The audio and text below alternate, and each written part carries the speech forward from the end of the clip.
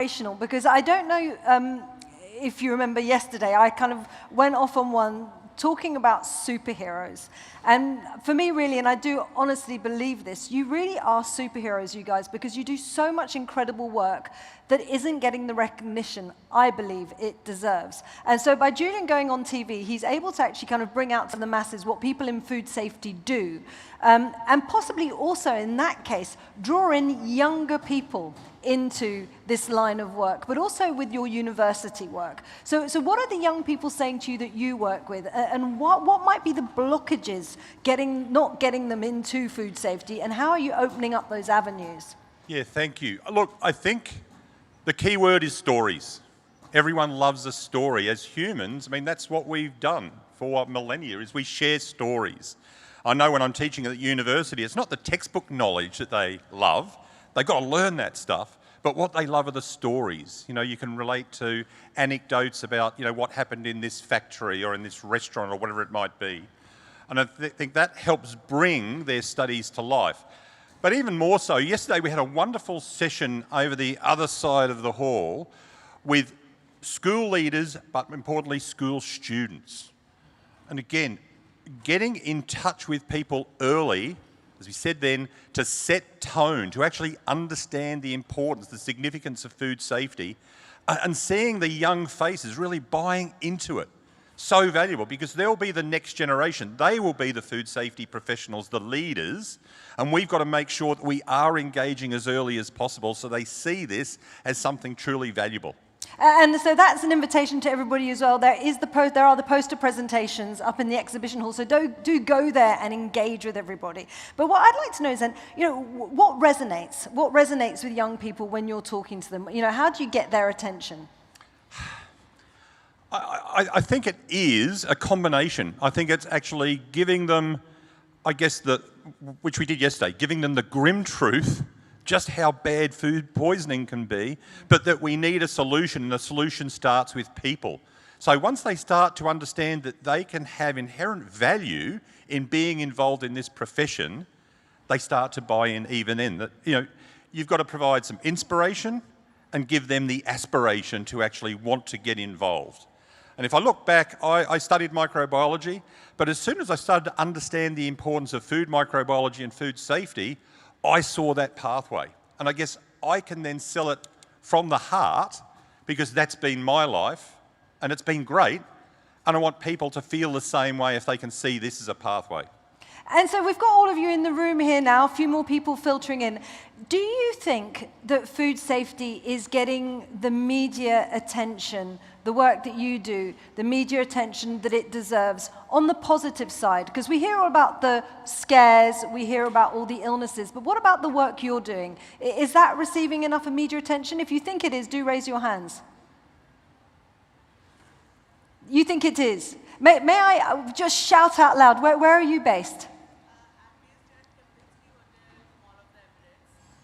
You're in the Emirates.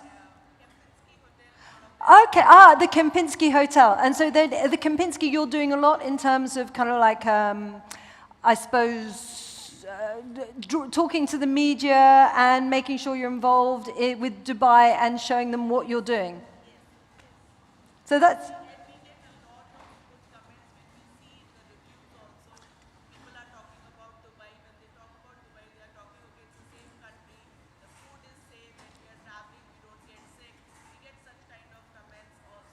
Brilliant. So this lady works from the Kempinski Hotel in Dubai, and she was saying there's a lot of kind of media work that's being done about, and it's true, Dubai is a food capital, and something I love about coming here is the amazing food that I've been eating, and I've put on a few kilos in like 3 days already, I think. So as a Santa, can Santa make wishes? I don't know if Santa can he make wishes come true? Well, I'd like to think that at least I'm helping people along the way. Yeah. And again, as you've mentioned, I mean, I'm very fortunate that I guess I have this look, which translates into the persona that then helps sell messages. And I have a number of platforms, and I think it was alluded to that, you know, I do TV work, but I also do a lot of communication via social media. We know how important that is. And as I was talking to the kids again yesterday, what we've got to do is make sure that we're where different people live, different parts of the population. So we all can take that opportunity to find stories, good stories, even bad stories about food poisoning and food safety, good practice, and make sure we're communicating where we live and where they live. So I ask all of you to think about reaching out, looking where you can share your messages as credible, authoritative people, and try and encourage everyone towards better personal and food hygiene. Great. So who is sharing their stories on social media here in terms of their work? A couple of, not that many. And then the next question would be, is this something you'd be interested in doing, but do you feel too nervous to do so? Is this something you would like to do? Would you like to share more about your work? Not particularly. We've got one. Yes. Well, I can only encourage you to do so more, particularly in terms of, you were saying, getting more young people interested and involved in this really important industry and realizing what an amazing job it is and the opportunities that it can open up, which aren't necessarily expected when you start out. No, exactly. And look, if I can just give a little bit of broader background, I mean, you know, I was a young kid growing up in working class part of London. Our family emigrated to Australia, and I've had a great life generally, but that life has been centred around food science and food safety in particular.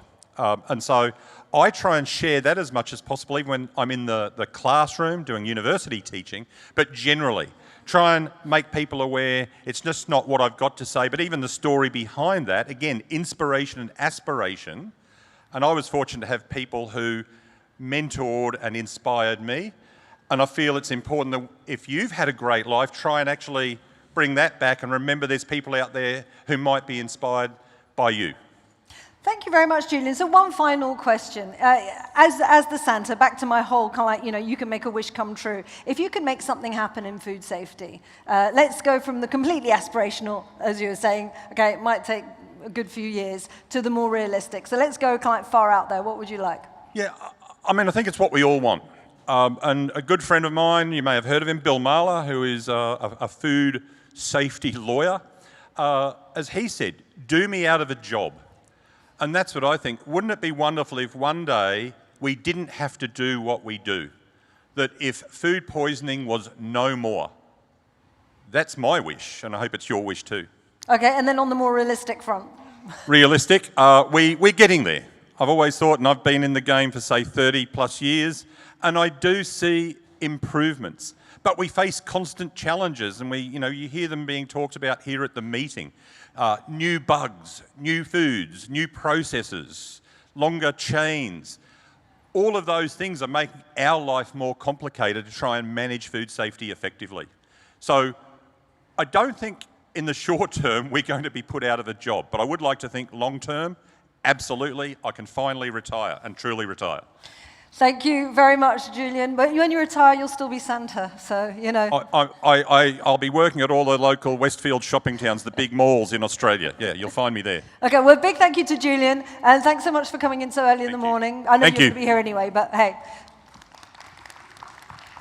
So I'd just like to know, I grabbed Julian last night. I was like, come on, Julian, you know, we want to get people involved first thing in the morning, come and have a chat on stage, because everyone's going to be wondering who this kind of eccentric chap is and, you know, what the story is behind him. Anyway, we've got a fabulous day again, day 2, for you. And I would really like to encourage you. I don't know if you've been visiting the exhibition area. I imagine you have. But if you haven't been to the WFP area, the World Food Programme, it's absolutely fascinating. I was actually trying some of the sample foods that are kind of given out to young children in refugee camps or in crisis situations, and the people there are explaining to me, you know, the nutritional value of this food and also how it works in terms of food safety. So I do encourage you to go there.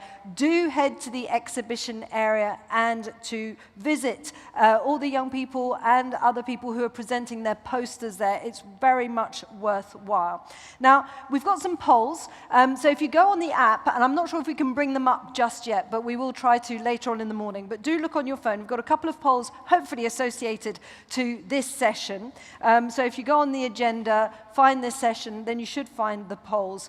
And it's really trying to get your feedback about what you want from this conference. So the first question was, what conversations, what presentations really stuck with you?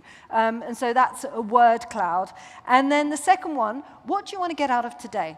What is it that you feel that would give you, the most value out of today's session? So just put a few words up there, and then hopefully we'll be able to put those word clouds up behind me later on during the day. Okay, I think it's time to now move to our first session. So if the AV team can hear me there, we're switching into first session mode, because we have decided to liven things up a bit today, because I know day 2, everyone's probably feeling a little bleary-eyed, so we kind of want to give you a bit of a wake-up, and there's a bit of a musical theme. And this first session is about modernizing regulatory approaches to food safety. So probably a musical theme doesn't sing out to you necessarily when it comes to that. But in Europe, we have something called the Eurovision Song Contest. It's pretty corny, but it gave me some inspiration. And I did a bit of research, and the closest thing to it here, and I don't know if you all know, is the Arab music and singing competition. Because what happens with Eurovision, and I think with the Arabic music competition, is it's different nations competing against each other for the best song, however bad they may be. So I wanted you to have a sample song. I don't know if we can put that sample song up, and then you'll see why I have chosen Eurovision, because I'm going to explain some of the rules to you. So can we put that first video on? And crank the music up.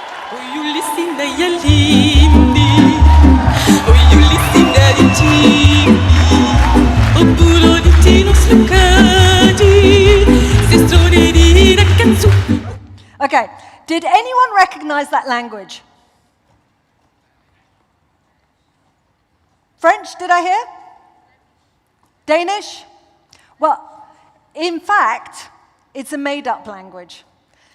Because at the Eurovision Song Contest, apparently you can sing in any language you like, even if it is made up. And also at the Eurovision Song Contest, when there's a few more rules, any country, however big, however small, does have a fighting chance to win the competition, as long as they can deliver a decent song. I think we can all agree that that was not a decent song. Belgium did not win, but in some respects now you're thinking to yourself, well, how does this in any way relate to regulatory approaches? Well, listen and hear me out here. So when it comes to Eurovision rules, the same rules apply to everyone, creating cross-border consistency. That's a bit of a dream, I think, when it comes to regulatory approaches. You can sing in different languages, and the idea for that is to create a culture of creativity and innovation and engagement. The rules may be confusing, and I think that might sing true when it comes to regulation, but they do translate as best they can across European borders and are meant to be harmonized. So in theory, a small innovative performer has just as much chance as a big established player as winning. But, and this is where our analogy ceases to work when it comes to regulatory approaches and particular startups, because this is going to be our next session. It is about startups and regulation. So if we continue with that analogy, that little food startup has set up, a bit like our musical startup from a small European nation. Things are looking pretty good. They're like, wow, okay, I'm getting things going. So our Eurovision hopeful thinks, oh my God, I'm going to sign this amazing deal. But then comes the big scratch right across that record, because just as they were thinking things were going to work out, that they were going to make it big, their hopes and dreams disappear to dust. And on that, my dear friends in the AV team, please play our song for our first speaker, and that is Stephen Rourke, and he is the Chief Regulatory Consulting Founder at Clarify. Another one bites the dust, and another one gone, and another one gone. Another one bites the dust. Hey, hey, we're gonna get you. Hello, everybody. Can you hear me well? Let's try that once more. Can you hear me well? Excellent. You're all very awake and fresh this morning.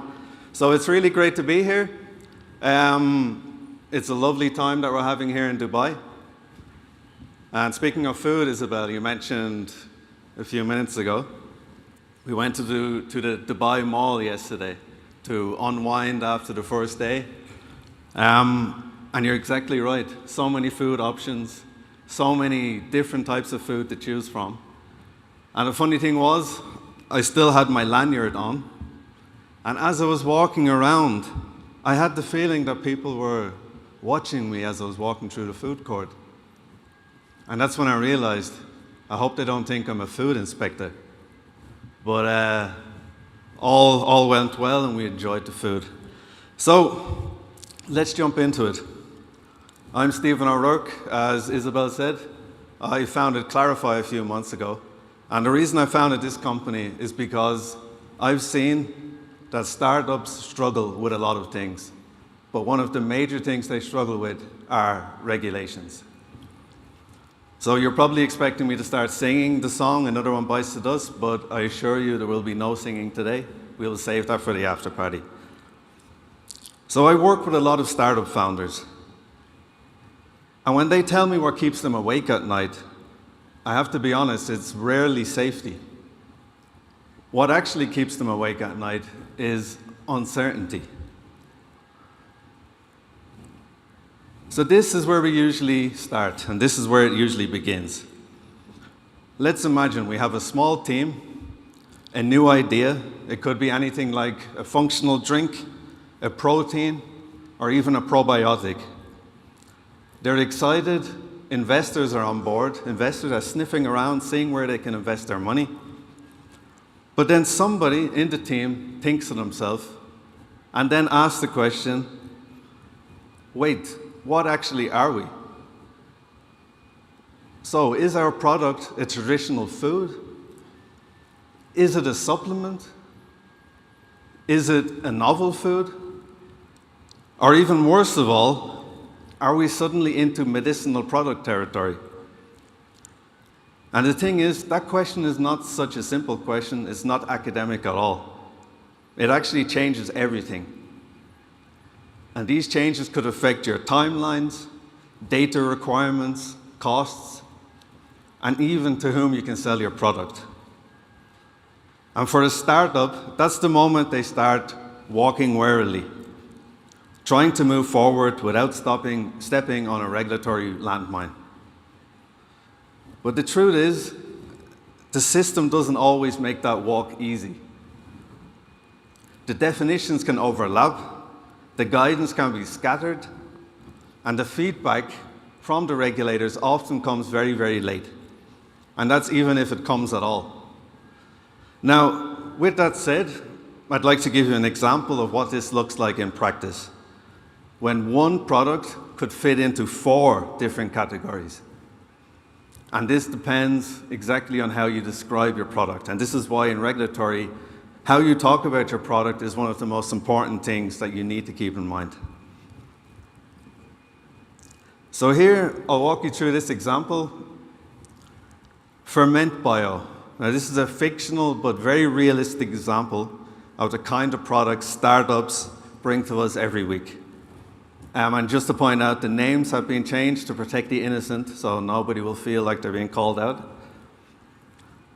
So the team, they developed a fermented drink containing L-theanine and GABA.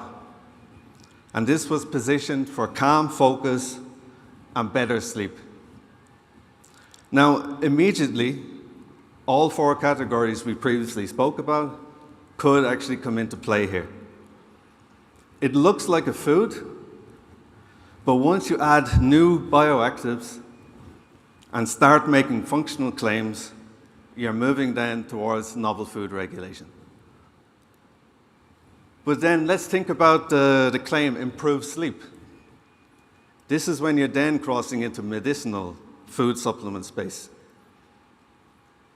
However, by adjusting to support relaxation, this phrase, the company can stay within the supplement space, but of course you will still need supporting evidence.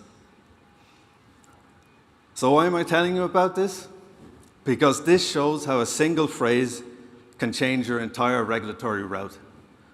From a 20,000 euro supplement to a 250,000 or more novel food dossier. So when we say startups are tiptoeing through regulation, this is what we mean. This is what we're talking about. And the thing is, even once they've figured out into which category they fall, it's still not a clear picture. And this is what we usually encounter next. So as you can see, these are the lyrics from the song, just in case you didn't get that. So this is the other side of the story. The thing is, startups are not trying to avoid regulation. Startups are actually trying to engage with the regulators. They're trying to figure out what they need to do. But the problem is that the system, the regulatory system that we have today, often leaves them waiting. The thing is, and as Isabel alluded to, when the rules are the same for everyone, they might sound fair on paper, but think about it. In practice, a two-person startup who struggle to even pay the salaries of the founders, they can't compete with a multinational who have 100 people working in regulatory affairs alone. So it's not fair to expect startups to carry the same weight as the multinationals. I mentioned uncertainty. And it's this uncertainty, months of silence, delayed feedback, no clarity, this is what's hitting startups the hardest. Let's look at what they lose. These companies are losing time, investor confidence, and sometimes their entire financial runway. Of course, I need to clarify, and yes, that is the name of the company, but I need to clarify that this is not about blaming regulators. It's about recognizing that the system is not designed for the small and the fast. And it's that gap between regulatory intent and startup reality. This is the gap where innovation can die. However, if we allow it to, and if we all work together on it, we can allow it, instead of slowly passing away in the corner, we can actually help it thrive if we bridge it differently. But of course, I'm talking a lot about startups, of course, because that's where I come from. But startups are not the only ones struggling. The truth is the whole system is lagging. On the slide you can see AI, synthetic biology, real-time sensing. These aren't distant trends that are way ahead in the future. These are actually here with us now. And they're already core to how new foods, health products, and even diagnostics and medical devices are developed. The problem is the approval models we use today. They were designed for static ingredients. They were generally not built with fast-moving, evolving technologies in mind. So we have to ask ourselves, what do we end up with because of this situation? We end up with a mismatch. Innovators are moving faster than the rules that are meant to protect consumers. So the challenge isn't bad intent, it's actually the outdated architecture that we have today. To put it another way, the science is sprinting, but you still have the regulators walking. So of course it's an exaggerated example, but just to give you an idea of, in some ways, this can be the reality for many, many small companies out there. So far we've seen the slow burn, uncertainty, delays, systems not built for modern science. And this is where we bring it all together now. The rejection doesn't come early, it comes after years and years of effort, investment, and let's be honest, hope. For the big corporations with these huge regulatory teams, like I mentioned, this could be a minor setback. They'll get over it very quickly. But for startups, this can actually be a death sentence, not only for their product, but for the whole company. And when that happens, the loss isn't just financial. We're talking about a product that never reaches the shelf, a consumer that never benefits.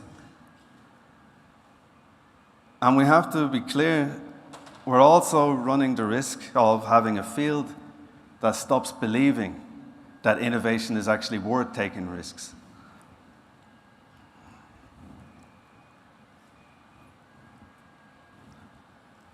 So, up to now, we've seen what happens when systems cannot keep up. But sometimes we see a shift. Sometimes within a system, something changes.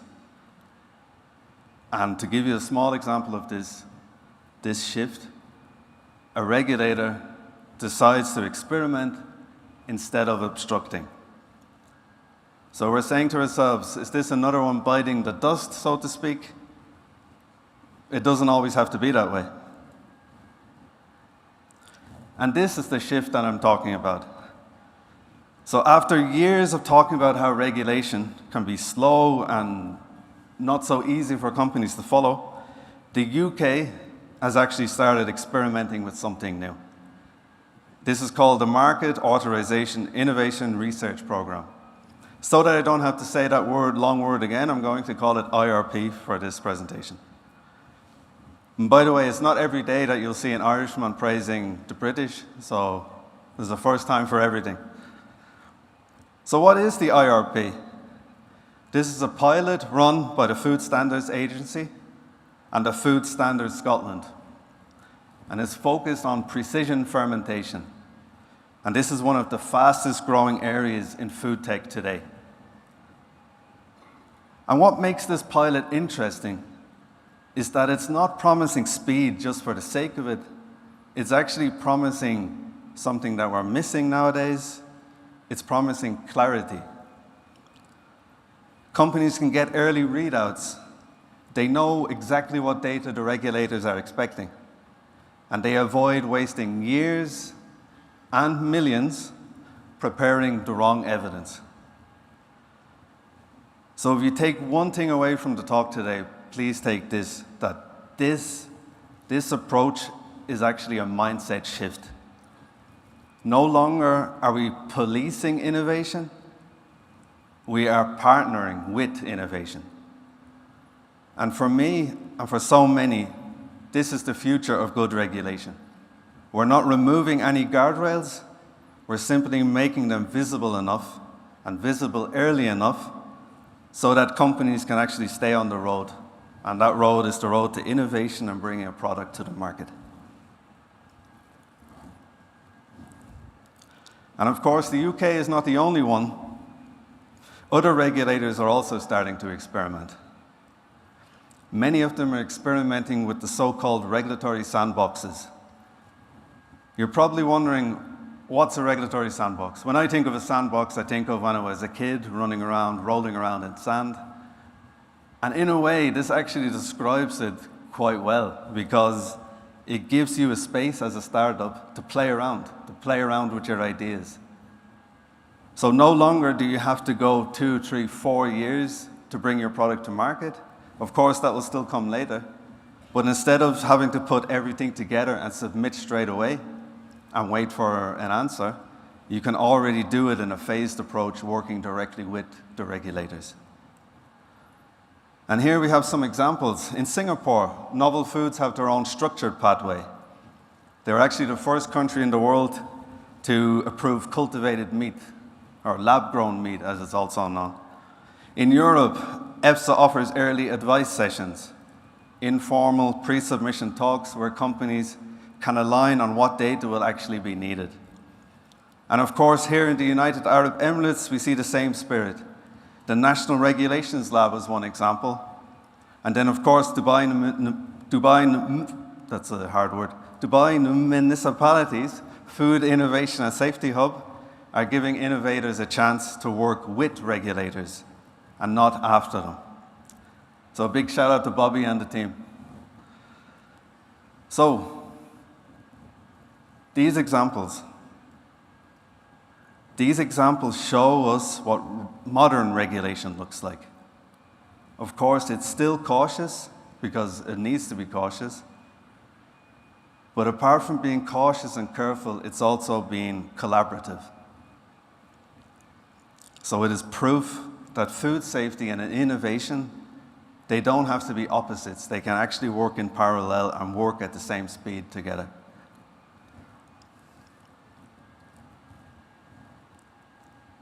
So I live in Finland. I recently relocated there from Berlin, where I was for many years. So it feels natural to tell you an example of how the regulators are doing this on a European level, but helping a Finnish company, or working with a Finnish company, let's say. Solar Foods. It's a Finnish university spin-out that created a product called Solein. And Solein is literally produced from CO2, air, and electricity. Now, a decade ago, people may have thought about this innovation, but they certainly wouldn't have thought, okay, this is something we can bring to market. A decade ago, nobody knew which regulatory box something like this would have fit into. But of course, there is an important nuance. At the micro level, the EU regulators did what good regulators do. They used the existing novel food framework and applied interpretive flexibility. And as we've talked about, flexibility is one of the key things you need when it comes to regulatory affairs. The EU regulators, they treated Solein as a microbial biomass ingredient, even though the production method was radically new. Nobody had seen this before. So this shows, the best way to phrase this is to say that this shows agility inside the regulatory boundaries. However, if we move on to the system level, the company's broader experience also shows the limits that we are facing, the limits that we are working with. The CEO of the company recently stated in a press release that their EU approval process has taken more than twice as long as it should, more than twice as long as the regulation says it should. They've had to enter other global markets just to stay viable while waiting at home in Finland. So the lesson isn't that the EU got it wrong. What I'm trying to get across here with this example is that startups need early clarity, and the regulators need tools that support that clarity. When this conversation starts early and expectations are aligned, even the most novel products have the potential to move quickly and safely through the system.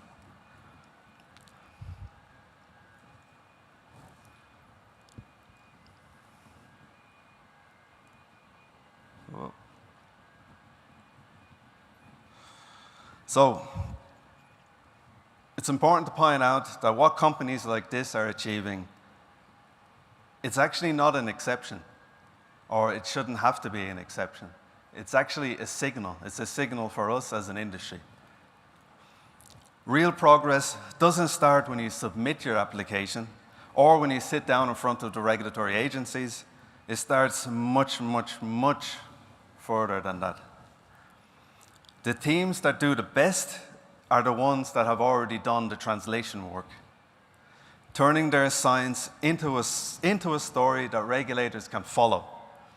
They know what questions to ask, and they're open to dialogue rather than just passionately defending their position. And that's what these clarity meetings, early dialogues, and pilots are really about. What we're really doing here, or trying to do, is to build trust early. So when you walk in prepared, structured, and open to collaboration, you're not just improving your chances of approval and having your food classified as safe. You're showing that innovation and regulation can actually move together. With the right support and guidance, that's what standing on your own 2 feet really means in the industry. Helping innovation thrive and making sure regulatory isn't the reason that another one bites the dust. Thank you very much. Shukran.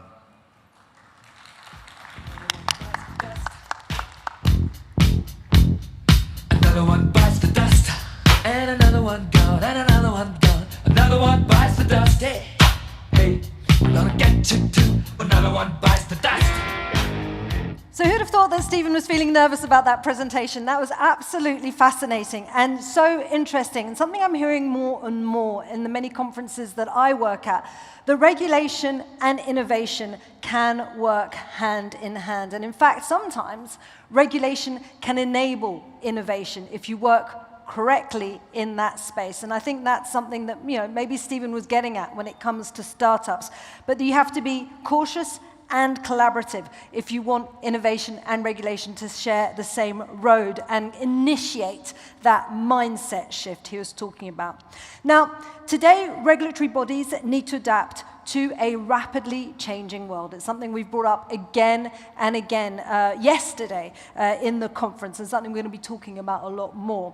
And they must no longer rely on what are outdated enforcement models. They need to embrace new ways of behaving, these culture shifts, new ways of working, and also working with new data, also new staff who are furnished with new skills, and be proactive. So I'm going to quote another music legend. See if you can guess the song, because it's time to turn and face the strange. Let's play our song. Turn and face the strange. Changes. You wanna be a richer man. Changes. Turn and face the strange. Changes. It's gonna have to be a different man. Good morning, everybody. Thanks for coming along to talk about something that's probably not as exciting and entertaining as David Bowie or Ziggy Stardust. By no way am I going to say that you're going to be as entertained in the next 30 minutes or so, but I hope you get something definitive out of this that you can take away. My name's Andrew Wilson. I'm a recovering regulator. Now, these days, I work with an organisation called Cultivate SA. And I'm here to talk to you about food safety regulation, but the things that we should be considering to make sure that, as food safety regulators, we can maintain our effectiveness in today and tomorrow's dynamic world.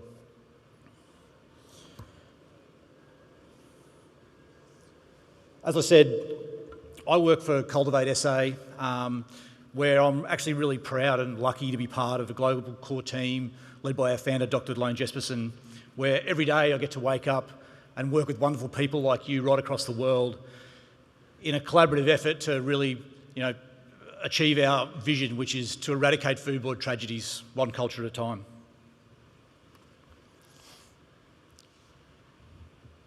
This is the question that often gets asked, right? Is that when we take something new to a group of people.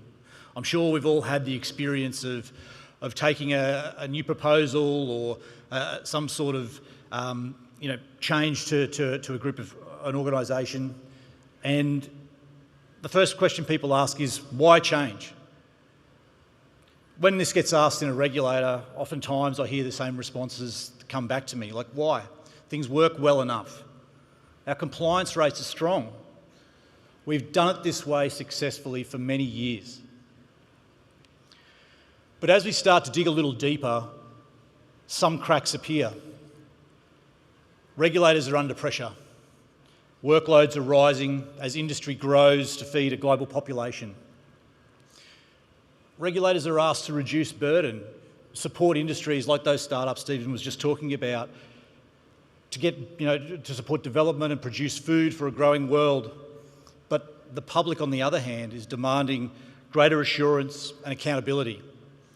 And at the same time, operational budgets and resources continue to shrink. Oh, by the way, we're cutting budgets another 10% next year, so you need to do better with less. Suddenly, current models look entirely unsustainable, even in the short term. And this is against a backdrop of those numbers that we've been hearing about throughout this meeting, right?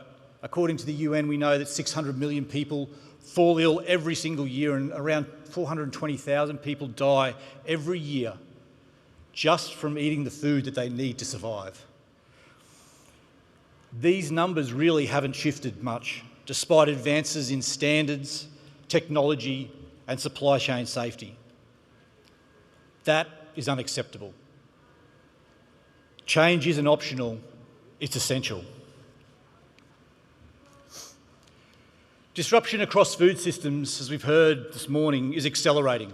Robotics, automation, AI, gene technologies, globalised markets, precision agriculture. Without some sort of careful oversight, these rapid changes alter the risks landscape, bringing us potentially closer to a major event occurring. Food safety regulators must be ready to respond. History shows us what happens when regulators fail to do so. In the late 2000s, US financial regulators missed the rise of subprime mortgage lending during the prior 10 years, a disruption that contributed to a massive collapse, as we know, costing over $2 trillion globally during the subsequent 2008 global financial crisis. And today's agri-food sector is evolving at a speed and scale that we've never experienced before. When we revisit the timelines that took for those disruptions in those lending patterns that led up to the GFC, it was an 8 to 10 year timeline before that disaster occurred. At the end of this month, ChatGPT will mark its 3rd anniversary of public release. That's 3 years. And we all know how pervasive that technology has become. Simply, disruption demands adaptation rapidly. Regulators and governments must acknowledge these shifts and evolve their approach to safeguard food supply chains and protect public health. But the question remains, how do we do this? I want to touch today on 3 themes that, in my opinion and experience, are critical for a food safety regulator to remain effective in this dynamic environment. And a little bit of a spoiler alert, it's not so much necessarily about technology. The common thread across them is people. Why?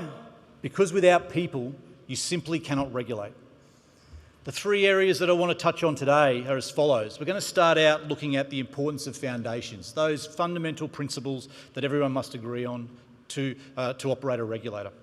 We're going to move into thinking about then how we can use data more effectively to drive action and manage risk. And finally, developing and empowering our people as the bastions of regulatory food safety. These themes have been born from some hard-earned lessons from myself and other colleagues, but are also supported by our social science-based work that we do at Cultivate around organisational food safety and risk culture. And I want to put a little note here to say that I'm not up here as an expert with a silver bullet. Rather, I want to drive the conversation about how we might improve and sustain effective global food safety regulation in the future, and why people must be at the centre of this. So let's get into the meat of things.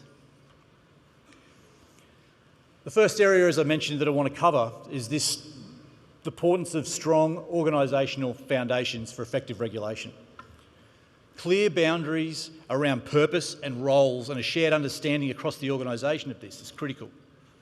In food safety regulation, these foundations set the tone for our regulatory posture and align our work, because without them, staff can develop different interpretations of their role, leading to misaligned KPIs, differential regulatory risks, and even breaches of legal remit. The resulting disconnect then between operations and strategy really undermines our ability to be effective. And research supports this.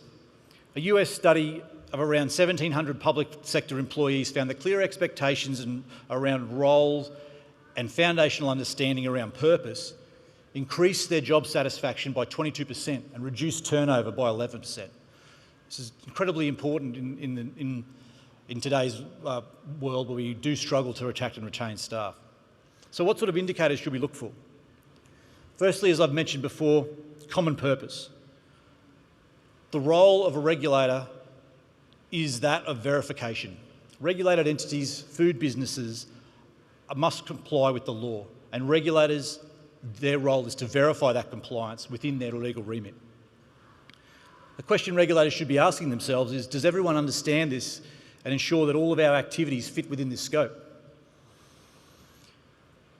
Next, we're moving on to clear role definitions. Everyone within the regulatory organisation should see how their work, whether they work on the front line in operations as inspectors or in support roles like finance, HR, IT, can contribute to that activity of verifying food safety and upholding public health. For those of you that work for regulators in the room, if you were going to go back to your own organisations and ask people that work in these support roles, can you describe to me how in finance your role to ensure that we're financially viable helps us deliver that outcome of public assurance? Do you think they do a good job of it? The last one is around awareness of collective risk. Now, every role within a regulator carries some sort of risk. But how do teams individually and collectively identify and escalate issues? What societal or industry shifts do they, that each of their individual roles identify that could trigger something that sets a new risk for us? This is a function that's incredibly essential for remaining effective in the dynamic environment we find ourselves in. So collectively, without these strong foundations and consistent reinforcement, as any engineer will tell you, anything built on top is pretty shaky. The second theme is really simple and fits quite well into the theme of our conference, and it's use your data. You're probably all pretty familiar with the internet publishing company Canva. I know I've used them to help me create some graphics today that I'm sharing with you. But they undertook a survey of 2,400 sales and marketing professionals, people you'd expect to be pretty data savvy given how strongly that their outcomes align with data. But they found 66% of those surveyed felt anxious about using it, and nearly a third of those people avoided using data entirely. I'm going to say that this isn't unique to marketing. It's common across organisations in every sector, and I don't think we're doing enough to address it. For food safety regulators, data is one of your greatest assets. We have a unique vantage point as independent aggregators with visibility across all regulated entities. No one else has that opportunity. With modern analytics, AI, and so forth, we can turn that data into insights that help us anticipate risk, not just track compliance. But too often, as regulators, we stop at permissioning and enforcement compliance. So how do we shift it? The first step is confidence. That means building data literacy, understanding what information we collect, how to organise it, how to interrogate it, how to enable our people and our regulatory professionals within our organisations to be curious about the patterns we might see and find. Do we have the capability to extract and communicate what we find? Or are we really just hoarding information like some sort of data squirrel for a future winter? Leaning into that data literacy, we can unlock actionable intelligence. These are insights that drive decisions. In many of our organisations, data is locked into individual silos and used for one single purpose. To develop better intelligence, we need to break these apart, share data across functions within an organisation, between sectors, using technology to spot trends, industry shifts, and as I said before, those emerging risks which we can collectively respond to. That response has to be driven by early investigation, application of the scientific method, and so forth.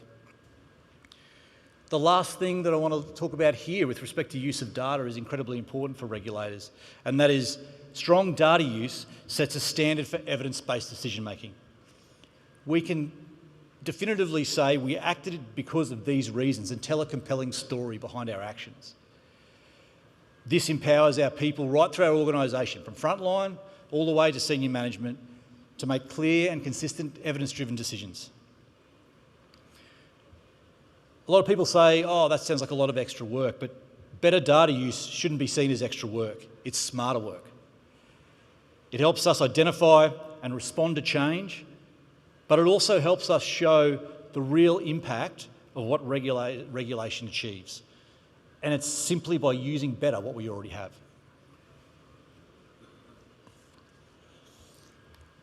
Earlier, I mentioned that I was going to talk about people. So here we go, I'll lean right into that one. Quite simply, people development matters. And I mean development, not just training, where the difference is profound. Training might be sitting in a classroom, listening to some wonk prattle on like me at the front of the classroom, talking about a procedure, but development is about actually, turning those learnings into behavioural competencies. Well, why does it matter? Last year, LinkedIn's Workplace Learning Report showed that 94% of employees stayed longer in companies that invest in professional development. And when we talk about attracting and retaining the next generation, over half of Gen Z surveyed valued learning for career progress. And we know that in food safety regulation, attracting and retaining staff is a challenge, right? Who wants to be the food police? We invest heavily to meet standards, develop our people, make sure that they're competent to go out and do the job. But turnover of those people makes that even more challenging, particularly when we need to maintain capacity and capability. We invest so much, we can't really afford to lose those people. So what can we do? I believe that firstly, we need to look at diversifying development. And when I talk about that, it's diversification beyond the technical skills which we so love. Now, that's not to say that microbiology, audit skills and all of those things are any less important, but we need to augment those with skills that help us deliver a front line that is effective. Communication, engagement, project management, administrative law, leadership. How are we supporting deliberate development in these areas for our staff and establishing expected behaviours around them rather than leaving them up to chance learning? Experiential learning and collaboration still matters.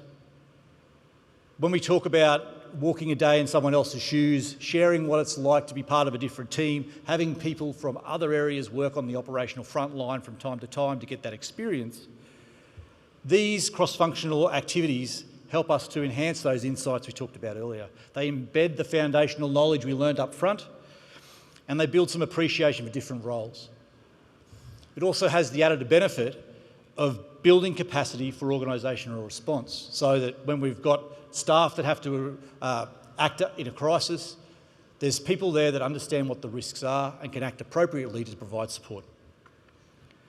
The last one, and probably my favourite soapbox of all, is we need to professionalise regulation. Create a behavioural competency pathway from frontline to leadership that promotes regulation as a noble vocation.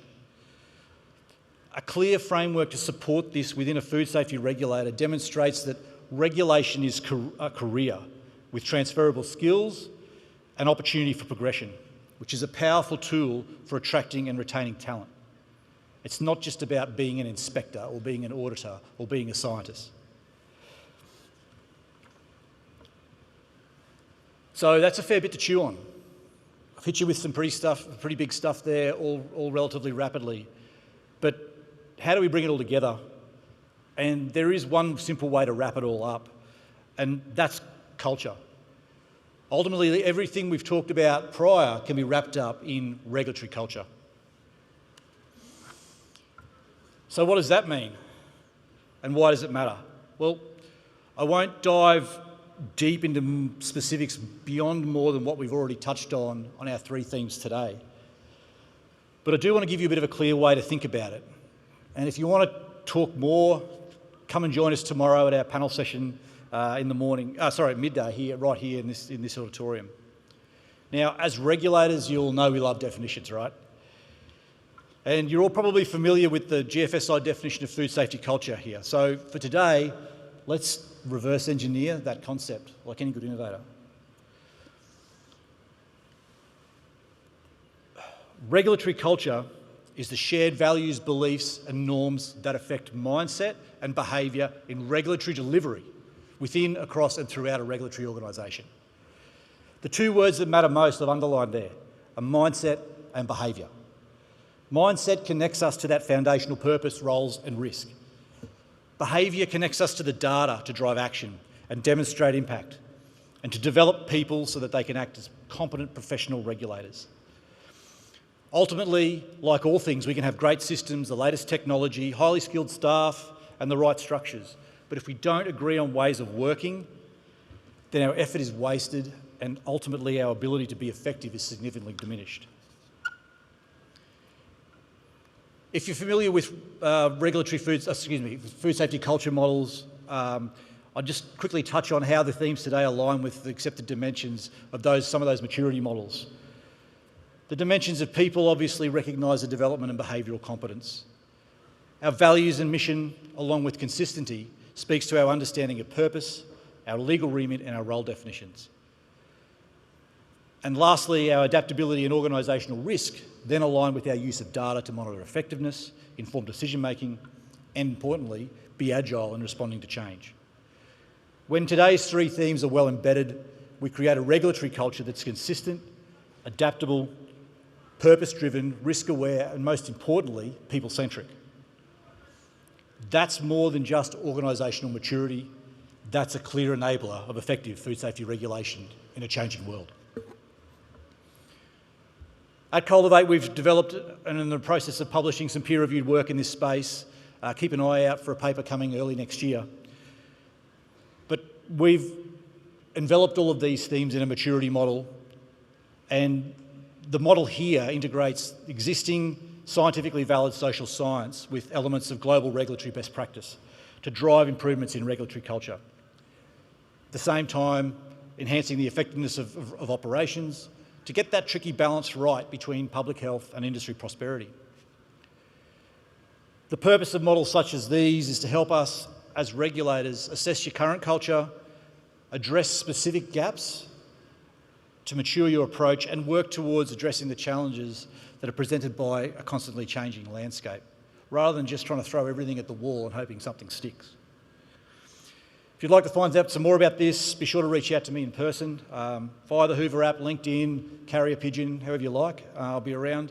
But I'm really interested to find out your own individual experiences and perspectives on this regulatory culture concept further.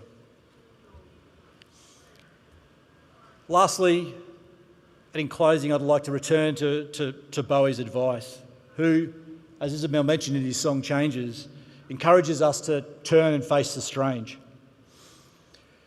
For food safety regulators, disruption is not slowing down. We all know this, it's accelerating.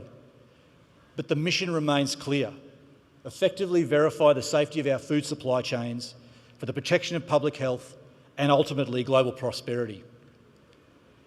Adaptation and change is no longer optional. This doesn't necessarily mean rewriting every rule. It means changing how we work, how we think, how we act, and most importantly as food safety regulators, how we lead. And that starts with regulatory culture. I believe regulatory culture is the ultimate determinant of success. It shapes behaviour, drives decisions, and defines whether policy actually works in practice. Developing a high-performing culture, one that's grounded in purpose, powered by data and enabled by skilled regulatory professionals, is a lever for reform in a world of constant change. Quite simply, if we fail to adapt as food safety regulators, we don't just risk being ineffective and falling behind. We actually become the risk we're supposed to manage. Thank you for your time and attention and commitment to shaping the future of food safety regulation. Regulation's a tough job. You very rarely get thanked, and your effectiveness isn't noted until there's a crisis. But the challenges ahead are significant, but I believe so is our collective capability to meet them. I think we need to continue this conversation beyond today, share ideas, challenge those assumptions, and work together to build a global food safety regulatory culture that's adaptable, purpose-driven, and ready for change. Thank you, and I look forward to connecting with many of you during the rest of this conference.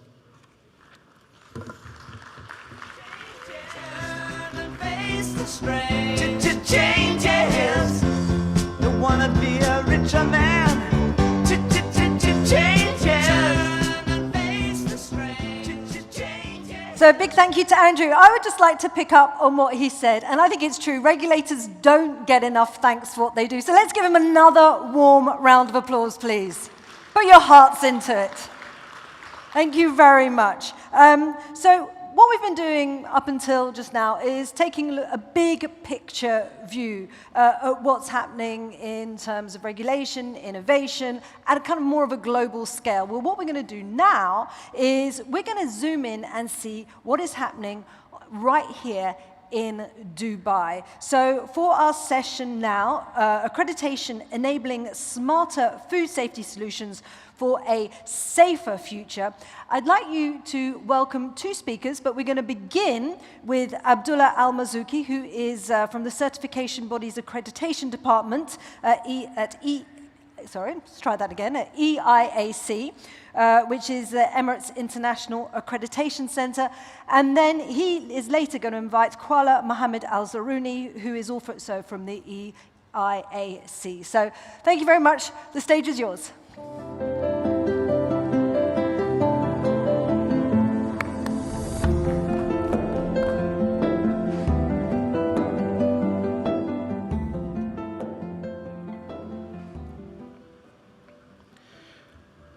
Good morning, ladies and gentlemen.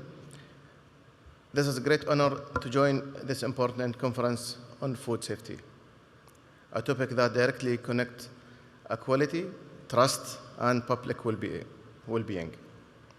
Today, I will share how Emirates International Accreditation Center, which is known as EIAC, has enabling smarter food safety solution for safer future. EIAC plays a central role in shaping UAE's quality ecosystem. Our mission is to ensure competence, consistency, and trust in laboratories, inspection, and certification bodies.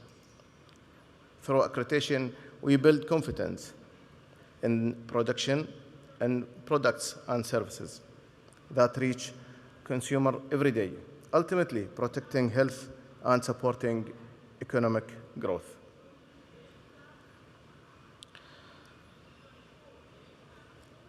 The journey of accreditation as a UAE accreditation journey reflects our country's determination to achieve world-class excellence. Since the establishment of EIAC, we have worked aligned with national systems, with international best practices, ensuring that our accreditation result being highest standard for reliability and transparency across all industries. Our portfolio covers testing, calibration, accreditation under ISO 17025, medical laboratories under ISO 15189. We also accredited proficiency testing providers under ISO 17043. In addition, we accredited inspection bodies under ISO 17020, product certification bodies under ISO 17065, and person certification under 17024, management system certification bodies under ISO 17021. Recently, we launched new accreditation services in biobanking under 20387 and validation verification accreditation under ISO 17029 and ISO 1465. This comprehensive scope ensures that every result for certificate issued under EIAC accreditation is accurate, reliable, traceable, and internationally recognized. International recognition has been at the heart of our progress. As a signatory of ILAC and IF Mutual Recognition Agreement, EIAC ensures that test results and certificates issued by EIAC are accepted across more than 100 economies. This global trust supports trade, boosts innovation, and position of UAE as a leader in quality assurance.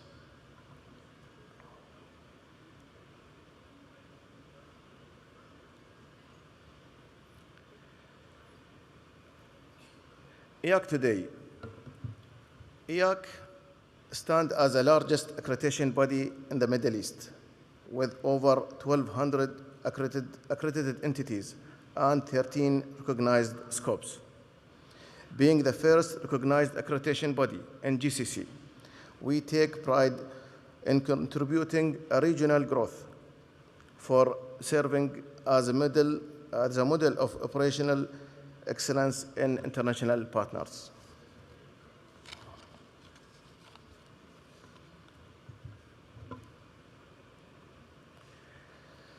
EAC actively participate in international and regional committees, ensuring that UAE's voice is represented in shaping future accreditation policies. Our engagement with organizations such as ILAC, IF, and SMIC strengthens our influence and allows us to share best practices across borders, promoting global harmonization. The global accreditation community is entering in a important new era. The merger between ILAC and IF to form the Global Accreditation Corporation will simplify governance and enhance worldwide recognition. This transition is expected to be completely by 2026. This will create a stronger, unified system that reinforces confidence in accreditation results globally. The UAE national vision is deeply rooted in determination and excellence. Quality is not just an operational standard, it is a core of national values that define our identity and drives sustainable progress. Through accreditation, we turn this vision into measurable results that strengthen public trust and enhance international reputation. The UAE ranks among the top 5 globally in the UNIDO Quality Infrastructure Index, a remarkable achievement for a young and ambitious nation. This ranking reflects the country's long-term investment in building institutions, systems, and partnerships that support consumer products, healthcare quality, and international trading facility.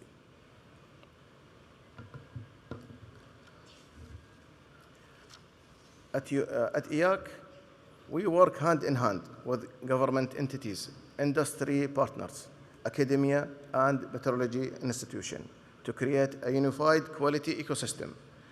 This collaboration ensures that standards are relevant, science-based, and aligned with national priorities, ultimately serving the needs of both citizens and global stakeholders. Accreditation provides regulators with reliable assurance that conformity assessment bodies and organizations operate competently and ethically. By applying a risk-based approach, accreditation helps authorities focus their efforts in innovation and policy development, reducing unnecessary inspection burdens while maintaining public protection.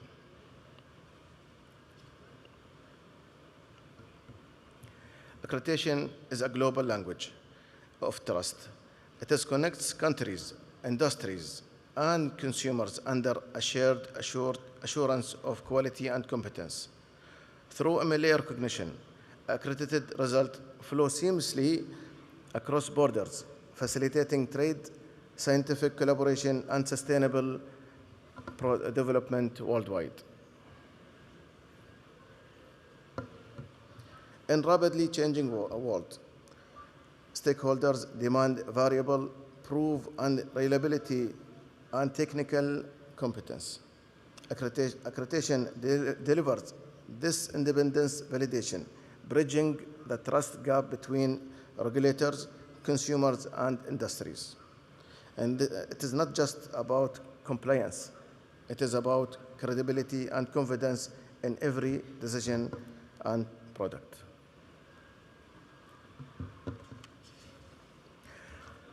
Accreditation acts as a global passport for products and services. Once accredited by IAC, results are accepted internationally through ILAC and IF agreements. This recognition eliminates duplicate testing, reduces cost, and accelerates access to a global market, supporting both exporters and consumers alike. The IAC accreditation process ensures fairness and transparency. It begins with careful planning and documentation, followed by on-site technical assessment and an impartial decision based on evidence. Continuous monitoring keeps accredited bodies improving year by year, reinforcing confidence in their results. Accreditation improves conformity assessment bodies from the inside out, enhancing staff competence, refining operational process, and ensuring equipment is properly calibrated. It builds a culture of continuous improvement, where quality, accuracy, and reliability becomes second nature to every professional involved. IAC is continuously evolving to meet future needs. We are expanding into new areas such as AI-based testing, robotics, and biobanking. By adapting our services to emerging technologies, we ensure that the UAE conformity assessment bodies remain globally competitive and ready for the change of tomorrow.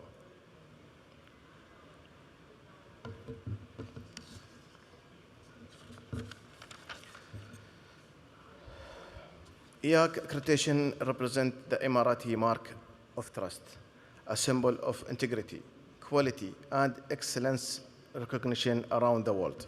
Together, we build confidence, enable trade, and accelerate progress, aligning with UAE vision of leadership in innovation and sustainable growth. Accreditation is much more than technical process. It is a pillar of global development. It facilitates international trade, strengthens scientific research, protects health and safety, and ultimately enhance quality of life. Through IAC, the UAE proudly contributes in this global mission. In summary, the formula of excellence is simple yet powerful: competence, integrity, and recognition. These principles define our work in IAC and our contribution on UAE success. Thank all of you for your time, and I look forward to continue collaboration in advancing global for safety and quality. Now, I will invite my colleague, Dr. Khawla Zar'ouni, to deliver her presentation. Thank you.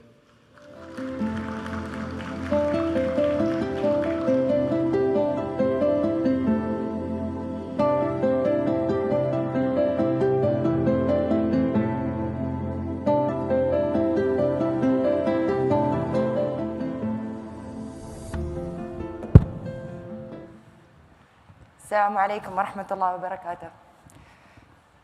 Good morning, distinguished delegates, colleagues, and guests. This is Ms. Khawla Zar'ouni from Emirates International Accreditation Center, and it is my honor today to represent my entity during this conference.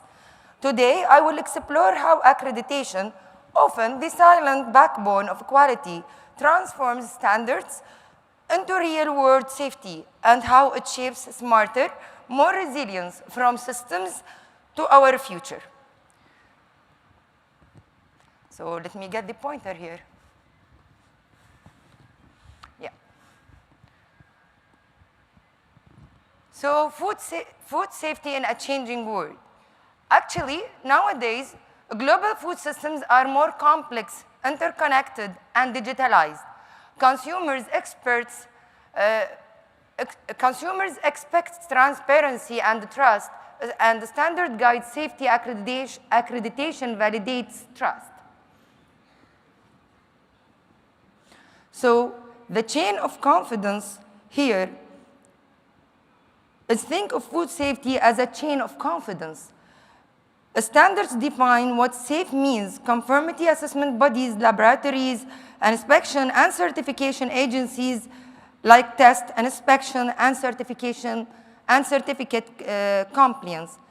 And accreditation in what validate their competence, ensuring that the results we rely on are accurate, impartial, and internationally accepted.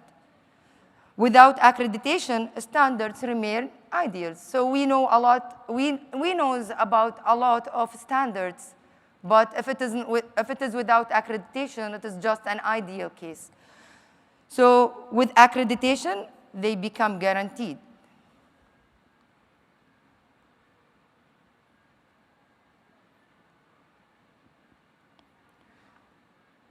So IAC role in the UAE food safety ecosystem. At IAC, we play a national and global role in protecting this confidence.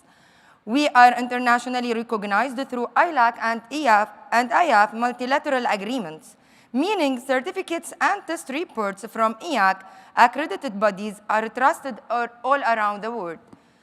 In partnership with Dubai Municipality, MUCA, ISMA, and other authorities, IAC ensures that the UAE's food safety framework meet the highest international standards and benchmark.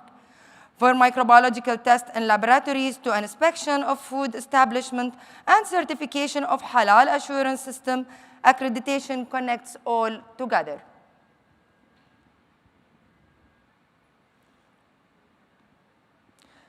Through accreditation, we are building a smarter food system.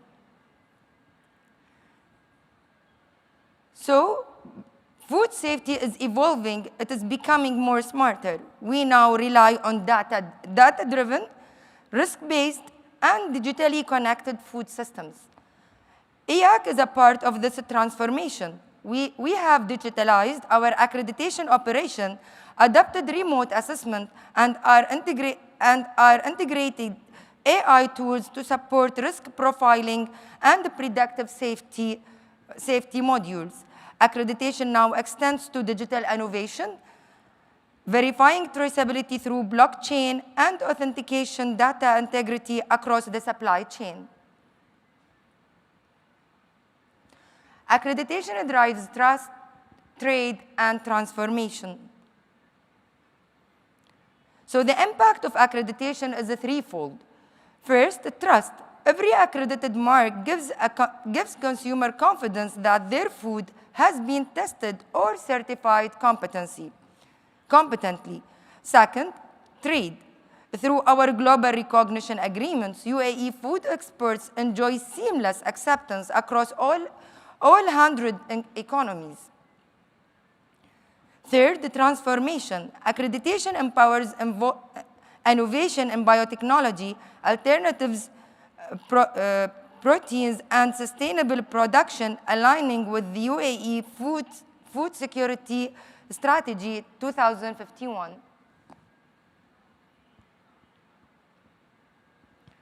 So the future vision is the next horizon. The next horizon of accreditation is deeply connected to technology and sustainability. We foresee AI-based monitoring of risk across food chains, blockchain-secured validation of digitalized certification bodies, and a new accreditation scope for authenticity tests, food sustainability metrics, and even lab-grown foods.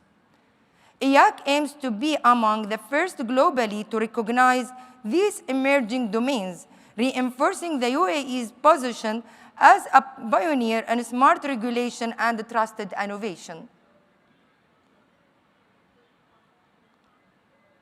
So digital traceability in an action as a case,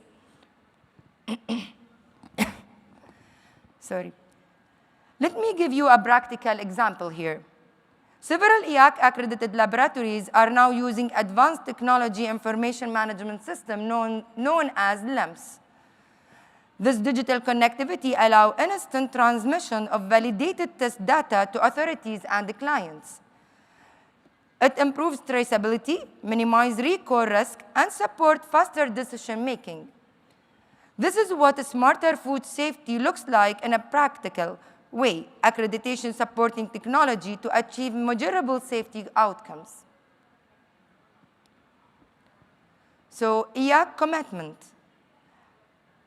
At EAC, our mission is very clear: to maintain trust through competence, transparency, and international cooperation. We are proud to support UAE's leadership in food security, enabling confidence from farm to fork and from producer to consumer. Our commitment is to continue building a resilient accreditation ecosystem that adapts with technology and anticipates global change. So, in short term, turning standards into safety is our aim.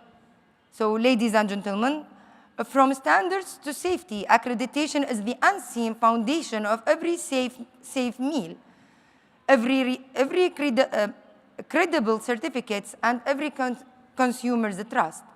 It transforms guidelines into guarantees, compliance into confidence, and innovation into integrity. As we look to the future of a smarter, more sustainable food system, EAC stands ready, ensuring that the UAE continue to lead with excellence, safety, and global trust. I would like to end with a sentence said from our ruler, His Highness Sheikh Mohammed bin Rashid, and actually he's our leader, that the word impossible has no place in our dictionary. Wish you have entrusted our information today, and you can communicate directly with EAC for any extra information.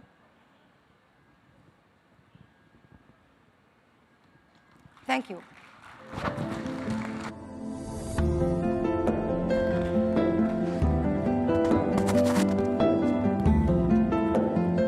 Thank you very much. I just had a bit of a microphone issue there. And it was so good. I love the fact that you've highlighted that the word impossible doesn't have a place in the dictionary here. I think certainly for many of us visitors, that certainly really does feel like the case. Everything does seem possible. Now, here in this room, SRHE, we're taking a short break, but there's a break taking place across a number of the rooms right now. But sessions will be beginning at 11 a.m. once again. So they will be looking, for example, at technology solutions to support inspections. There are also going to be workshops taking place. Here in SRHE, there will be some sessions focusing on emerging chemical hazards and risks. And in SRD-HD, there are going to be a number of research presentations. So a lot going on. Do enjoy your coffee, ruminate, discuss, network, and we'll see you back later for a whole host of more interesting presentations to keep us on our toes. Thank you.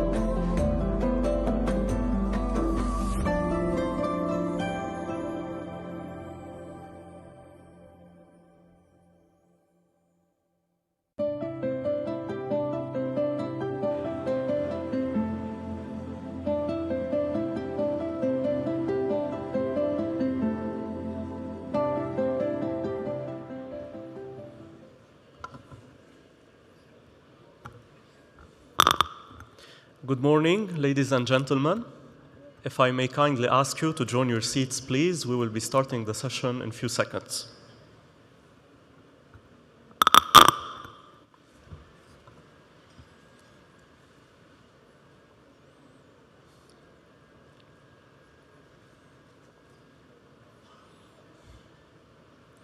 So, good morning, everyone. Ladies and gentlemen, distinguished guests and colleagues. Good morning and welcome to this session on emerging chemical hazards and risks. Allow me first to introduce myself. My name is Amin Kassouf, and I have the privilege of serving as the Scientific Director of the Global Food Regulatory Science Society G-Force, which is co-organizing this session in partnership with the Dubai International Food Safety Conference for this year. It is a pleasure to be with you today as we explore the changing landscape of food chemical safety, a field that is evolving rapidly under the influence of innovation, shifting consumer expectations, environmental pressures, and evolving public policies. In recent discussions, especially those surrounding what is now referred to as ultra-processed foods, for example, we've seen food additives and processing aids increasingly discussed within the broader context of nutrition and public health. While these debates reflect legitimate societal concerns, they also run the risk of overshadowing the essential and often beneficial role that chemicals and food processes play in ensuring food safety, preservation, and the product's quality when they are used appropriately and based on science. Meanwhile, the emergence of new chemical challenges driven by pollution, climate change, and changes in microbial and contaminant profiles calls for adaptive, science-based regulatory approaches. As we navigate these complexities, it is critical that our decision remain grounded in robust evidence and transparent methodologies. Today, through a series of expert presentations and practical case studies, we will explore how food regulatory science and risk assessment frameworks are evolving to address these multidimensional challenges that we are currently facing nowadays.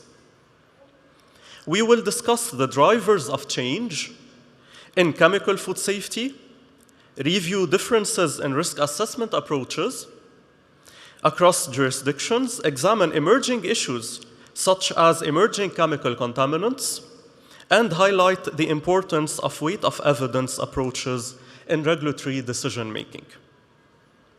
By the end of this session, we hope to leave you with a deeper understanding of the interplay between science, policy, and public perception in the field of food chemical safety, a reinforced commitment to science-based decision-making and proper risk communication, concrete recommendations for strengthening adaptive and transparent regulatory frameworks around the world.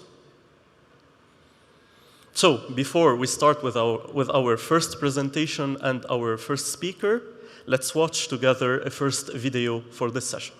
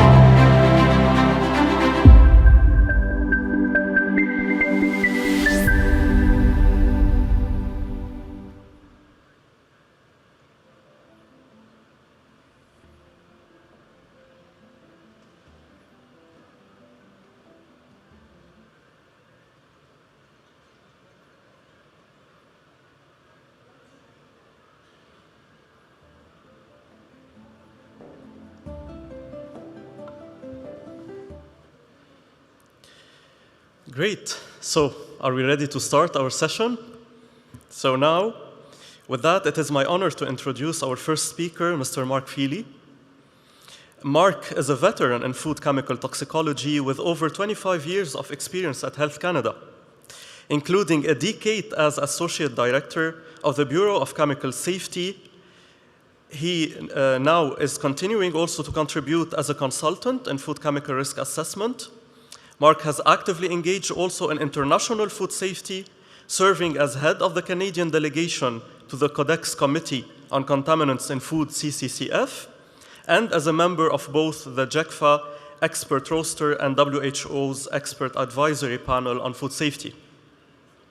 He will address chemical hazards arising from recycled plastic, a timely issue with global implications for both sustainability and chemical safety.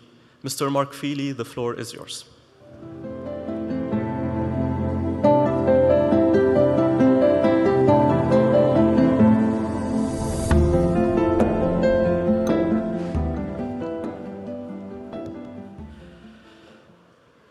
Well, thank you for that kind introduction, Amin. Normally when I hear the word veteran, I indicate that that's probably old, but anyways, first of all, I'd like to thank the Global Food Regulatory Science Society for providing me the opportunity to speak on this topic. And in addition, thanks would go out to the Dubai International Food Safety Conference for assisting an organization or sponsoring this event. So my talk today will give you a brief introduction to recycled plastics and some of the issues that from a chemical risk assessment perspective will have to be taken into consideration through the continued hopeful use and introduction of recycled plastics. So essentially, I will provide a brief introduction to plastics. Secondly, we'll look at what are the main market drivers for production of recycled plastics. And then thirdly, and more importantly, it's the specific risk assessment considerations that would have to be used when you're looking at recycled plastics in food contact materials. So it's recycled plastics, and I think this is probably not news to anybody, but there's been incredible increases in the use of plastics over the last 50 years. And there's various organizations, both UNEP and OECD, who have looked at projections of the amount of plastics that are currently being produced, will be produced, and more importantly, which is being mismanaged in terms of loss to the environment. So, we see from these figures that only 14% of plastic packaging is collected for recycling. And actually, what 14%, 5% of that is additionally lost to the environment. So really, you're talking about there's approximately only 9% of plastic packaging is currently being collected for recycling. So the majority is not being recovered, landfilling, and other avenues of escaping the collection system are the main ultimate fate for plastic packaging materials. And this is in comparison to something like paper and steel, where the recycling rates are generally very high. So one of the main issues is that what happens to all this plastic packaging material, especially if it's not being effectively recycled or contained. And for the majority of cases, it's leaking back into the environment. And primarily what we see is massive amounts of plastic showing up in the oceans. So, and these are some of the figures that have been taken from the foundation that looks at the new plastics economy. And this is a few years out of date, but essentially it provides you, some estimation that equivalent to dumping the contents of one garbage truck full of plastics into the ocean every minute. Some of the other estimations that have been provided by this organization that actually within a few years there have indicated that the amount of plastic in the ocean will equal the amount of fish. And then by 2050, the amount of plastic will exceed the total amount of fish that's available for collection in the ocean. So, I mean, this is not to say that plastic does not play an integral part in preventing food waste. And, you know, essentially food waste, you're looking at some estimations are that approximately 17% of the world's annual food production is wasted through various loss mechanisms. And more importantly, this wasted food is contributing significantly to greenhouse gas emissions. So recycled plastics, once again, these are just some figures, and the fact that usually what you see is very limited amounts of plastics that are being collected, either primarily from post-consumer use for recycling. And why? So why is there such low rates of recycling? Well, the three main elements are there, and I think they primarily relate to the fact that the cost for recycling plastic is still greater than virgin plastic being created from natural gas, oil, and other non-renewable resources. The other issue relates to principles of circular economy, where plastic packaging is not being produced in order to facilitate recycling. And some of the main types of plastic food contact materials or plastic packaging end up being very difficult to recycle, so the only outcome is actually collection, then forwarding to either waste recovery or just dumping in landfill sites. So the estimates as of 2015, and these are obviously out of date, is that approximately 75% of the 8.3 billion tons of plastic that are produced worldwide has ended up in waste, and only about 9% which that has been subjected to any sort of recycling. So, and there's two main types of plastic, and this is the polyethylene terephthalate, that would be the little portable water bottles that everybody uses a single occasion, and high-density polyethylene, which is a very chemically resistant structure which is amenable to being used in all different types of food.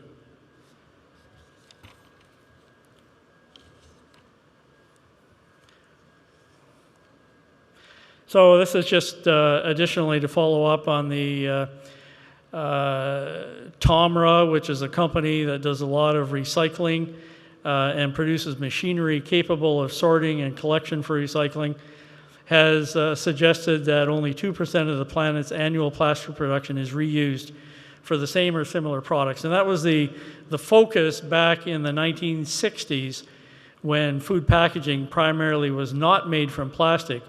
It was that economically it was more feasible to recycle plastic materials or food contact materials into use in the exact same types of food. So, and this is just figures that illustrates the fact that, you know, obviously the gray is not what you like to see because that essentially makes landfill. These are figures that EPA has put together over the year 1960 to 2018. So the gray being the fact that that's landfill or plastic waste, which is mismanaged into landfill. Composted, basically, we'll briefly mention the fact that a lot of the packaging materials, once again, in direct sort of ignorance of the circular economy, cannot be effectively composted.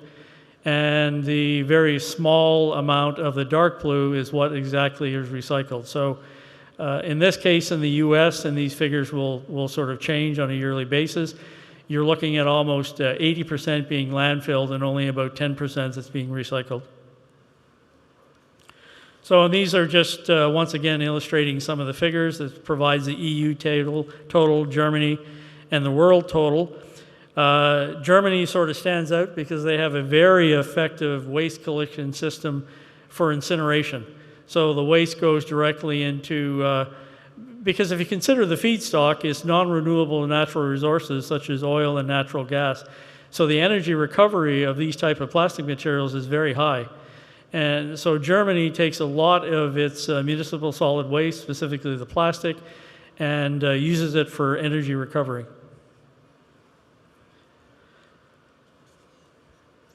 So, and this just basically illustrates, that globally only about 9% of plastic waste is being recycled. But more importantly, when you look at the orange, that's the amount of plastic waste that's being mismanaged. So it's lost to the collection system, and generally it's into the environment in uncontrolled dumping sites. So essentially when you look at this, you say the orange and the dark blue are actually bad, and the light bluish purple to, or the light blue to the turquoise are actually good. So there's not a lot of difference between the OECD countries and the world in the fact that you're only looking at of the most, there's a fairly significant amount of plastic waste that's being mismanaged, and worldwide it only ends up being less than 10 or 12% collectively that's being recycled, and this tends to be dominated by only a certain types of packaging material. So when we look at the situation in the United Arab Emirates, it's really no different from the rest of the world. Their future direction is to significantly decrease landfill, increase recycling rates, but also to increase energy recovery. But currently, and you see the production paths are very similar to what we've already seen, is that you have uncollected waste, which is mismanaged. You have collected waste, which has leakage, and therefore becomes mismanaged waste. And then you have the options of either energy recovery, recycling, or landfill. So, and one of the issues in the United Arab Emirates is about 90% of their plastic waste currently tends to be landfilled. And part of that production is plastic water bottles. It's been estimated that the UAE on an annual basis uses approximately 4 billion plastic water bottles. So if you think that you have 4 billion plastic water bottles and 90% of those end up as mismanaged waste. This may appear to be bad news, but actually we will revert back to a good news story for UAE near the end. So what happens to the plastic waste? Well, 80% of the plastic waste that is landfilled ends up in the ocean. And there's enormous amounts of waste that's transported by rivers into the ocean. This is just one example. It's called the Great Pacific Garbage Patch. It's about 3 times the size of France, and currently has anticipated to consist of almost 129 metric tons of waste. And of that metric tons of waste, the majority is, especially of the pieces that you see, are actually microplastics. So you end up having an emerging source of plastic waste, which then becomes more, let's say, available to other ecosystems. Unfortunately, there's about 5 of these oceanic plastic waste collection sites around the world.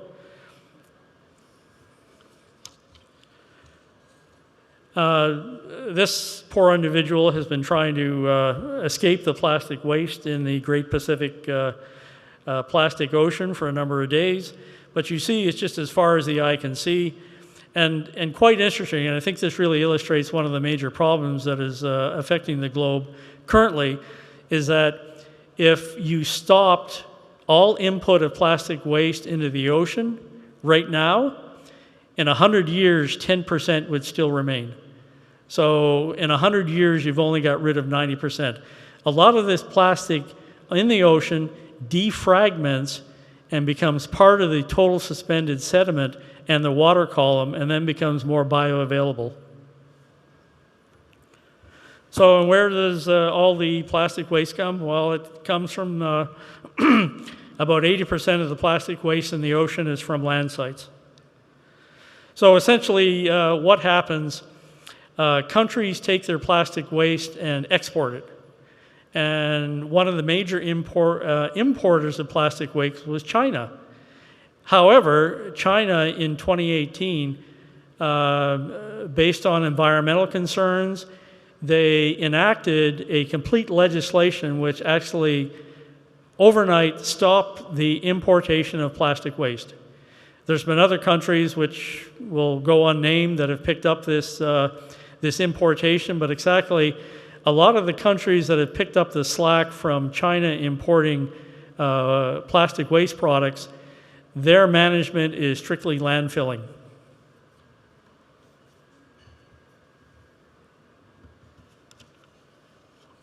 So this, this very quickly just identifies some of the plastic resin codes that are used for plastic. And this is the primary means for supporting plastic waste as you relate to potential recycling. And you see that of the two main types that are primarily recycled, which is the polyethylene terephthalate, which is the crinkly water bottles, and the high-density polyethylene, which is the jars that a lot of food come in, they tend to be more recycled, where other plastics, which are very chemically inert and very resistant to any decomposition, are rarely packaged, and they have very long environmental half-lives. For example, the high-density polyethylene, which fortunately tends to be one of the plastics that's usually recycled, its decomposition rate in the environment is about 100 years. The low-density polyethylene is basically non-compostable, so it just will not break down.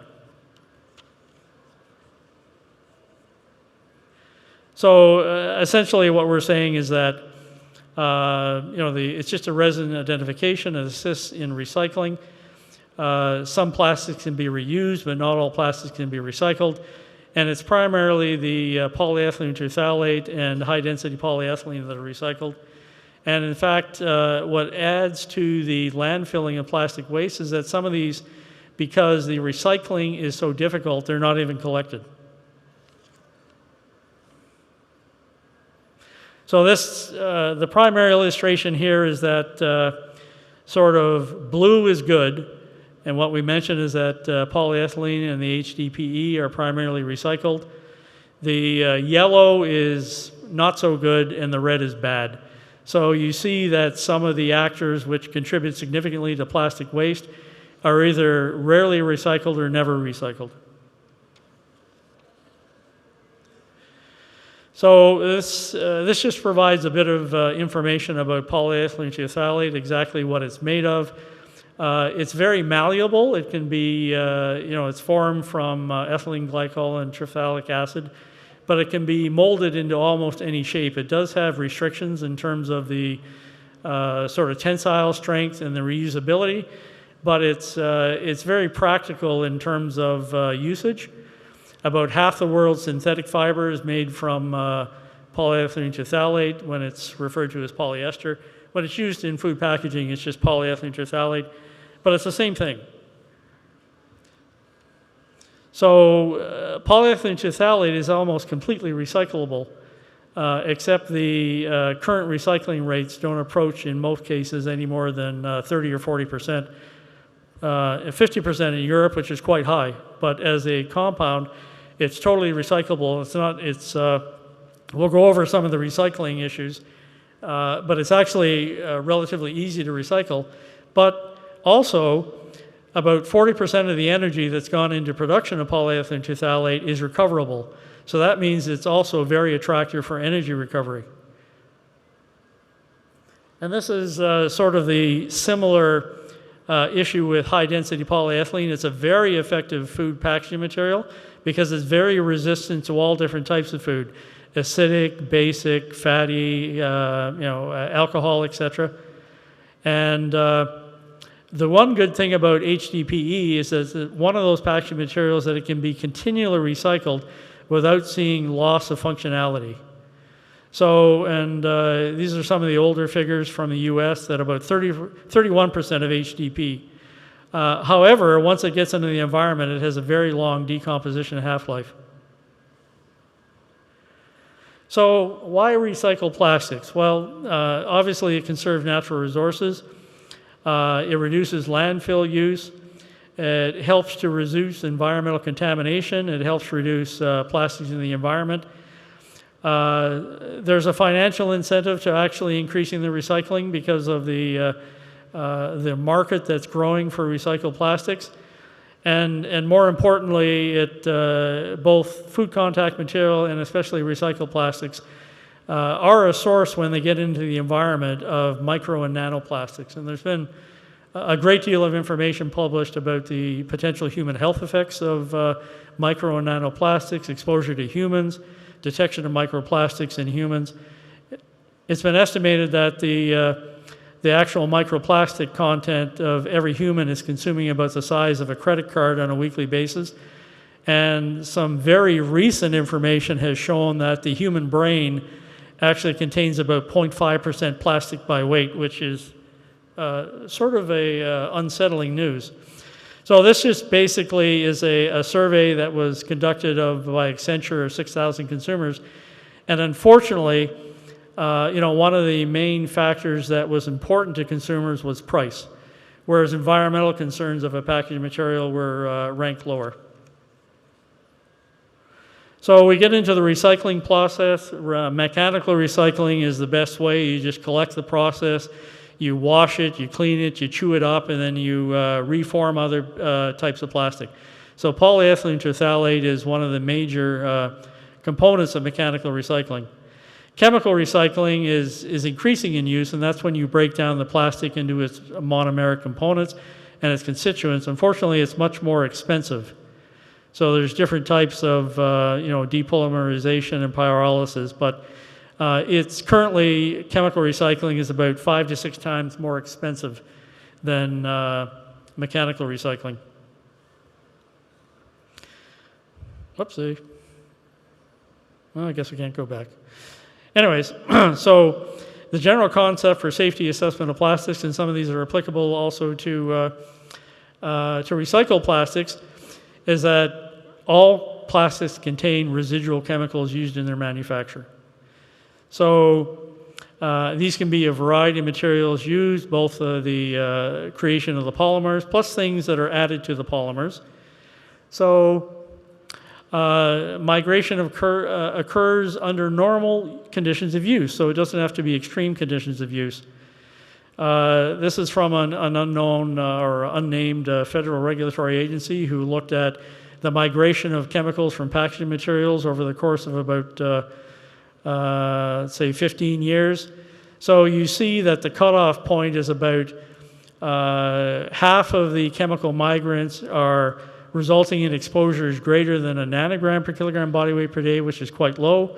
But there are some that are up close to a milligram per kilogram body weight per day, and that would be more equivalent to, say, of food additives. So the chemical industry says, chemical migration examples are very simplistic. You have monomers, you're recycling, you have mechanical recycling, and you basically get a safe consumer product. In effect, you get migration of other chemicals that were never meant to be in packaging materials, and these are compounds that were left over from the polymerization process. These are reactor products with the additives that have been added, and also formed during the recycling process, either mechanical or chemical. So this group, which is appropriately named International Pollutant Elimination Network, basically says recycling plastics is simply recycling toxic chemicals. And if you look, this pictorial basically indicates all of the areas where recycled or toxic plastics can be increased exposure, either to humans or the environments from the recycling process.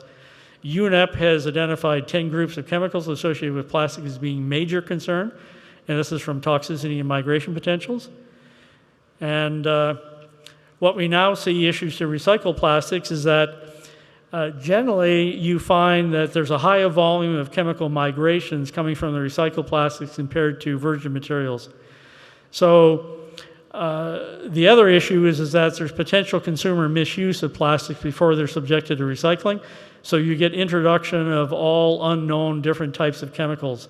And this may result from inadequate sorting. And then you get degradation products because recycled plastic generally doesn't have the structural integrity as the new products. And this is basically the Safe Food Advocacy Europe group says that recycled plastics specifically from a food contact material exposure chemical, is considered a high-risk issue. So this just basically summarizes some of the chemicals that can be migrating from recycled plastics.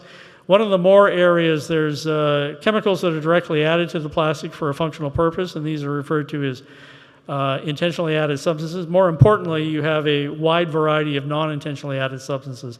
So these things are never approved for packaging, but for either reason, they're being picked up from environmental sources, from consumer use, and they are then subject to recycling.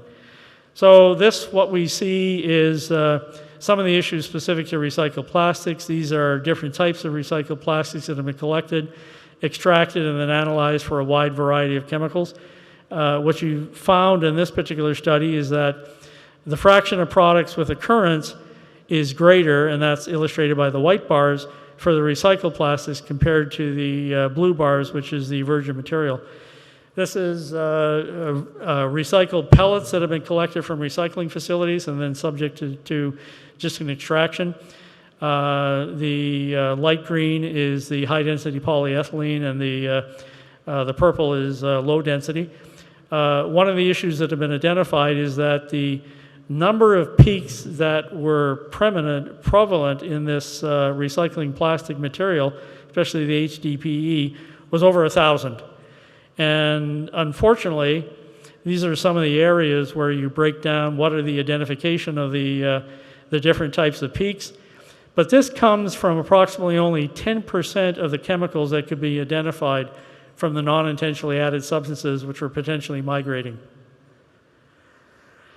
So issues specific to recycling plastics, you have to consider the fact that these have to be effectively clean, and there could be chemical misuse by consumers prior to the recycling process. So how does the industry currently handle that? They provide a number of chemical surrogates, and these are some of them that are actually added to the plastic material in very extreme conditions in order to ensure that there is limited to no migration of chemicals that may have been misused through the lifespan of this plastic. So we won't go into a lot of detail of this, but this is basically a way that has been used for both the toxicological assessment of unknown migrating substances. The same process is also being used for flavoring ingredients and newly formed packaging materials. It's based on the premise that the toxicity of a chemical can be based on any structural alert the chemical may have. So the issue specific to recycling plastics is that you have to provide a complete description of the recycling process, including the initial collection. And this a lot of times is lost. You have to have effective sorting, which allows food use from food type controls. And you have to show that there's been a complete elimination or neutralization of all chemicals during the recycling process. And that was the chemical surrogate issue I was referring to before. So the conclusions: plastic waste has created a great need for the recycling of plastic materials. A number of countries have produced legislation to phase out of single-use plastics. And the vision is, especially in Europe, by 2030, that all plastics on the market should be recyclable. So we won't go into a lot. We won't go into this. People don't like to say bad things about Coca-Cola, so we'll skip over that. Future actions. Certain countries have developed regulations that approve recycled plastics, including the safety assessment of non-intentionally added substances and intentionally added substances. And these include USA, EU, Canada, and Brazil. Recycled plastics do represent a challenge for identification and control of intentionally added substances and non-intentionally added substances. The good news is that Codex Alimentarius is currently looking at providing a type of guidance for the food safety assessment considerations that would have to be required for recycled plastics. So we're sort of on the last, we're leaving with the good news story for the UAE. In 2024 in Abu Dhabi, there was a restriction placed on the use of plastic bags, which was determined to be over 95% successful. That was rolled out to the rest of the UAE in 2024, which implemented a national ban on plastic bags. In 2026, that's going to be extended to single-use plastics, which makes up a significant contribution of the plastic waste. They have a specific plastic ban resolution in circular economy, which is also promoting other avenues. And the good news is, as of 2027, the UAE has announced that they will be landfill-free through initiatives where they will be generating waste recycling into energy recovery and different plastic recycling type of parameters. They will close all of their landfills to collection of plastic waste. So that's sort of a goal for other countries, especially those dealing with large amounts of plastic waste. And these are sort of just some of my personal opinions. Why isn't plastic recycling more? It's primarily economic barriers. The other thing is that you have industry that is resisting commitments to use recycled plastics and develop materials that can be easily recycled. And then a general concept is that continued production of virgin plastics undermines circular economy. And with that, knowing Amin is going to tell me I've gone way over time, I would end my talk. Thank you.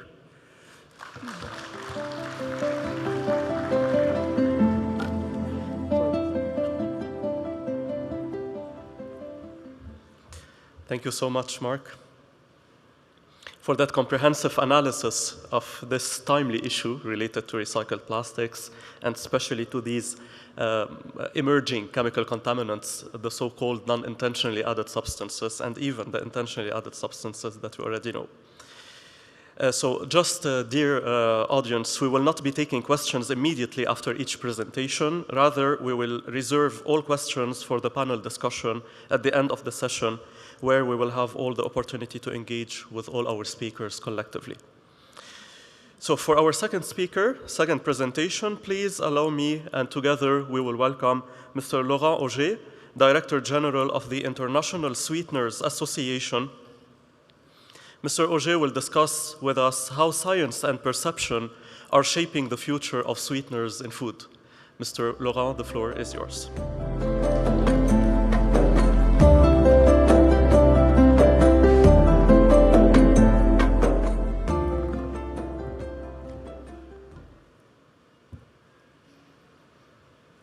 Hello, good afternoon.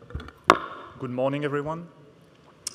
Thank you very much to the organizers of this session, but also of the whole event, for the opportunity to present today the view on, I would say, a specific topic, but maybe a good illustration with a deep dive into a certain specific type of ingredients, which are sweeteners, and see how, in the sweetener situation, there's been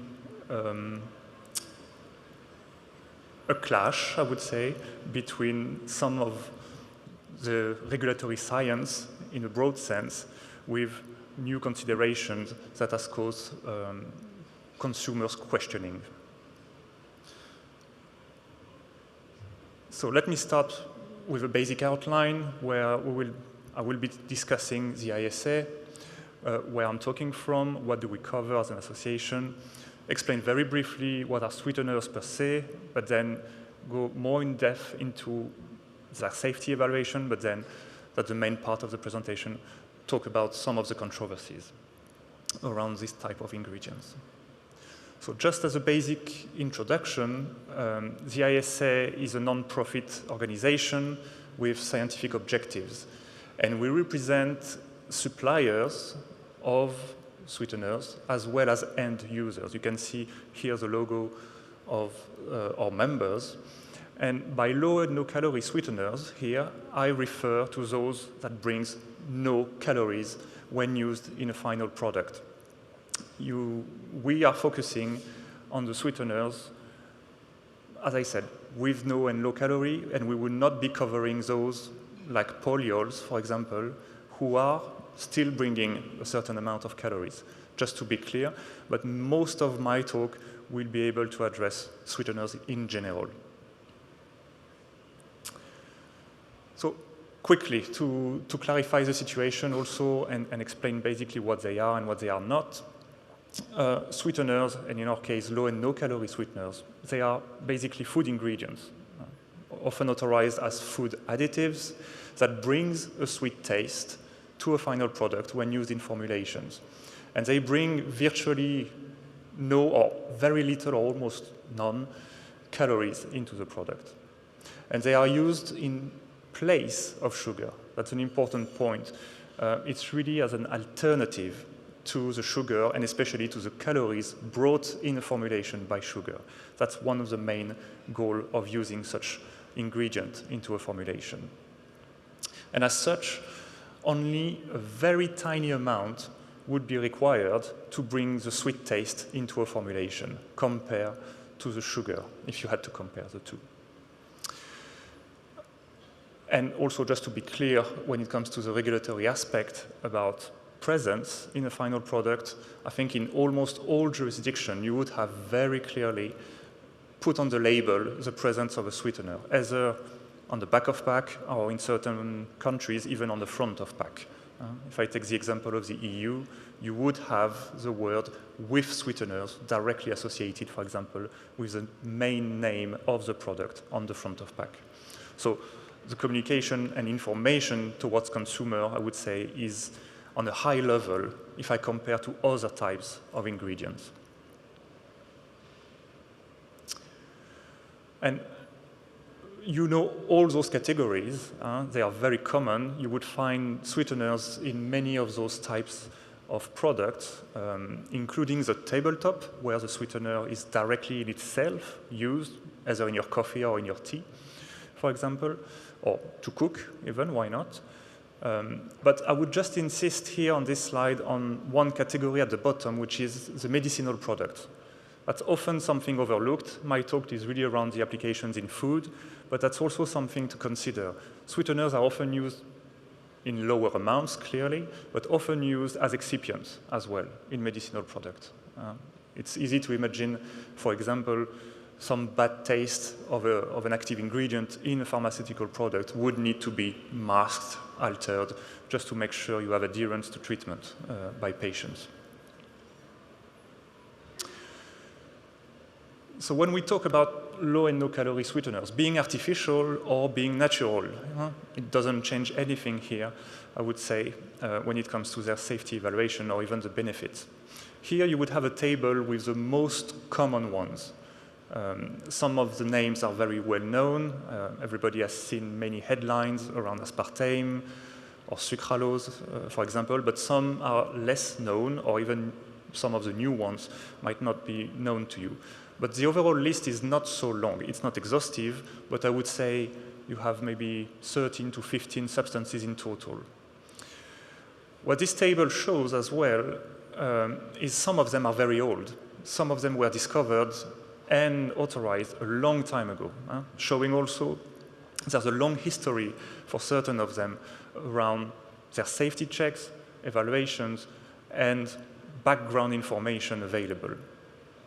We also see their international number, being the INS number for the global standard. This is common for all those type of additives. But I'd like to insist on the differences. Often, consumers would be exposed, and everyone, basically, like us, would be exposed to media headlines mentioning sweeteners are causing this, sweeteners are causing that effect, or whatever, based on certain studies being published and interpreted by media. Unfortunately, if you go deeper and look at the article, often you realize the underlying study would be just based on one substance tested, or two maximum. So just to show that all those substances are also very different, and it's a bit a reduction to often talk about the whole category.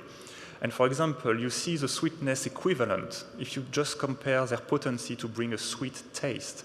Some of them, when measured compared to sucrose, so sugar, would have thousands, 10,000s of times more potency to bring the sweet taste, meaning you also need a tiny fraction in milligrams into a final formulation to have the same level of sweetness. So the potency of sweet taste would be very different. Same goes with general properties. They don't react the same way. They don't have the same fate. Some break down very easily in the metabolism. Aspartame just breaks down in your stomach, basically, in free natural constituents. Others would go and be excreted by the body completely, almost untouched, like sucralose, for example. So that's fundamental differences, fundamental properties which make them differ from one to another. Those properties also affect how they are used. You don't use the same product if you do a solid formulation compared to a beverage formulation. The consideration would be very different. And maybe one last point as well is around the taste in itself. There are major differences, and we all have, I'm sure, some of our own preferences. Some might leave an aftertaste, for example. There's some I personally would dislike and prefer another. So that makes those properties that makes the substances very different from one to another. And I think we should just sometimes avoid falling into the trap of calling the whole categories. Just quickly, and before going into safety, when we talk about their contribution of sweeteners when it comes to public health, I just mentioned the first two, which are very easy because we're already covered. The reduction of energy intake is a given. That's one of the main reasons of using it in replacement to sugar. You don't bring in the calories. So also it means if you want to support a specific strategy to lose weight or maintain a weight loss, that can be an appropriate tool. But they also have other benefits. Here, for example, when it comes to blood sugar levels, and for example, people suffering from diabetes, they can be a tool to be used to still enjoy a sweet taste despite having a condition, for example, like diabetes, because they do not affect your blood glucose or your insulin level. So it's much easier for those patients to monitor their intake of food. Also, one point around oral health, compared to sugar, that's also one point very important for us. They are, in a sense, tooth-friendly, and tooth decay can be encouraged because of their non-cardiogenic properties. And maybe one last benefit, which is, I would say, rather new, because we start having data coming from life cycle assessment, if in comparison to sugar, just on the sweetness equivalent, comparing how much does it cost to bring the sweetness in a product, in a formulation, through sugar, if you use a sweetener instead. What does it mean in terms of land use, water use, energy use, all those parameters of life cycle assessment? There is also things to look at on the sweetener side. So on the safety, because consumers, I think that's maybe the first question we keep getting from general population and consumers around safety of sweeteners. Just a reminder here, I think it's well known by many colleagues in the room,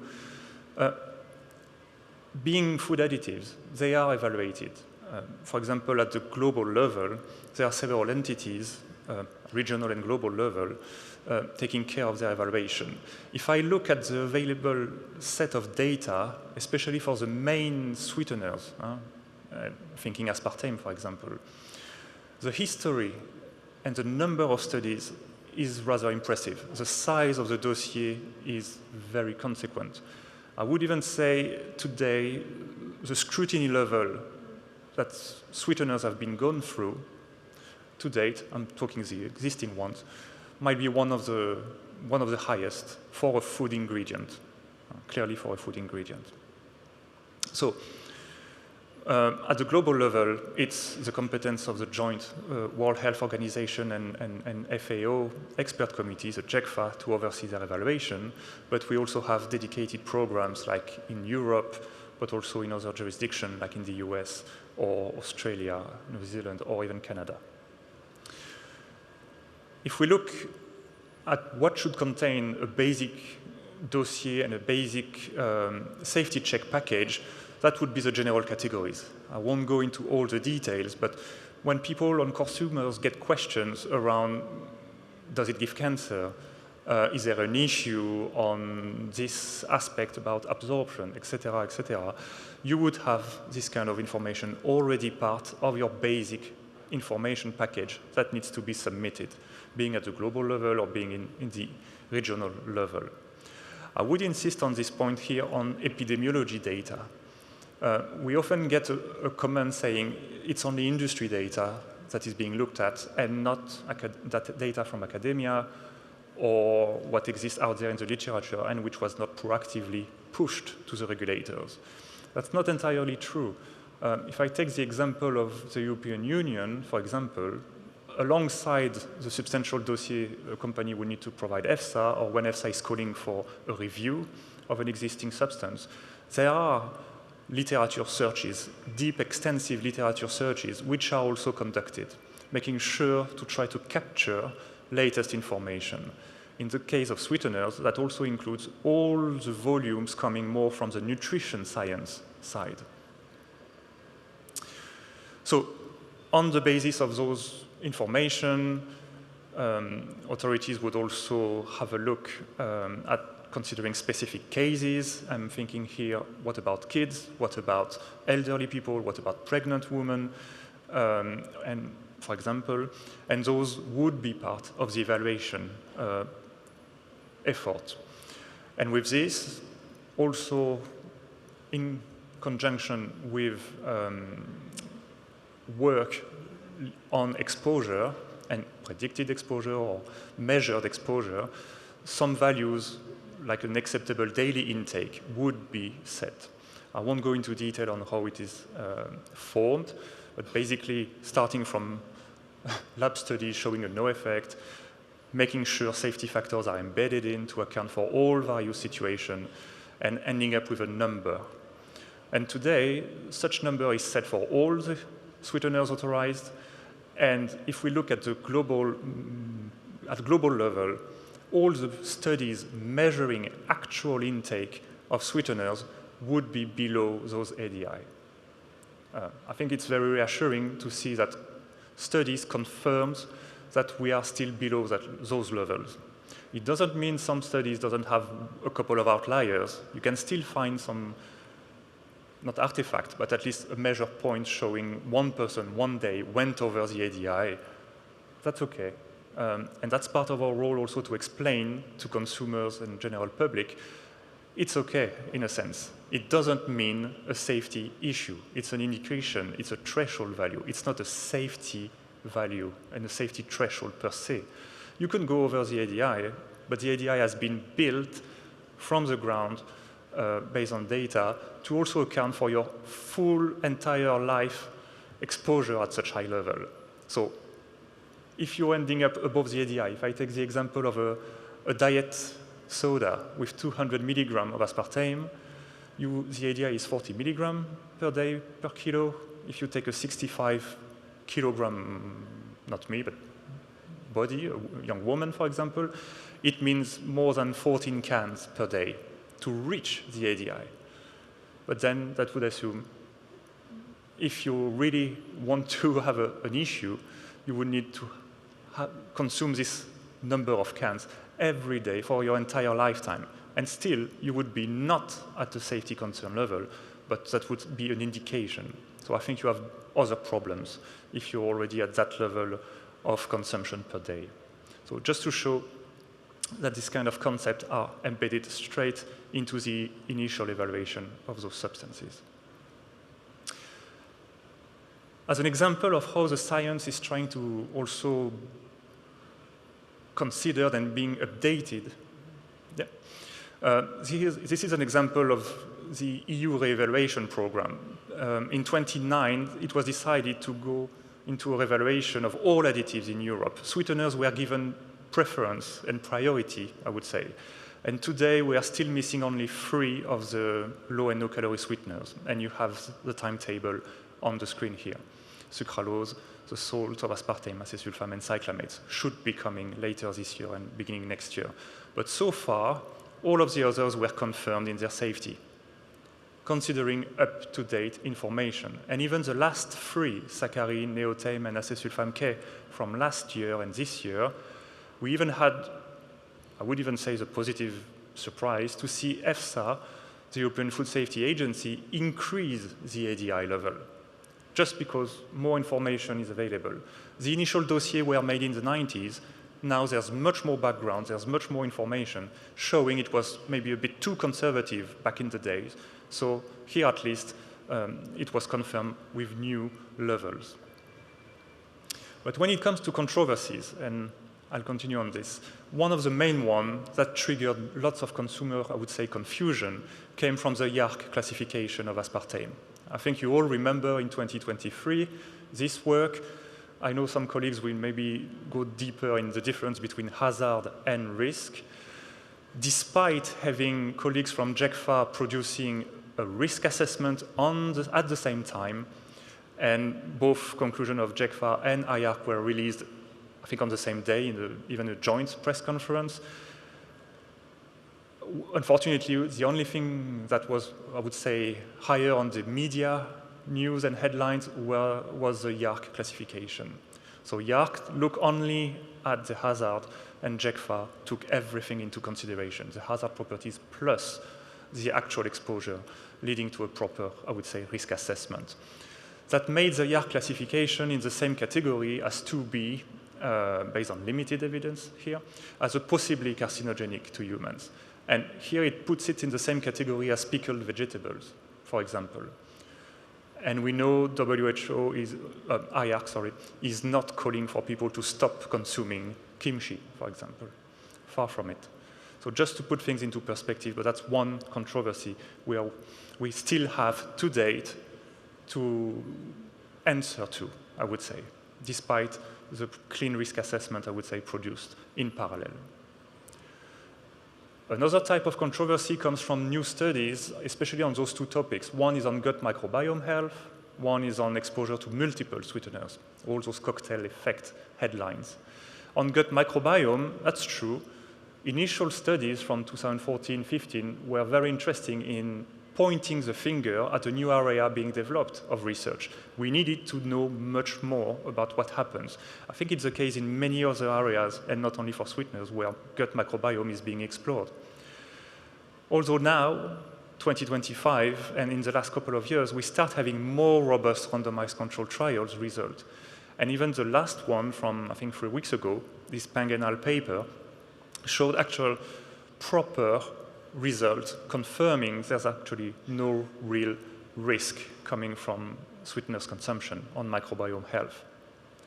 Same with this cocktail aspect, which is often pushed by certain players and also some media. We still see today no valid sign at the scientific level that there would be, for example, any synergy or any specific effect linked to the combination. Those substances sometimes are just way too different. They don't behave the same, as I explained. So you may have seen those kind of headlines. I'm just here using a couple of examples. And one very recent one, even back in September, was around this cognitive decline. 1 can per day of diet, whatever, would lead to 1.6 years of cognitive decline. It's based on a very recent study from September, made in Brazil, based on a cohort following people. But that's also this type of papers which are often fueling consumers' confusion. We see questions coming mainly from observational studies. So there's a mismatch, in a way, between all the randomized controlled trials which are confirming certain aspects, weight loss, no impact on glucose level, etc., with some other results coming just from statistical associations derived from bigger observational studies. So we get it. It's very difficult to get randomized controlled trial in place. It takes a long time, costs a lot. But we know in the pyramid of evaluation of studies and evidence, ranking of evidence, they are also clearly higher. So just to highlight some of those studies, and here again the example of the Nutrinet cohort in France, are just showing a statistical association and not at all a direct cause-effect relationship. One key point as well, in 23, the WHO recommended to not use sweeteners for weight loss and to reduce the risk of non-communicable disease. I have to highlight here, it is a conditional recommendation. It is defined by WHO itself as recommendations which are limited and are of low certainty. And they need, according to their own text, substantial discussions before being translated into policy actions. And we've seen in that guideline development working group that further weight was given to observational study results rather than randomized control trial. That's a bit unfortunate. But they were also calling for more of those research control trials. And that's something we start having. I mentioned this Peng et al. Paper, but 3 weeks ago when it was published, it was a long term, I think that the first ever so long, I would say 12 months, which is very extensive for a randomized control trial, around weight loss funded by the EU and showing actual positive result in terms of weight loss maintenance over the 12 months period. So the data called for by WHO is available. And also in a similar way, when we look at the recent advice from the UK Scientific Advisory Committee on Nutrition, when looking at the underlying science on sweeteners, they would conclude differently from the WHO today based on the information now newly available. So that's interesting to see things are evolving fast. And maybe just one point as well to conclude on controversies. We often get also the question around sweet taste exposure. There's this common, I would say, almost a common sense idea people may have. If you're exposed to a sweet product, you will want more. You will crave more for other additional sweet products.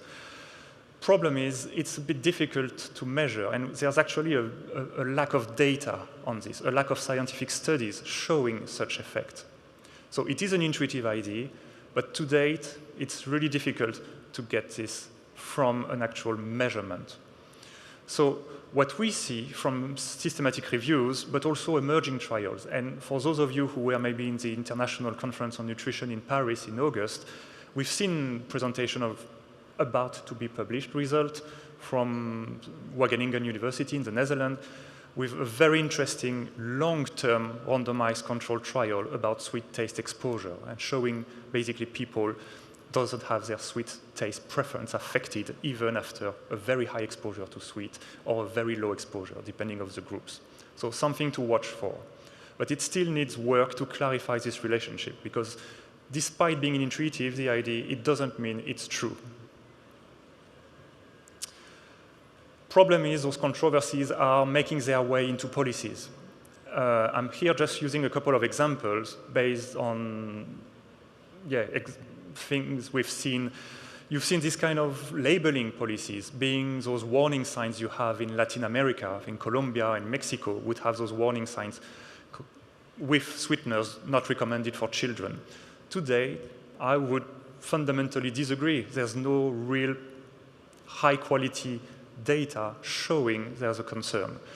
But that's a policy that has been selected. Same goes with the voluntary scheme of Nutri-Score used by a couple of countries in Europe, 7 of them only.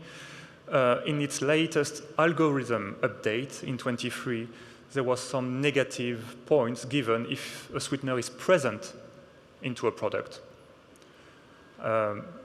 Okay, that's their decision. For us, it is not backed by science, and actually it would even penalize products which are trying to bring a positive element to the general goal of public health of reducing obesity. And same goes with, and that's the French Assembly in picture, same goes with some taxation policies. When done right, and I would take the example of the taxation policy in the UK, affecting sugar in sugary drinks, you would take off the market vast amounts of sugar with a positive result on your objective of public health.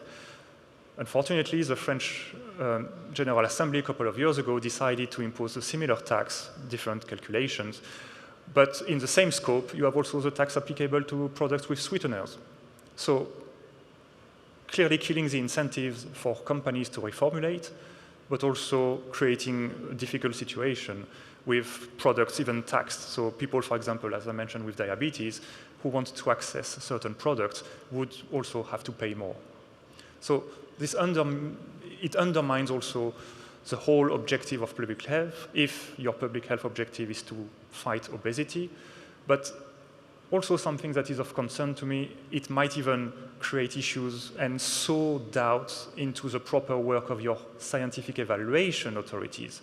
When they've worked on dossier, checked all the science, coming with those kind of policy, casting a negative light on the substance, and only this substance, I have to say, not other types of ingredients, just this one, that's a bit unfortunate. And with this, I would just encourage all of us to work together to move the sweetener science forward by having this kind of exchange of presentation and allowing we have the proper forum. And with that, I would thank you for your attention and invite you to check our material on our website, sweeteners.org. Thank you very much.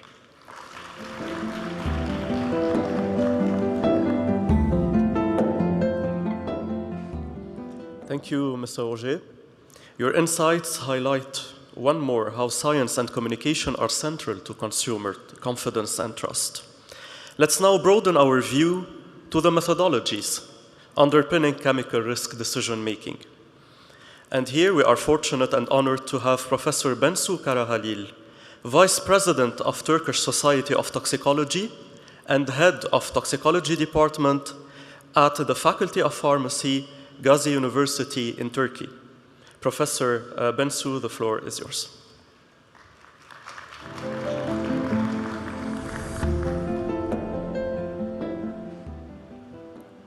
Thank you very much.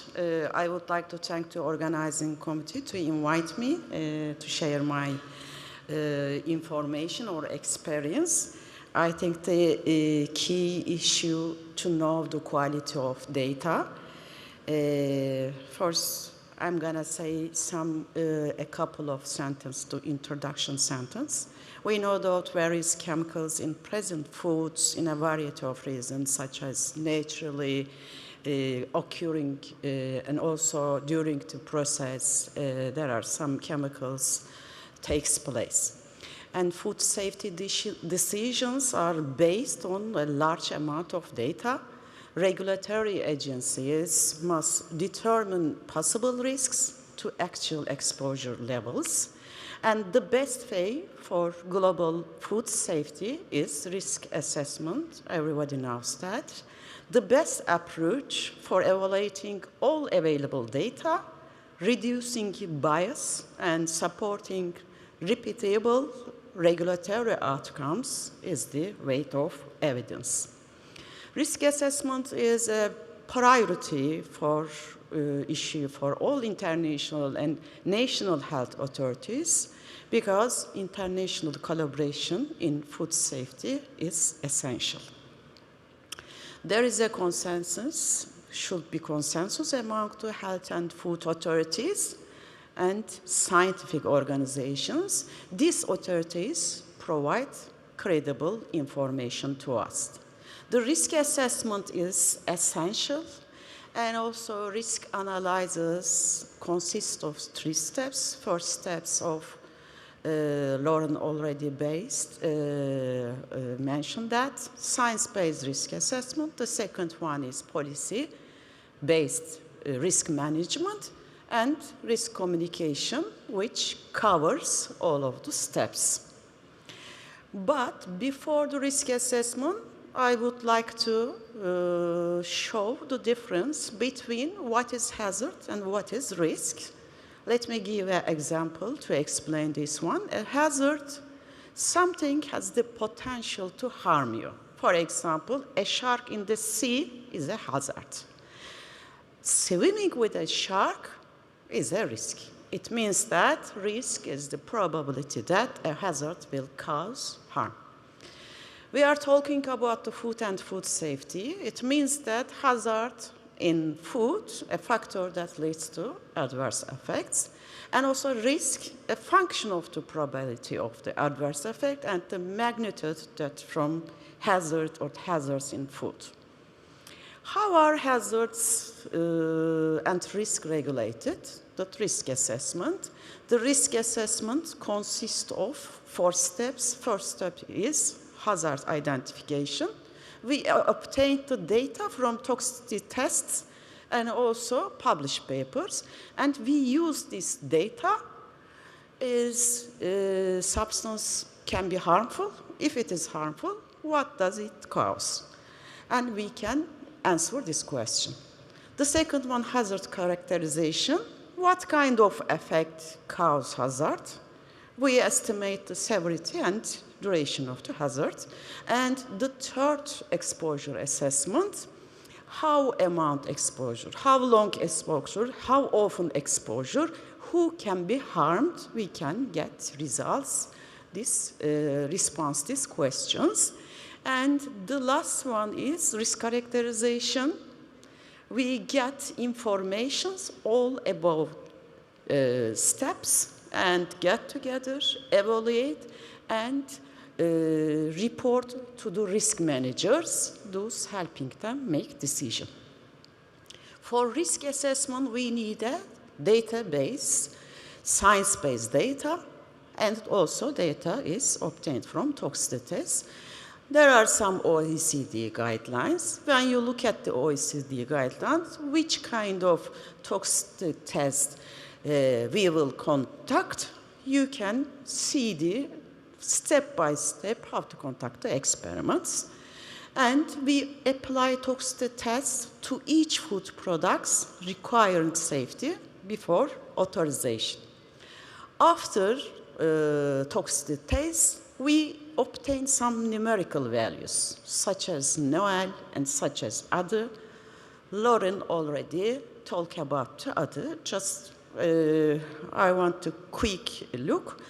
We get the NOAEL. NOAEL is the highest dose that shows no observed effect levels in experimental animals.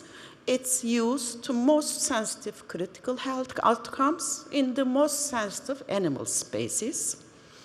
And this value is used for animals and obtained from the animals. But we need a dose in human use. That's the reason we are using the safety factors. We generally use safety factors 100.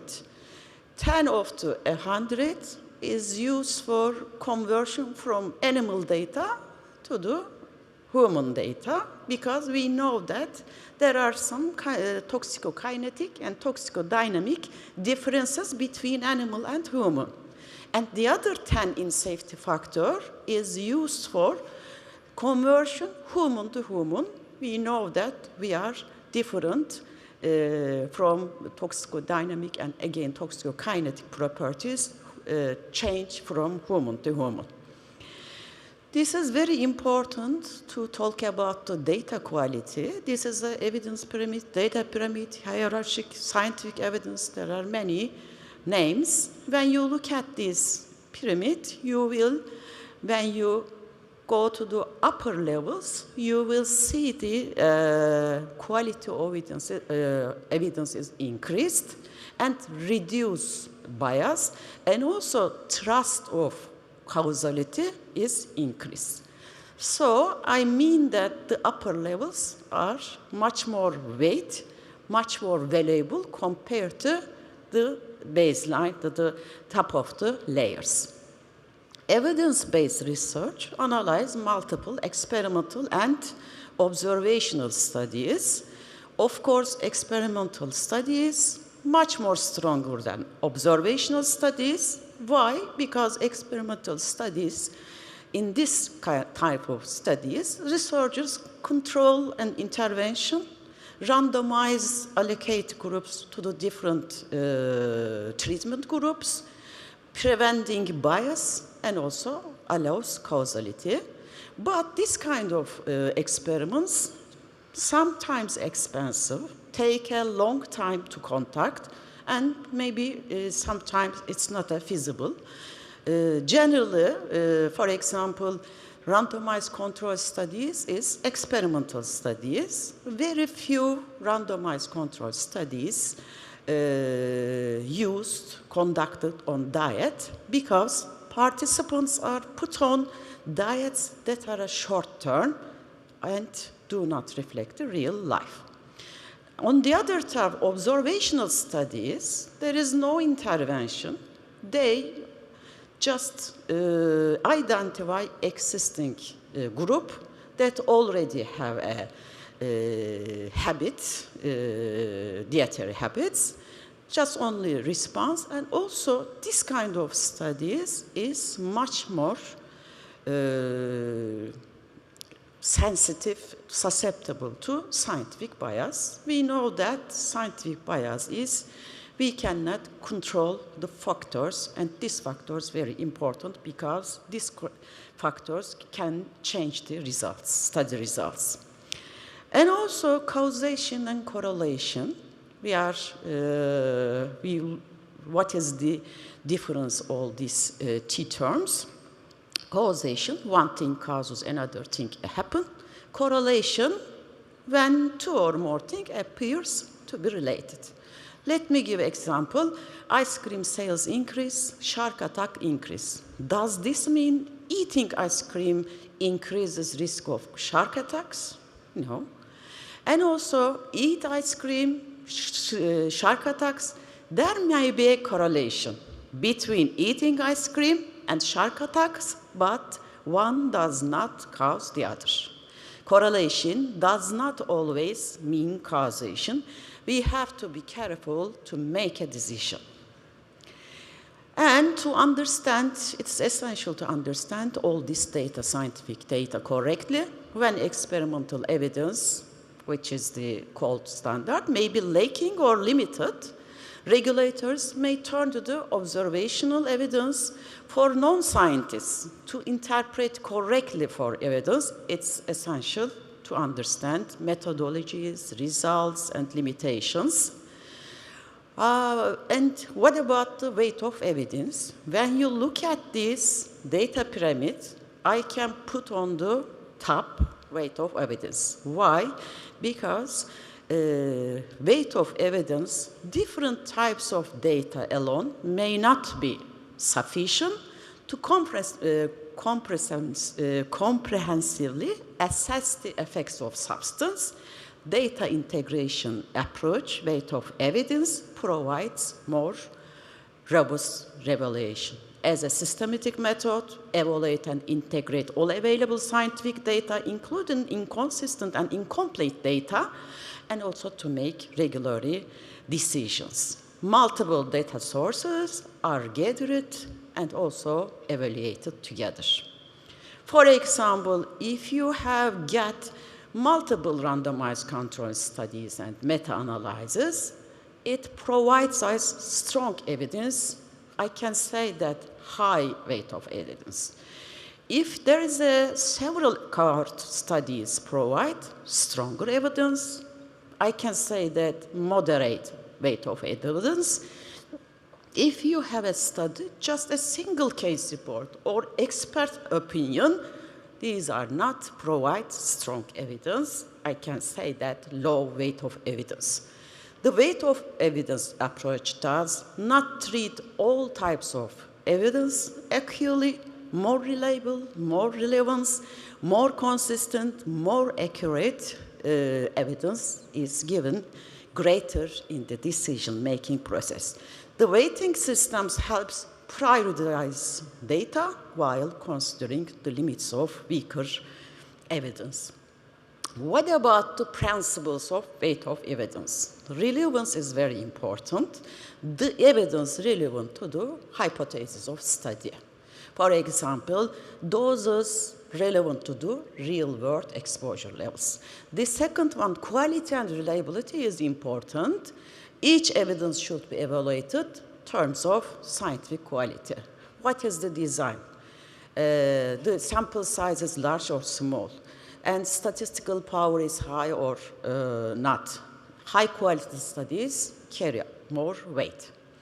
And the third one is consistency and coherence. Findings from different studies should be consistent.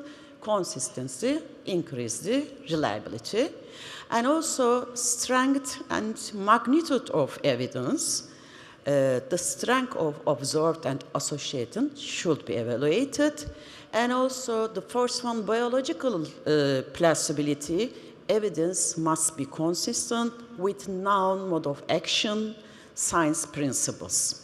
And transparency and documentation, also important. The entire weight of evidence must be clearly documented, and decision must be traced and reproducible.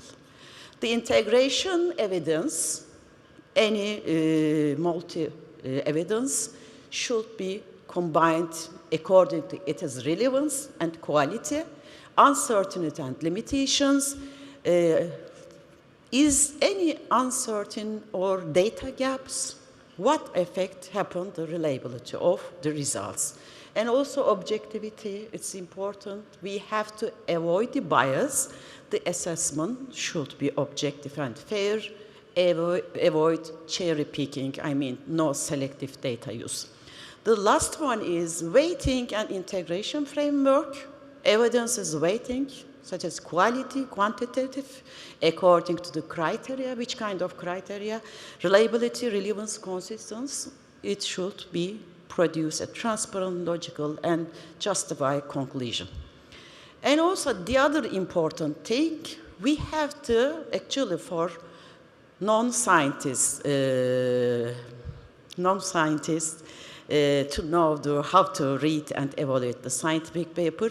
When you look at the paper, you will see the basic overview on the abstracts and how select which kind of study type. And we have to know it's a scientifically powerful, and is there a conflict of interest? We have to know all of them. We can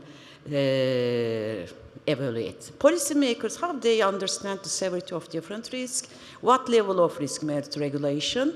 Different authorities apply different risk thresholds.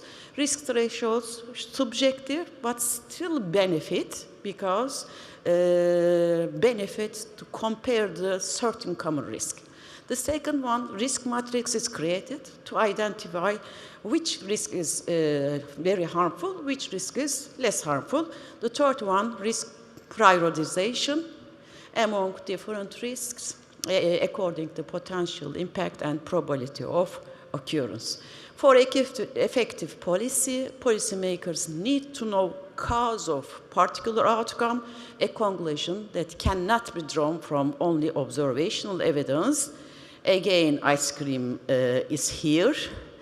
And let me give the example. Policymakers considering how to decrease the risk of injury from shark attacks might be presented with the evidence that eating ice cream is associated with increased shark attacks.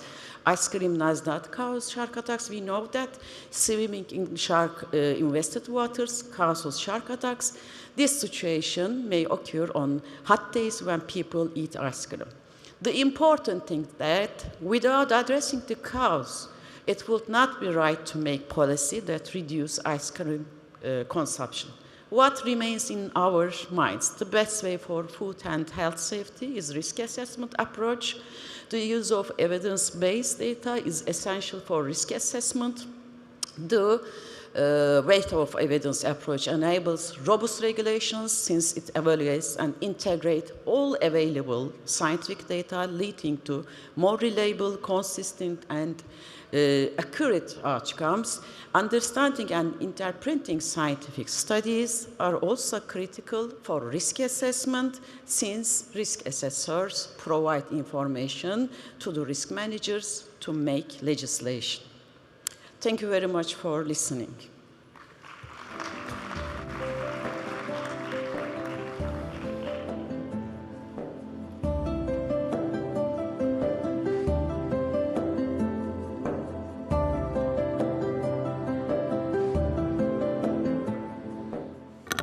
Thank you, Professor Bensu, for clarifying how diverse data streams inform rigorous decisions. And now, from methods and methodologies to real-world application, let's hear how risk assessment is practiced into the regulatory context. And we are honored to invite our final speaker, Dr. Intisar Al-Gharibi, Director of Risk Assessment and Food Crisis Management in the Food Safety and Quality Center of the Ministry of Agriculture, Fisheries and Water Resources in the Sultanate of Oman, and Chairperson of the FAO-WHO Codex Coordinating Committee of the Near East. Dr. Intisar will share a compelling example of cadmium risk assessment in abalone, illustrating how science directly informs national regulations. Dr. Intisar, the floor is yours.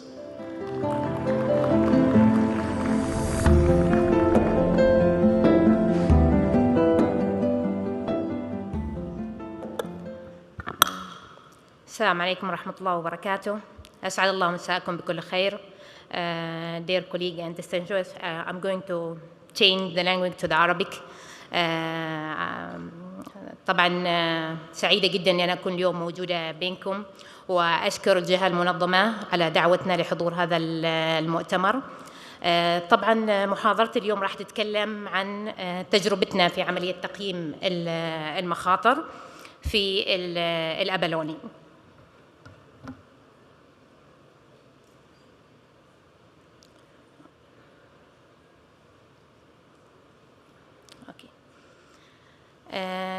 بتكون المحاور اللي راح أتحدث عنها طبعاً مقدمة بسيطة عن الأبلوني، إيش هي المشكلة، إيش الأهداف اللي تمت عليها هذه الدراسة، وطريقة التحليل والنتائج والخلاصة أو التوصيات. طبعاً نتكلم عن الأبلوني، هو عبارة عن عضو بحري رخوي بصدفة واحدة، وطبعاً هذا الأبلوني بالنسبة لنا هو عالي القيمة الغذائية وأيضاً اقتصادياً. مع ذلك وجوده يعني من فئات المحار، يعني ممكن يكون الكادميوم موجود طبيعي بسبب البيئة اللي حواليته، ومنها المعادن اللي تكون موجودة هي مثل الكادميوم. أيضاً التحديات اللي واجهناها أنها لا توجد حدود أو ليميتد في الكودكس إليمنتري، عشان ممكن نقيم أنه هذا فعلاً النسبة الموجودة فيها هي تعتبر خطر أو لا. طبعاً هناك الفجوات التنظيمية، أنه يجب أن يقيم سلامة هذا المنتج.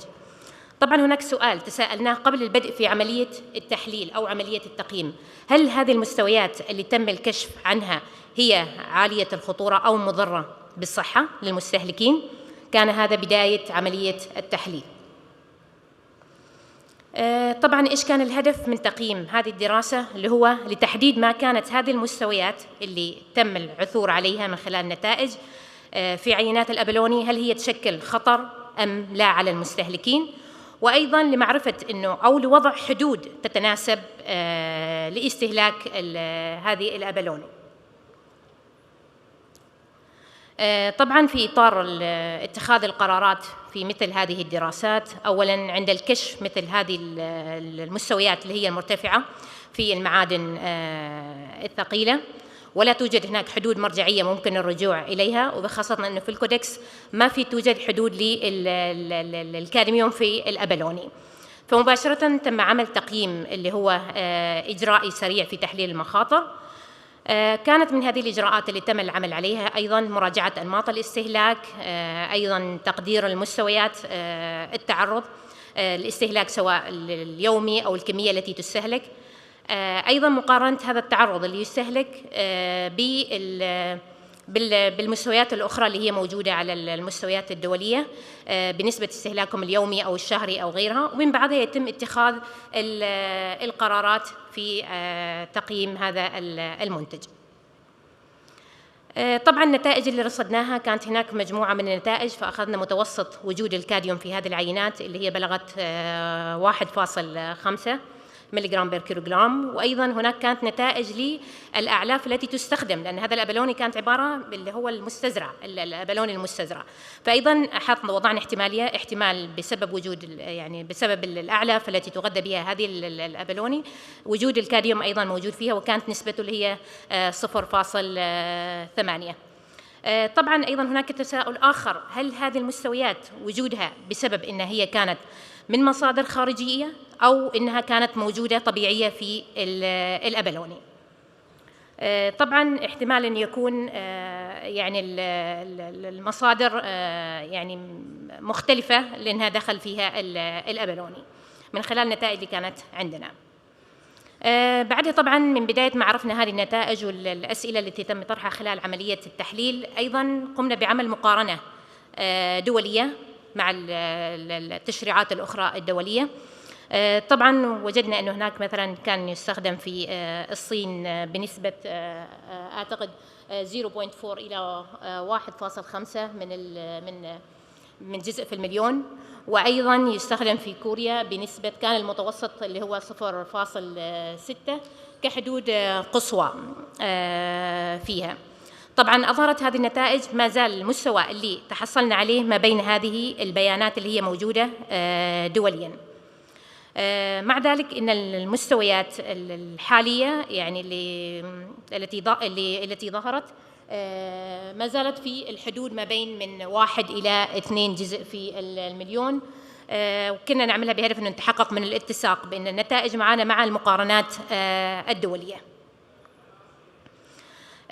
طبعا التعرض للمخاطر الصحية رغم أنه وجود إمكانية لتقييم هذه المخاطر الصحية بسبب نقص في البيانات الاستهلاك اللي هي كانت موجودة عندنا، كانت لا توجد أصلا كميات أو نسب الاستهلاك للأبلوني في عمان أو ما للتقدير يعني بالكميات هذه.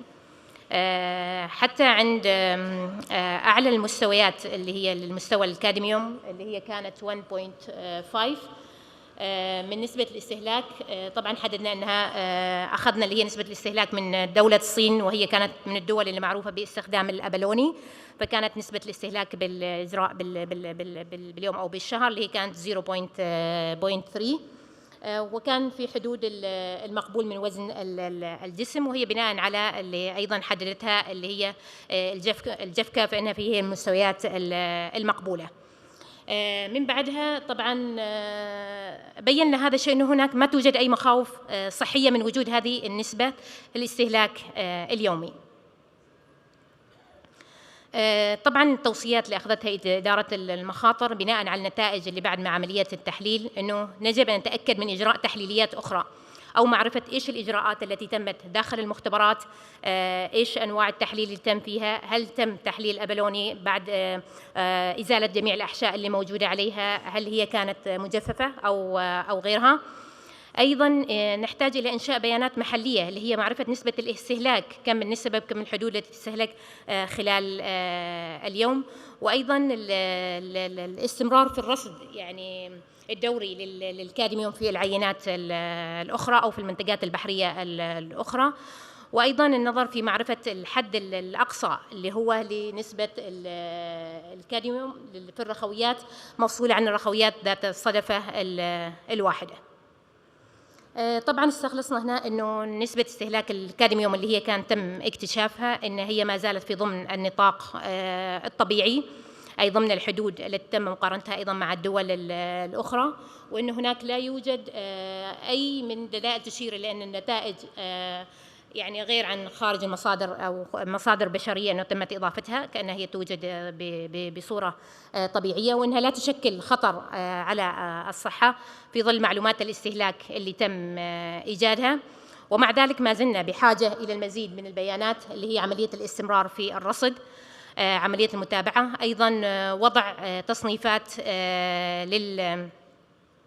للعينات، وأيضاً نعمل عملية تنظيمية لمعرفة الحدود أو النسب المحددة في الرخويات، وأيضاً من خلال معالجة الجوانب اللي هي تعزيز الحماية صحة المستهلك ورفع اللي هي المستوى، لأن هذه الأشياء تساعدنا مستقبلياً في عمليات التقييم لمثل هذه المنتجات التي لا توجد لها حدود في الكودكس.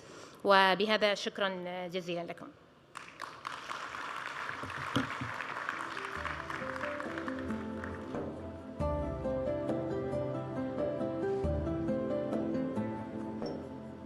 Thank you, Dr. Intisar.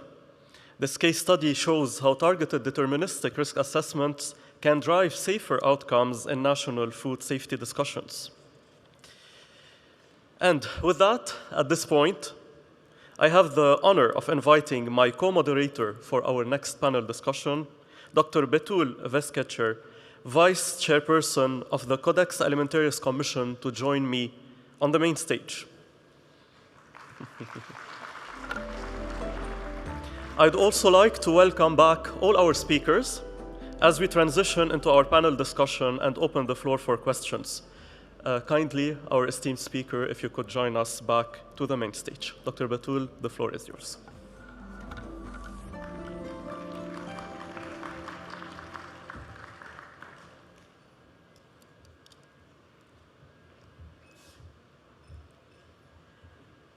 And thank you very much, Dr.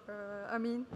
And it's a great privilege and honor to join this panel and to be part of such a rich and timely discussion on emerging chemical hazards and risks.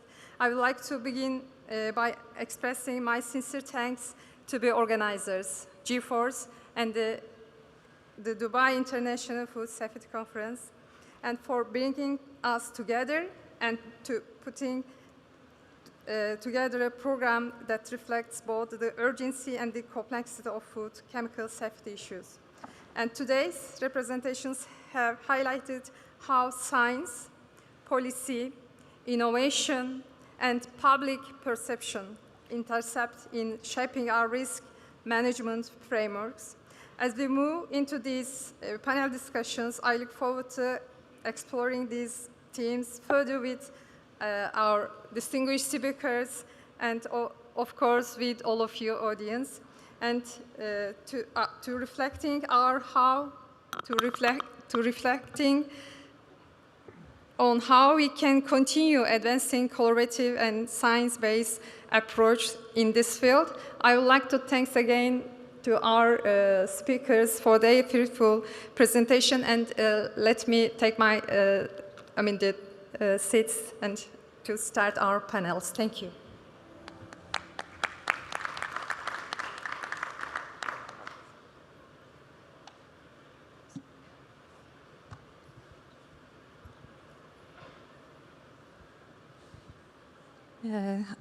Thank you very much again. And I hope I will start with a question to all speakers to warming a little bit the podiums. And dear speakers, and to all of you, my question, and how can regulation best anticipate and adapt to emerging chemical hazards in food systems? What proactive actions are needed in risk assessments or even at the risk management level? Yes. Which one do you want to take first? Mark, maybe.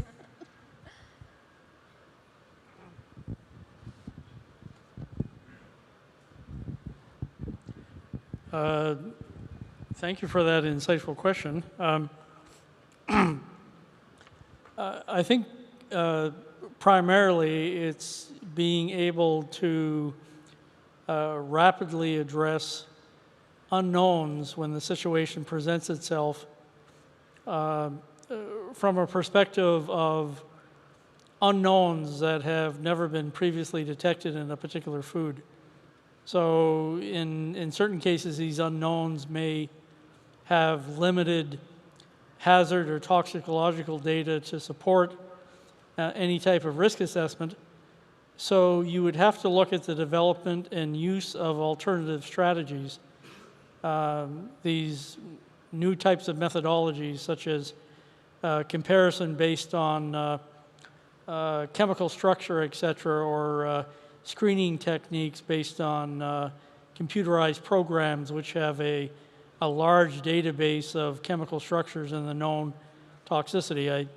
I think it's not imperative, but it allows you at least to attempt to develop a coordinated response, which in certain cases would be based on some certainty that the lack of data isn't preventing you from making a reasonable decision. Thank you, Mark. So you touched to a very important issue related to the lack of data in this regard. So again, I would like to ask our speakers if they want to add anything in this regard before we move to. Please, Professor. Maybe I Bensu. can say a couple of things. These are the four new chemicals. So the new chemicals and also new chemicals in the market and newly developed chemicals, it's gonna be a problem. Why it's gonna be a problem? Because we have not enough toxicity data. We have maybe limited information about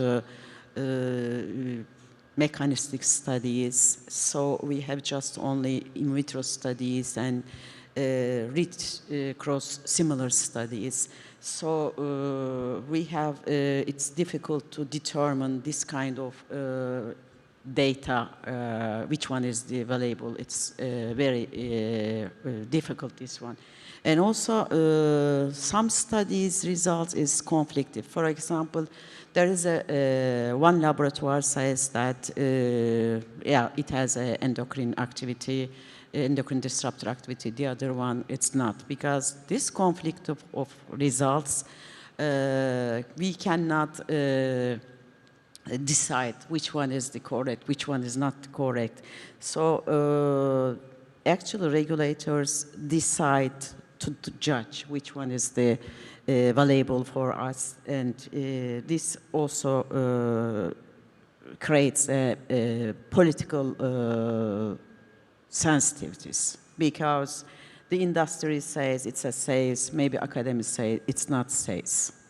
So it's very important to decide the weight of evidence and weight of studies. Thank you, Professor Bensu. So perhaps we move to other questions in order to benefit from the presence of all our speakers. So I will go back to Mark, since Mark opened the ball. So Mark, your presentation highlighted, and you already mentioned this, but if you could give us more insights about this issue, especially related to the case or the problem of non-intentionally added substances and contaminants entering the recycling stream. So given all these challenges that you highlighted in your presentation, what do you see as the most critical data gap and or research priorities that need to be addressed to enable a proper assessment of these materials? Thank you, Amin. It's a very good question. In fact, it's even related to the initial question about how to address, in certain cases, lack of data that is preventing you from making a reasonable scientific decision. In this particular case, what you're faced with is essentially any migrating chemical from packaging materials into food will either be classified as an IAS, and that's substances that are intentionally added. So these have been added to impart a function to the packaging material itself, either in terms of color, use, properties, etc. And in most cases, those go by a standard risk assessment process. You would have to determine the likelihood of migration. You know the chemical structure. You generally do have hazard data to draw an assessment of whether or not that chemical is safe or set specific migration limits, as certain jurisdictions would do. What I see as a larger data gap is the non-intentionally added substances, and I apologize, but I glossed over the example where you had both the high-density polyethylene and the low-density polyethylene, which had been extracted, and all you see by GC mass spec is peaks, and these peaks would represent a potential chemical migrant, and in certain cases, in this particular example, there was over 1,000 peaks that were identified as potential migrants. However, when they compared the spectral graphs to known reference material, they could only identify about 10% of those peaks. So theoretically, to me, a large source of uncertainty is how you accurately identify all of these potential non-intentionally added substances, But the other question is, do you actually need to identify these non-intentionally added substances? Because through the process, and once again, unfortunately, I glossed over it, was this threshold of toxicity idea that has been developed based on identification of structural alerts for chemicals that would potentially have potential toxicity.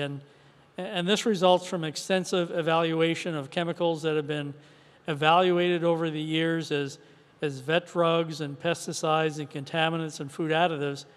And they all fit into a specific chemical class based on structure with the potential to have a certain type of toxicity. So what this threshold of toxicology has developed, and it's currently being used for the safety assessment of flavoring ingredients, what it shows is that without the identification of a particular chemical, you could define an exposure limit where you have reasonable assurance that that chemical is not going to cause toxicological effects. But whereas that addresses the actual data gap of not being able to fully identify all non-intentionally added substances, it does promote the continued updating and supporting of the threshold of toxicology system, which is in use in a number of countries and a number of organizations. Both EFSA, FDA, JECFA, and Health Canada have adopted this as an approach for both flavoring substances and for food contact notification chemicals. But it always requires an updating of the database to ensure that you've captured all chemical classes and you have reasonable certainty that any not intentionally added substance that could potentially migrate, which you have an unknown structure for, would not represent a health risk. Thank you. Thank you for this enlightening answer. And absolutely, this TTC approach could bring a solution to tackle this issue of non-intentionally added substances. Thank you. And now I go back to my co-moderator, Dr. Batul. Thank you very much, Mark. Every kind of assessment is important and started with the quality of the data, and also you mentioned about the quality of toxicological studies. Thank you very much. And I would like to turn to Dr. Intizar, and it's a very fruitful presentation because it is coming from the field. It's the case study. I think it's the very good, the starting point.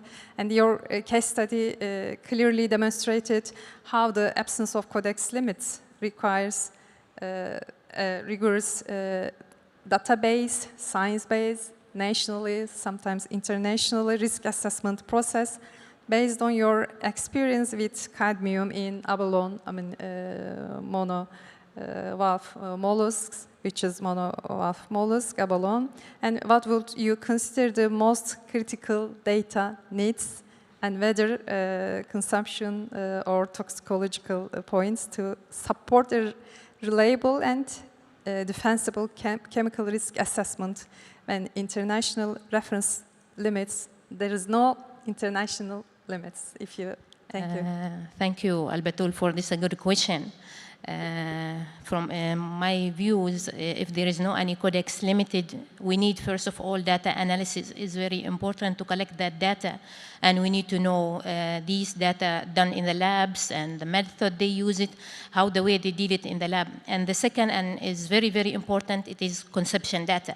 When we have lack of consumption data, if also there is no any available data in the consumption food, it's very difficult to do our risk, risk assessment, because in the consumption data we can know the quantity, frequency, and sizes of the food they use it, and we can use it in our risk. And the third one is the toxicological data, because it's come from define our health base, and we should get these data from the trust bodies like JEFCA and other body organization for that. And all these three, they are very important for us to do the risk assessment.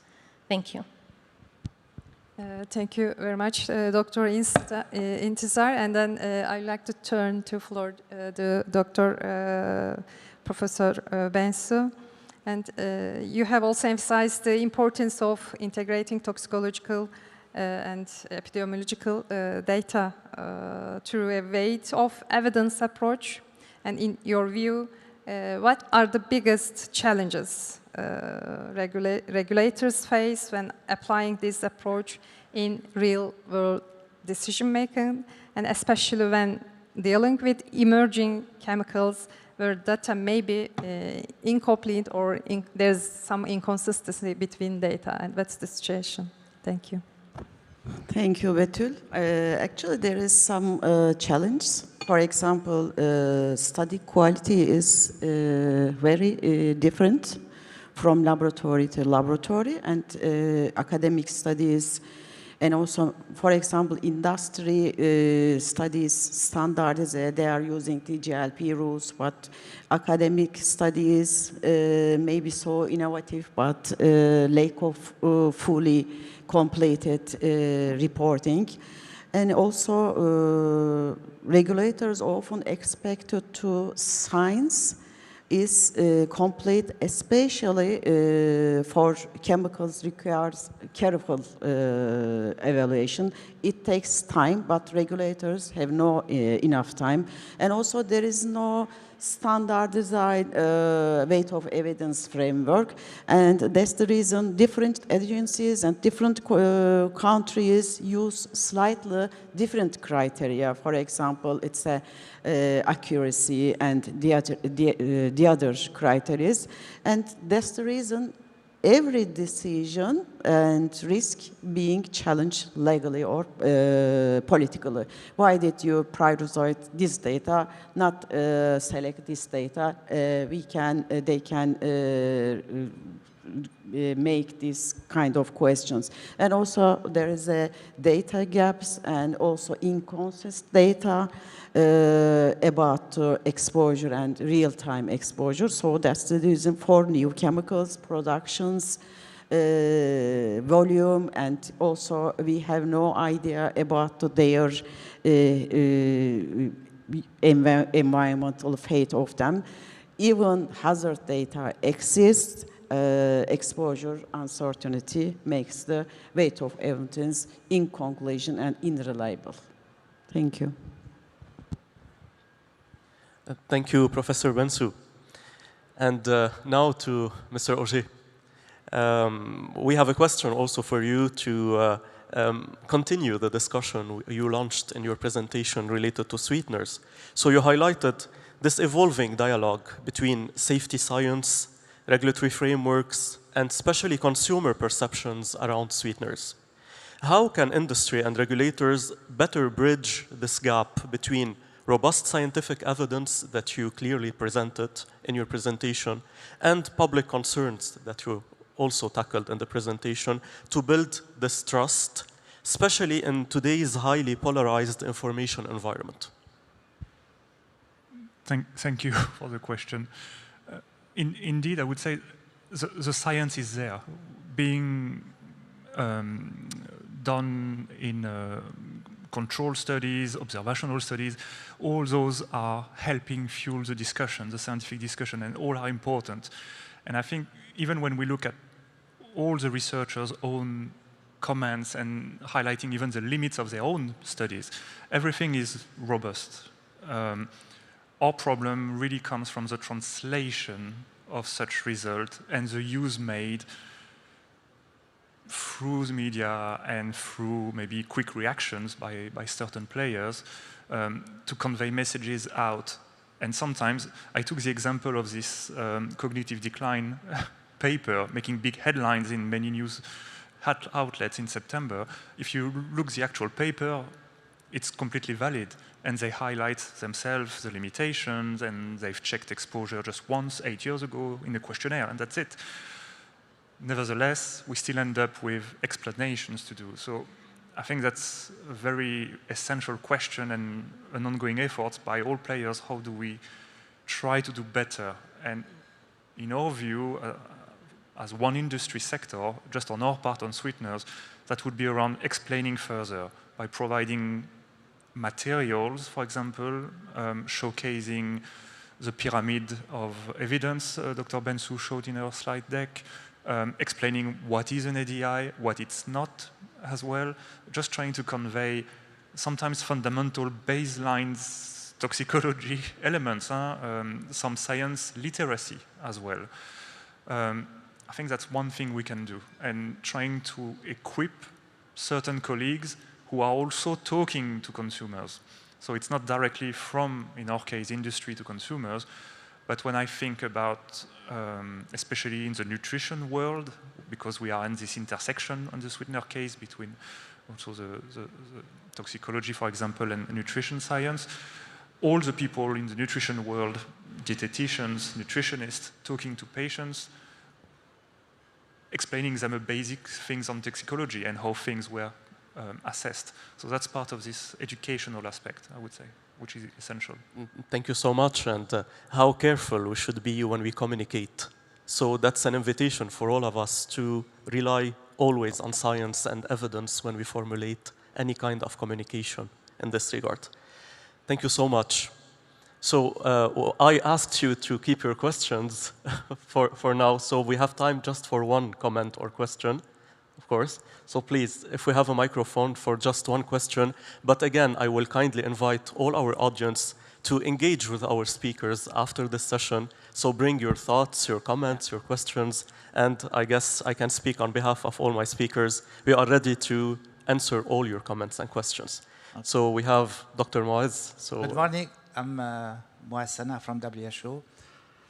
Thank you for the presentation, and you highlight the problem of communication. You agree about what is available as science, but at the same time, you bring some confusion. I'm sorry to say that. When you read the WHO guideline and recommendation saying WHO suggests that non-sugar sweetness not be used as a mean of achieving weight control or reducing the risk of non-communicable diseases, it is a conditional recommendation. But if you need to have very objective communication, you need not to stop to the recommendation and provide the rationale, because there is a short rationale that you can copy and paste in your presentation, explaining why the WHO group decide to provide this recommendation. One of them, and it is based on the available study, random control study, and for the adults, it showed that if you are substituting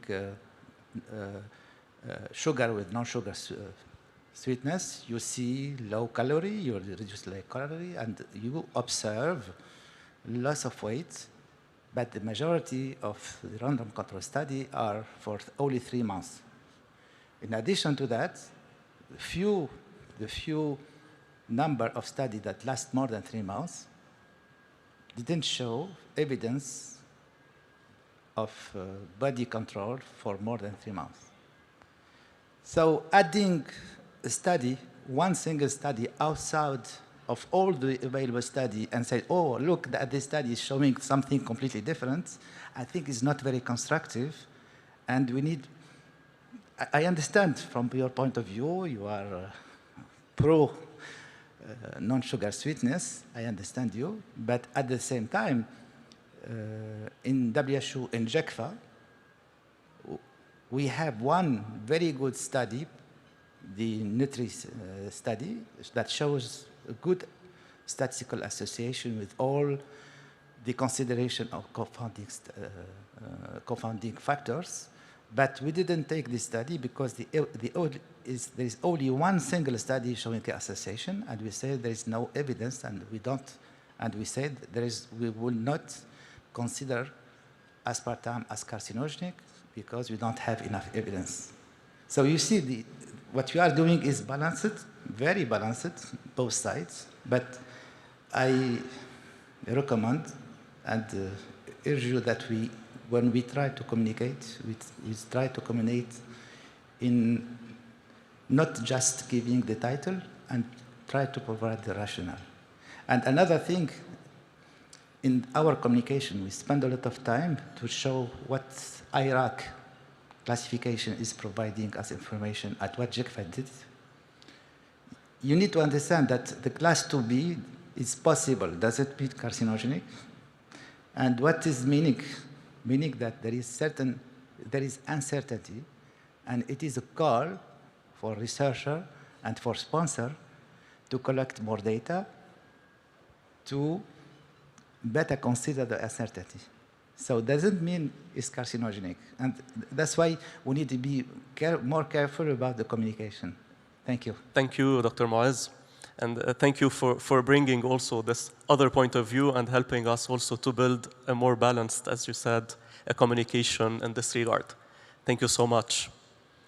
And with that, because we used all the time allocated for our session, so here, first, let me extend my sincere thanks to our speakers. So please join me in a final round of applause for all our speakers. For Dr. Batul also for co-moderating this panel discussion, for all the participants that stayed with us. Today's session highlighted a clear message. We must anchor food safety decisions in science while understanding and responding to the emerging complexities in perception and policy. On behalf of the Global Food Regulatory Science Society, G-Force, and the organizers of the Dubai International Food Safety Conference, thank you for joining us today. We hope you continue to engage with us during the conference. Enjoy the rest of the sessions. Thank you so much.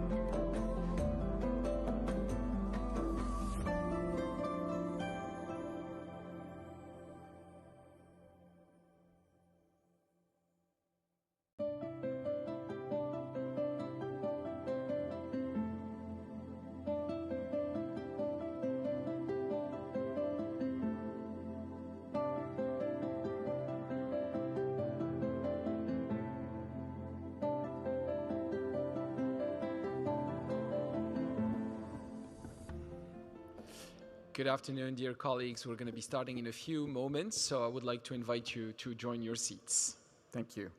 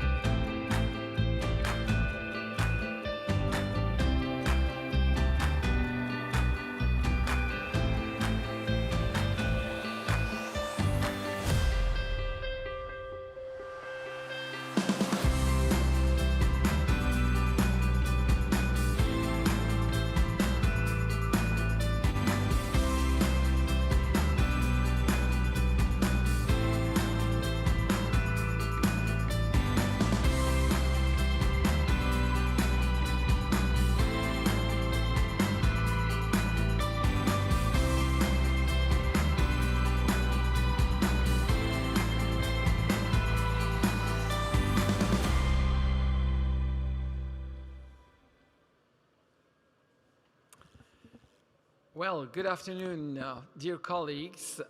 It is a privilege for me to contribute to the Dubai International Food Safety Conference in its 19th edition and to chair this session. I'm going to start by introducing myself. My name is Samuel Godefroy. I serve as a professor of food risk analysis and regulatory policies at Laval University in Quebec, Canada.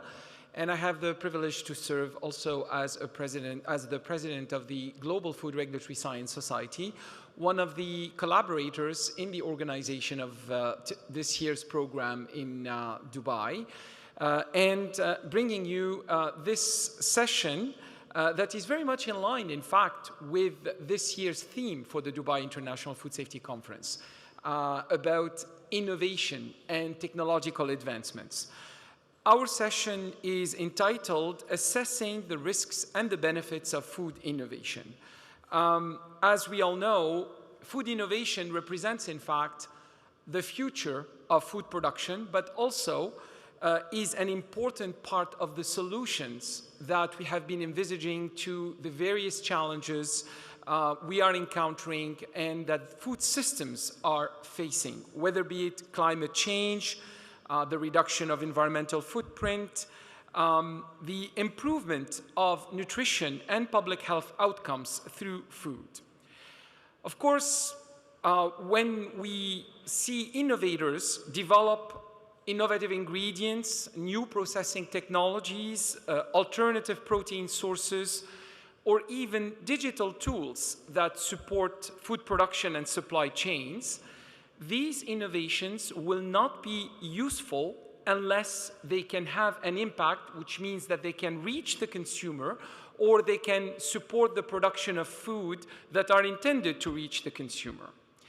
And before reaching this goal, we know that elements can act as either disablers or hopefully enablers to do so.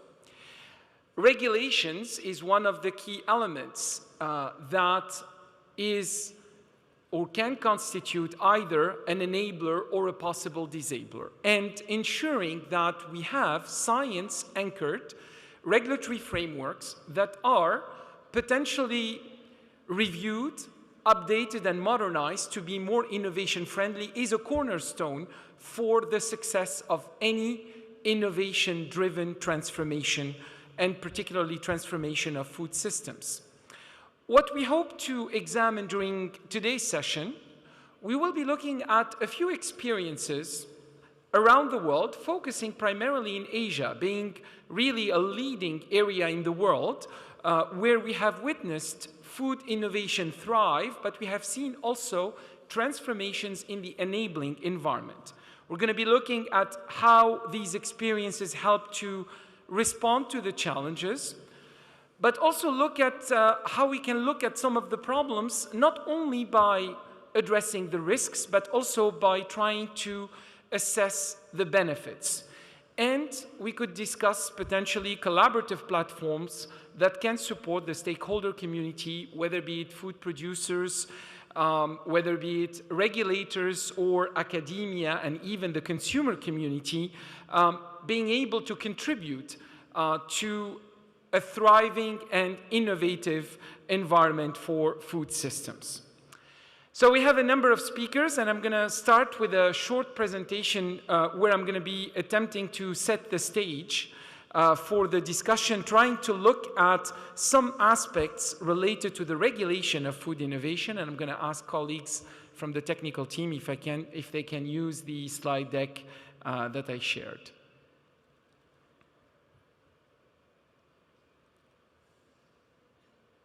Thank you for that. So if we look at the drivers of food innovations, as I mentioned earlier, this is very much demand-driven, but also challenge-driven, an attempt really to address some of the needs. But also the consumer is, in fact, asking for these innovations, asking for various reasons. It can be, of course, a primary focus on improving one's health.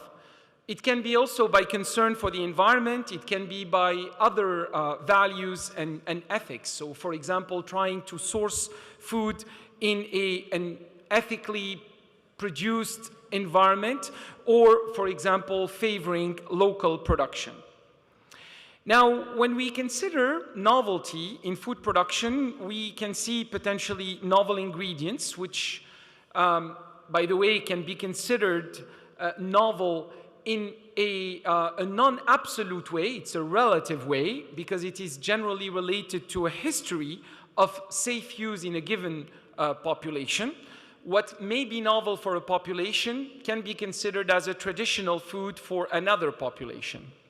We're witnessing innovation in production systems, and one of the probably most prevalent illustration of this right now, at least that is talked about a lot, is the cell-based production of food, and particularly looking at what we call cellular agriculture for food generally sourced from animal origin, but even from plant-based origins.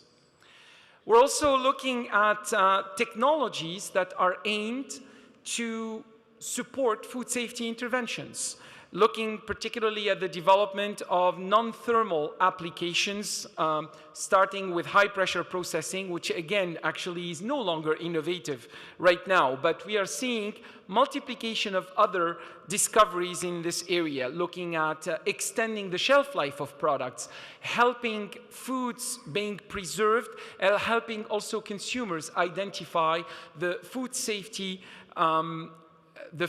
status of a food in a real-time manner.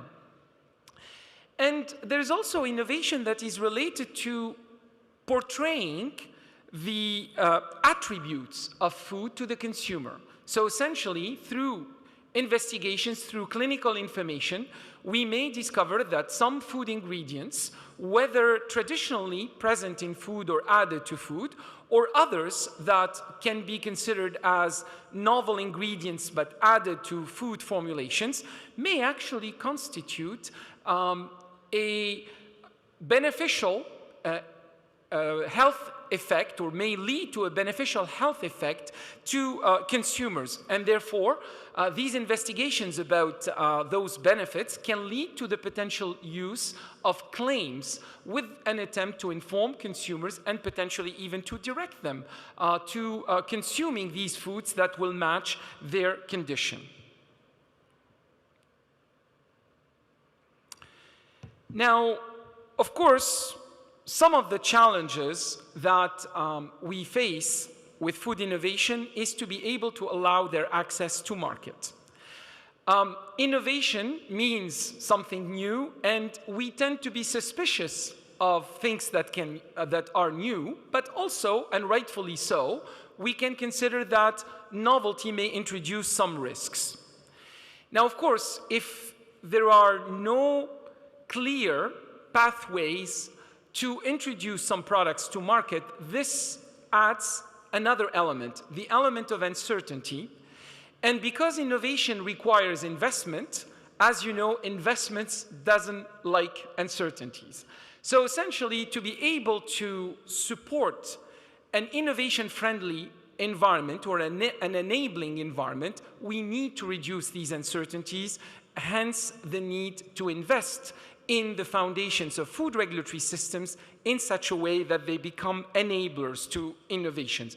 Enablers to innovation, while at the same time keeping the principles for food regulation, the primary principle being the protection of consumers' health, and of course, other principles related to the economic value of food and agri-food production. Now, looking at the regulatory environments of novel foods, we have witnessed the development around the world of various regulatory regimes which target novel foods with changes in regulation, with modernization in regulation.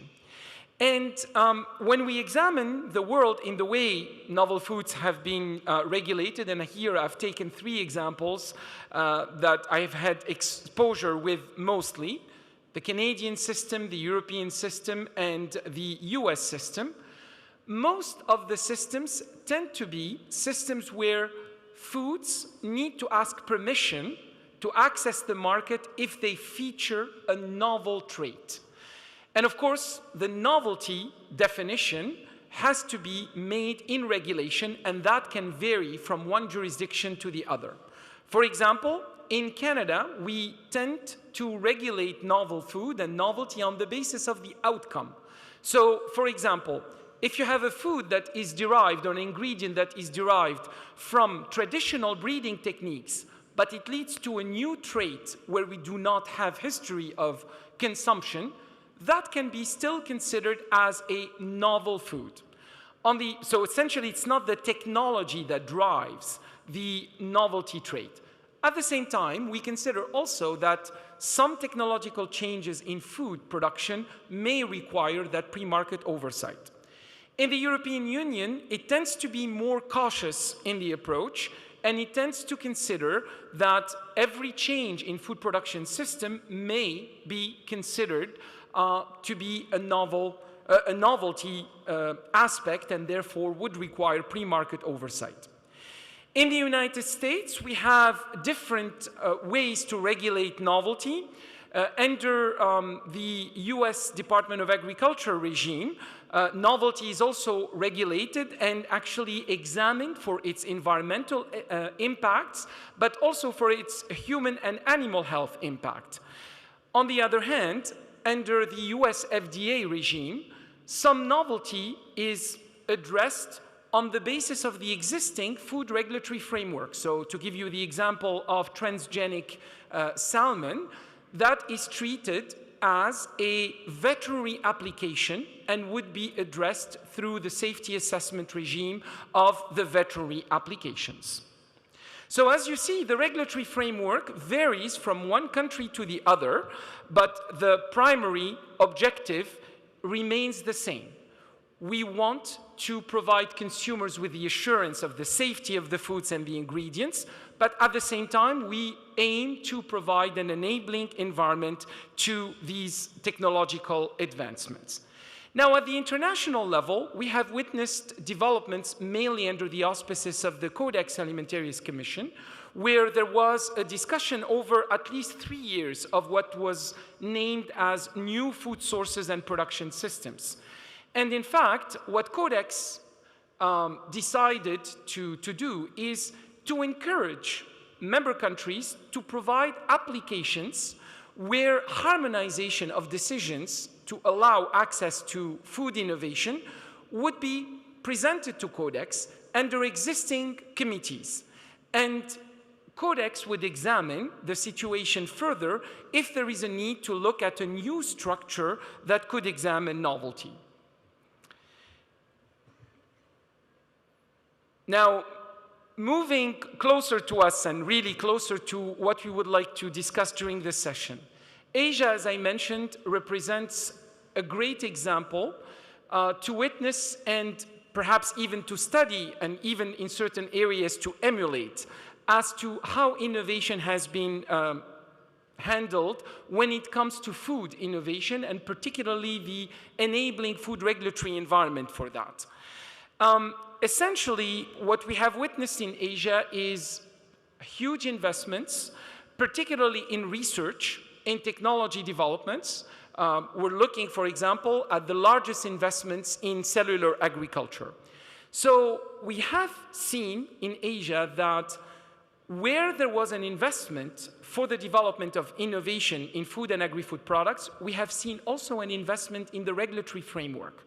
And we're going to be seeing that in one of our first presentations. So for example, in Singapore, the Singapore Food Authority has been a key proponent to support safety assessment and the development of methodologies that would enable access to market for cellular agriculture, or at least foods that could be derived from cellular agriculture.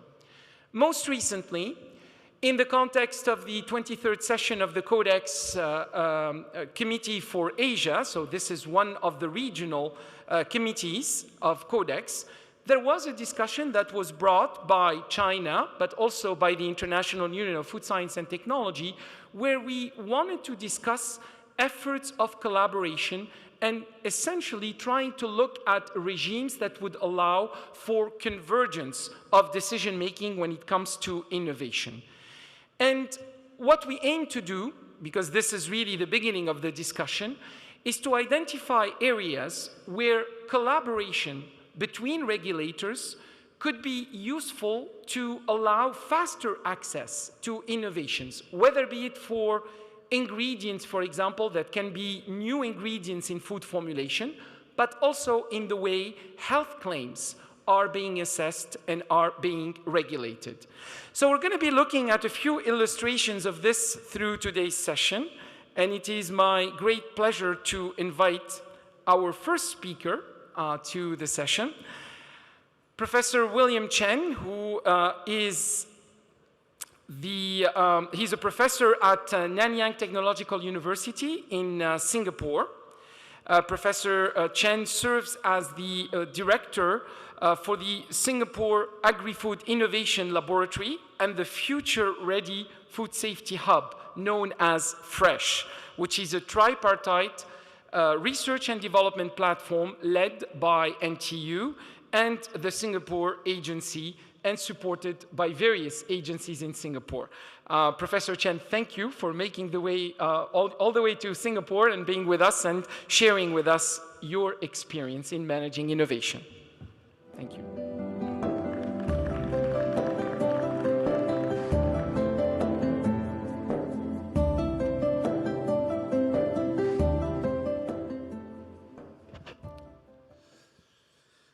Good afternoon, everyone. It's a huge honor for me to be here. I thank the organizing committee, in particular Professor Samuel Godefroy, for inviting us to present our effort in Singapore. So when we talk about Singapore, I think everyone will know that we are the first country to have approved the sale and production of cellular agriculture products. And so let me give you a little bit of context of why Singapore is pushing so hard for this alternative or novel food. Basically, oops, sorry, I was looking at my photo.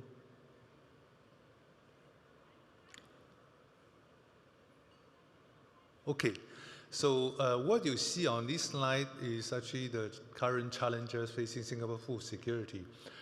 There are mainly three. First, on the left-hand side, you see a shrinking farmland. Singapore, for those who have been to Singapore, is a small city-state country.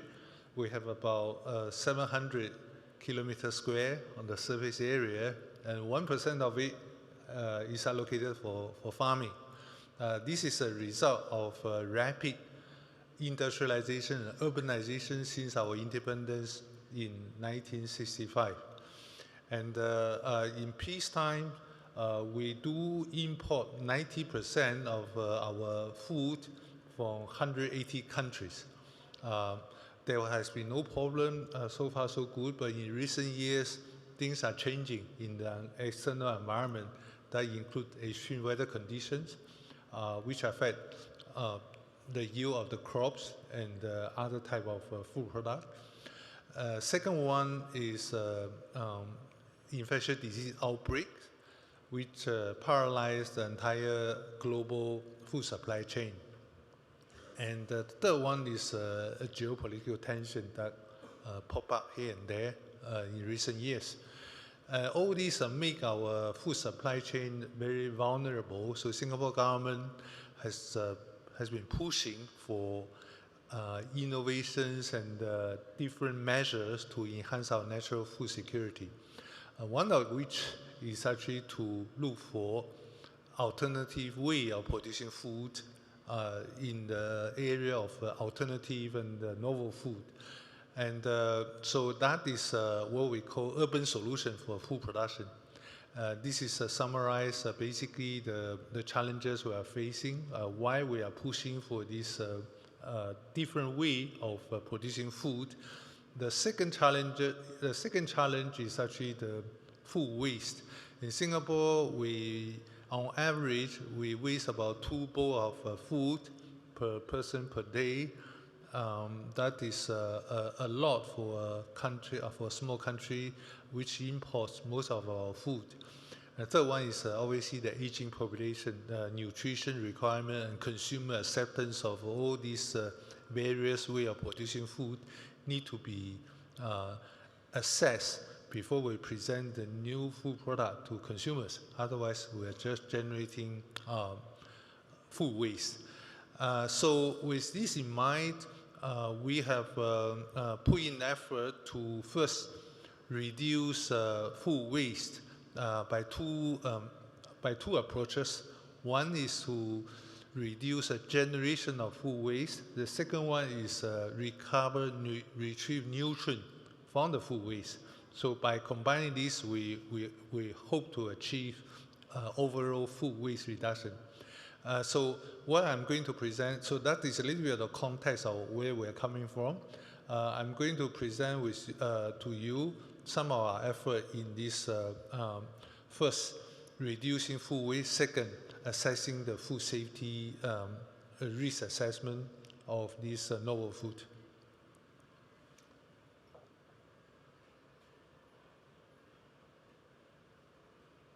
Okay, so one of the initiatives that Singapore government has pushed out is to establish multi-agency involvement in this platform, national platform called Future Ready Food Safety Hub, in short, FRESH. What does FRESH do? There are a few key areas. First is industry engagement. There are many startups in the past few years which have this innovative food product. And to enter the market, we need to assess this safety of this novel food product, as Professor Samuel just pointed out. And so this is industry engagement. Second one, we are also working with risk on the risk communication with the consumers. so that there's a proper communication transparency in the data that we can share with consumers to make sure that it's not just safe, but also nutritious. The third one, more importantly, we are not just a platform that advise companies. We're also moving into developing food safety technology research and development such that we can keep up with time and working with international organizations like the WHO and the FAO to make sure that the innovation that we develop is not just limited to Singapore, which is a small country, and beyond that, there may not be impact if we're just focusing on Singapore's context. Yeah. So this is about fresh. So when I talk about food safety innovations, we focus on two areas. First one is helping local food industry to reduce the generation of food waste. The second one is establish new safety framework, new food safety risk assessment framework using new approach methodologies, in short, NAMs. So my focus today will be more on the second one. So let me brief you on the first one, which is how do we work with local food industry. We are doing so by using this data analytics in partnership with Amazon Web Services, and they have established a joint research laboratory with Fresh to use machine learning and artificial intelligence to build model to monitor microbial contamination of food moving along the food supply chain. And we are hoping that to use machine learning to train this model with more data generated from the local industry as well as regional partners, including Malaysia and Indonesia, such that they can accurately monitor and predict the safety of the food produced moving along the food supply chain. We are hoping that with this effort, we will see better data communication about the freshness and also the contamination of this food produced, in a way, along the way, reduce the generation of food waste. So this is the first one, our focus. And this discussion is going beyond AWS. We are also in advanced discussion with Google to set up an even bigger network to use data science, not just for this food safety monitoring, but also using this data integration for the NAMs that I'm going to share with you now. So when people talk about food safety risk assessment on novel food, sometimes it's a little bit oversimplified, like when we talk about these possible contaminants, people just say list down this potential contaminant and pollution, and then they will say, oh, okay, we have done risk assessment. But if we talk to WHO's colleague, they will tell you that this is a scratching on the surface. It's just, we call it hazard identification. So risk assessment, as you can see on the left-hand side, is actually an entire flow of many different layers of effort. So now we are talking about, so when people talk about, for example, cellular agriculture product, the risk safety risk assessment of the cellular agriculture product, they mainly talk about possible contamination, microbial contamination, and other maybe growth factor, this type of potential risk. But as we know, hazard are not equivalent to risk, because we need to really do the assessment before we can see whether this hazard can be converted to risk, or rather we can minimize this hazard from being converted to risks. And so now moving on to this risk assessment workflow, so we are actually making a lot of effort in characterizing this list of hazard.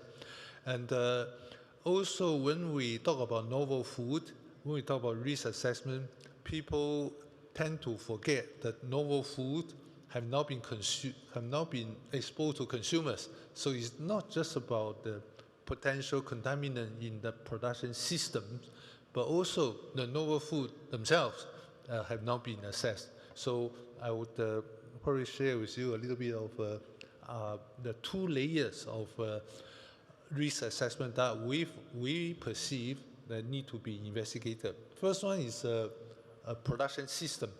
So as we know, urban solutions present a different environment compared to traditional farming. So when we talk about cellular agriculture, there's a culture medium, there are different potential toxicity that emerge from this cultivated meat production. And so this different environment of a production system need to be assessed. And so this is what we call the risk assessment on production system. Important point is also when we talk about food waste reduction. I mentioned to you about how we reduce the generation of food waste. The second aspect is that when we try to create this circular economy through new ingredient or nutrient recovery from the food processing industry side stream, like soybean residues, people tend to integrate this nutrient recovery into this urban solution, new production system. But by doing so, one may forget that when we close a loop, create this circular economy, everything stays inside, including the potential contaminant. One example is okra, as we know.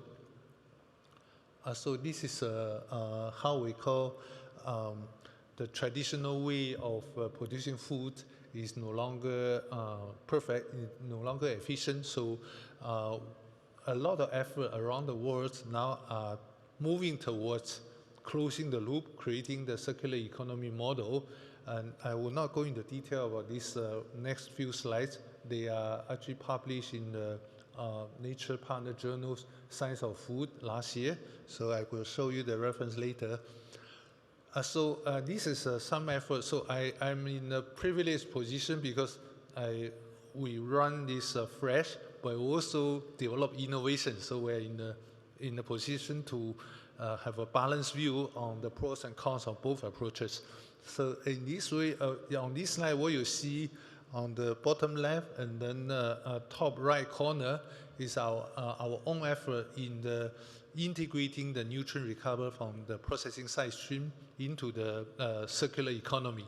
The two cases illustrated here, one is okra, or in other words, soybean residues. The other one is barley spent grain used in making of beer or other local beverage in Singapore. So what we do see that although it can be integrated in the urban solution in producing, alternative food at the fraction of the cost. The benefit of this integration is that it cut the cost production. But the disadvantages that people do not see is actually the potential contaminants and pollutant which associated with this side stream. As we know, the husk or the husk or the shell of these grains usually are enriched in the in the traditional farming contaminant and pollutant like pesticide and then mycotoxin or this. And this table lists down different sources of processing side streams and various potential risk source, risk point. Like I will not go into detail, but just to show you the table, which is also discussed in our paper in the Science of Food. This is a model that we have proposed to actually using this dynamic approach to assess the hazard while continuing our effort to recover nutrients from these side streams, such that we would actually bear in mind that what is actually coming along with this nutrient recovery from the side stream. and also find a way to reduce the hazard. Okay, so I think this is something that many people are getting familiar with, new approach methodologies. New approach methodology has been well established for no-food sector, including cosmetics, environment pollutant, as well as biopharma. But so another overly simplistic approach for people who wanted to move these norms into the food sector is that, oh, let's just do it, move the entire norms into for the food safety risk assessment. But we know that although norms help us save costs, save time, and then provide a very efficient first line of gauges on the potential risk, it is not the holy grail for the problem for the entire food safety risk assessment. But we can improve these norms by incorporating the following consideration. This is a slide to summarize what has been done for norms. You can see that it includes environmental health, pharma, and cosmetics. When we talk about food safety related to norms approach, one, we need to bear in mind that when we talk about the other three sectors, we usually deal with single molecules. Well, so when we talk about food, we talk about mixture, and also more importantly, the digestion. Because digestion will change everything through the different hydrolysis reactions. Polymer form gets broken down into shorter form, and that on itself will change the profile of all these predicted potential toxicity or allergenicity. So with this in mind, we have been working with WHO, and we thank in particular Dr. Moy sitting in the audience for driving this collaborative effort. So we have this fresh WHO joint action plan focusing on establishing norms for the food safety risk assessment, focusing in particular on the novel food. And as you can see, this is not limited to norms, but also we are talking about assessment of the novel food and the production system I mentioned earlier. And in Singapore, consumers take food safety as a given. So if we also need to sort of educate the consumers about the nutritional benefit of this alternative food or novel food to make this product better accepted by the consumers. So for that, we are also establishing this platform to sort of assess nutritional benefit of this novel food. And the last one is in purple is the artificial intelligence that I mentioned earlier. So we're working with AWS and Google to integrate this data science, not just in reducing food waste generation, but also in integrating this big data generated from this NAMS approach. And we are hoping that in the next 12 months or so, we will be mounting this WHO Collaborative Center. The first one, I understand, is the first WHO Collaborative Center on NAMS in the world. Oh, time is up. Okay. So this is just to show you that two systems I'd like to introduce. One is the organ on a chip that we are building at Fresh to integrate this different part of NAMS that include in silico prediction and in vitro digestion and in vitro this cell culture validation model onto the system. The important thing is that we need to have a readout on the potential toxicity of these different in vitro tests. The second one is our digestion system that we are proud that to show this one. So this one, what you see is a different tubes. They are representing different part of the digestion system. So we call it dynamic in vitro digestion system, which allow us to understand the interaction of food mixture in our digestion system. So this would give us a very good idea on the predict this potential food toxicity. And this is in vitro cell culture validation that I will not go into details. As in conclusion, so we think these two important aspects, mixture and digestion system, are extremely important to establish effective and relevant norms for food safety assessment, not just for novel food, but in general, because we'll see more and more different form of processed food as well. The second one is that we also need to develop this organ on a chip and choose the right organ, and not just select one, but select the relevant organ to integrate on these fast throughput microfluidic chips. And then the third one is that so far we mainly talk about protein, about novel food, but novel food is not just about protein. There are other aspects of potential source for toxicity, including lipid and so on. So overall, we try to establish working with Singapore local institutions, including Singapore Food Agency and other universities, and regionally for this data gathering, and with the international organization like WHO and FAO for harmonization of our effort. Thank you so much for your attention.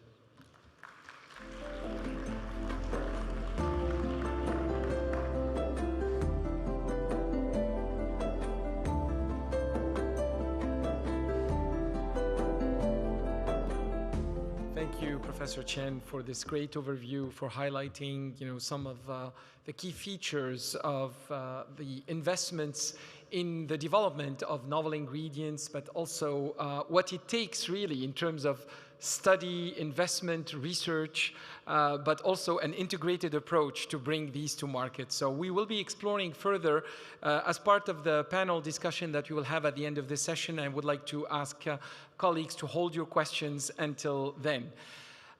We continue now with another aspect of innovation, which is really featuring the attributes of food through the development of health claims. And as we know, it's also another area that is amongst the most regulated. And in fact, it tends to be well examined by regulators when food go through borders. So there are discrepancies in the ways these aspects, health claims on labels, tend to be regulated. We were hoping to have our next speakers with us either in person or online. Unfortunately, we will not be able to do that, but he was very gracious to provide us with a recording. So please allow me to introduce Professor Isiong T, who is a leading Malaysian nutrition scientist and public health advocate. Professor T served for nearly 30 years at the Institute of Medical Research in Kuala Lumpur, Malaysia, including serving as the head of the Cardiovascular, Diabetes, and Nutrition Research Center until his retirement. He was a founding member and long-term president of the Nutrition Society of Malaysia and has held various regulatory and advisory roles within the government, including supporting activities within the Codex Alimentarius Commission. Professor T will be sharing with us an experience that is being carried out right now in the Association of Southeast Asian Nations, the ASEAN experience, aiming for harmonization of the assessment of health claims.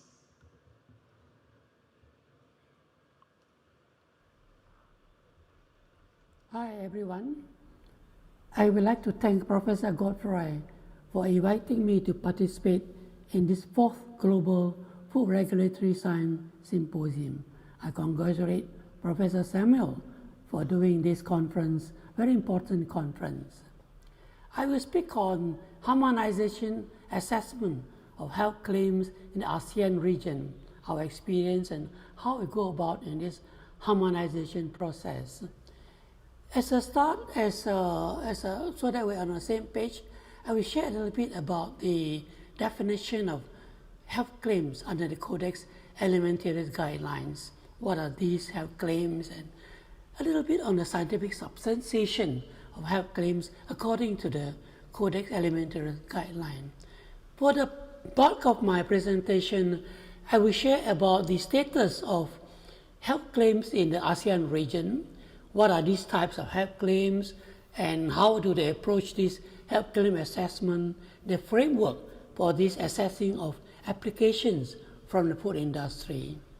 We will see that there's a lot of differences in approaches to these health claims. I also talk a little bit about the efforts to promote, coordinated approach towards harmonization of health claims in the region, alignment of processes and framework for assessment of health claims in the region.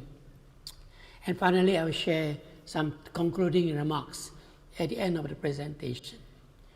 So as I mentioned earlier, just a brief background on the Codex Alimentarius guideline, as we are all using Codex Alimentarius as a benchmark for our health claims regulations in the region. So according to the Codex Alimentarius guideline, there are three kinds of health claims. One is a nutrient function claim, number two is other function claims, and number three is reduction of disease risk claim.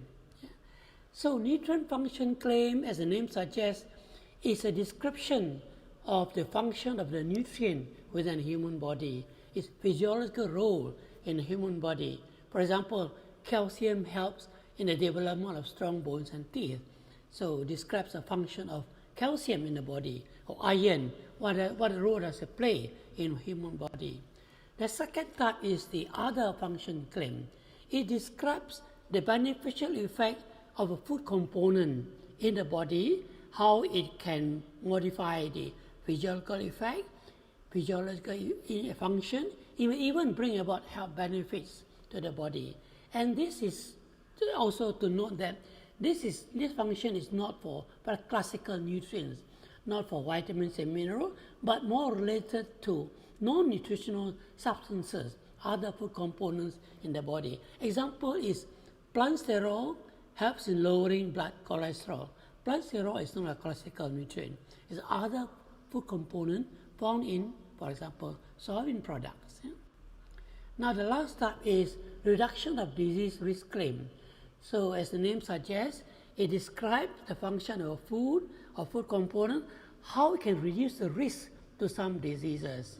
And Codex guideline also emphasizes that a disease has got many risk factors, and one cannot oversimplify that certain food component will help a person reduce the risk just by that food component alone. Yeah?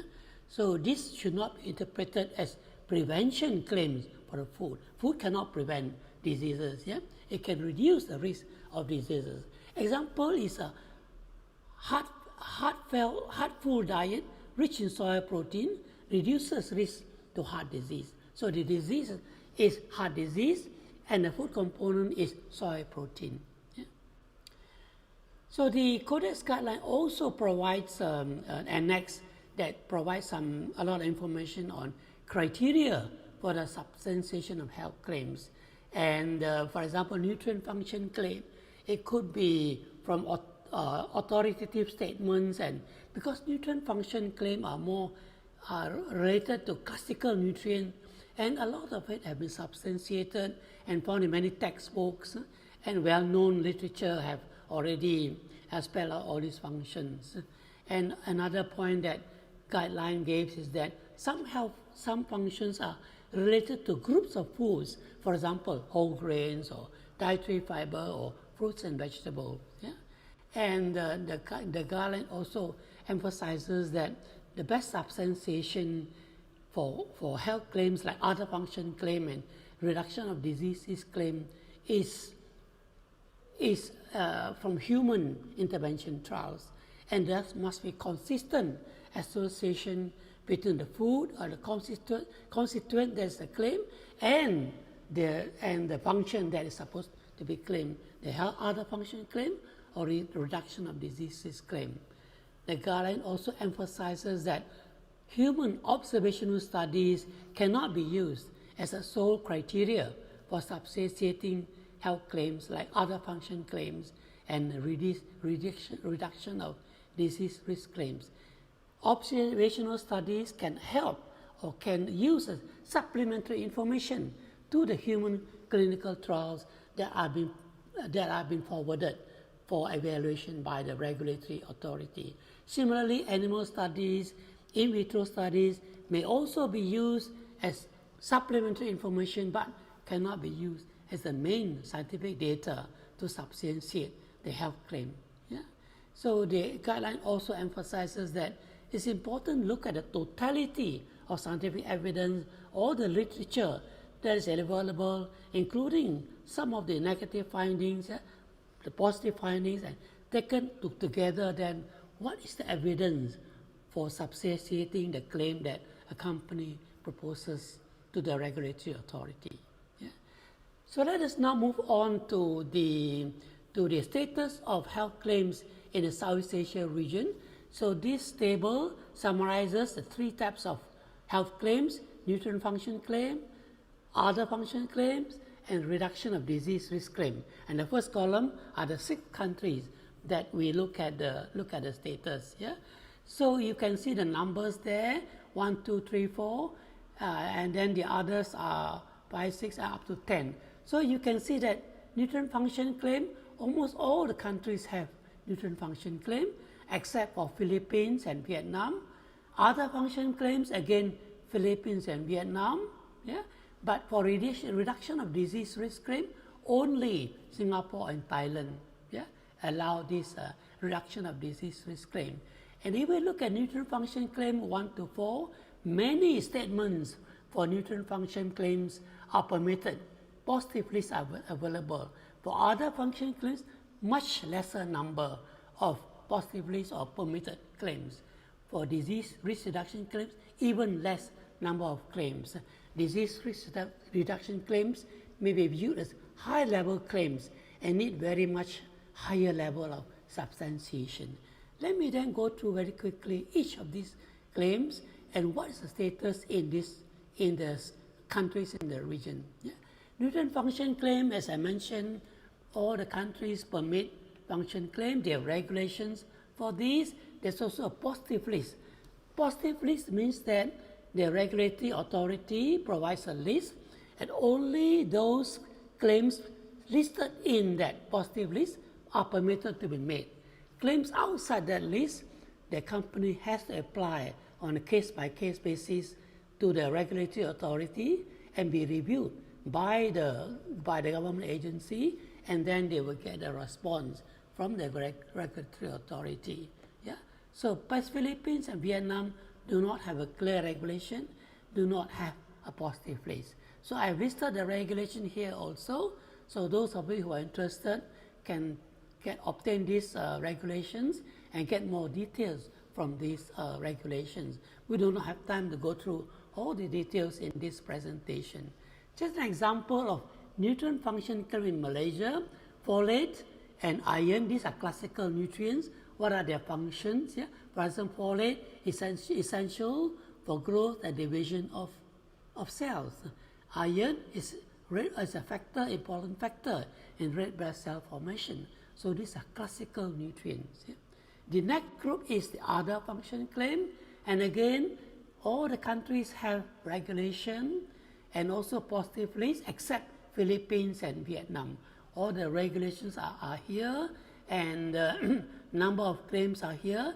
As I mentioned, number of claims in the positive list for other function claims are much lower compared to the nutrient function claims. It may be 20, 30, whereas nutrient function claim could have over 100 claims like in Singapore or in Thailand. Yeah? Example of other function claims. As I mentioned, these are for other food components or non-nutritional substances. Yeah? For example, polydextrose. Polydextrose is a fiber, it's a dietary fiber. And here the claim permitted is polydextrose is bifidogenic. That means a prebiotic function of polydextrose. Soy protein, again, plant sterol is function in lowering blood cholesterol. So these are examples from Malaysia on other food components in other function claims. The third type of function claim is reduction of disease risk claim, and only Singapore and Thailand permit the making of these claims. There are regulations for this. There's a positive list. Yeah? So the other countries do not allow, or no very clear regulations on this reduction of disease risk claims. Yeah? Let's look at Singapore as an example.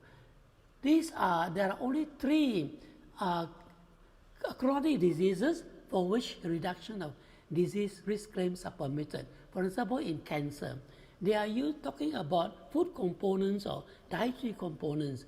A diet rich in fiber containing foods, such as whole grains, fruits and vegetables, may reduce the risk to cancers. So these are very strict guidelines for the use of reduction of disease risk claims, and only a few countries, only Singapore and Thailand permit such reduction of disease risk claims. So I've gone through very quickly the types of claims permitted in the countries in the region, 6 countries in the region, and you can see very varied. The types and the number of claims vary considerably in the countries in the region. Now let's look at the regulatory framework for application for new health claims. All the countries permit industry to apply for new other function claims, nutrient function claim, and also disease risk reduction, except Malaysia. Malaysia does not allow applications for reduction of disease risk claim. So there are different approaches adopted by these countries to consider applications. Yeah? And one of the common requirements is that scientific data must be provided, sound scientific data must be provided, and all the countries emphasize on having randomized human clinical trials for this substantiation. But there are differences in requirement, differences in the regulatory application forms. There's no clear guideline by the countries on what kind of scientific data is required from the industry. There is a review panel appointed by the regulatory agencies, but the way they work, the approach to review of the applications are quite different in the different countries. Yeah. So this is a summary of the regulatory framework. Countries on the first column here, and established expert review committee, yes, all the countries except Philippines and Vietnam. And you can see that they do have expert committee, but the approach to the committee, how frequently they meet, what's the composition, quite different in different countries. There's an application form by the 4 countries. However, the requirement in the form are quite different in the countries. Scientific substantiation is required, but how is it to be submitted? It's not very clearly stated in the regulatory framework by these countries. So Philippines and Vietnam do not have a clear regulatory framework on explaining to companies how they can apply for new function claims, health claims. So recognizing that all these differences in the region, and there are various efforts to promote harmonization of regulations, the types of claims, and also on the application process. So there are very clear benefits of this harmonization. If there's harmonized regulation or approaches to the framework, that is beneficial to all stakeholders, beneficial to consumers, the food industry, and also to the regulatory agencies. There should have been regulatory agencies.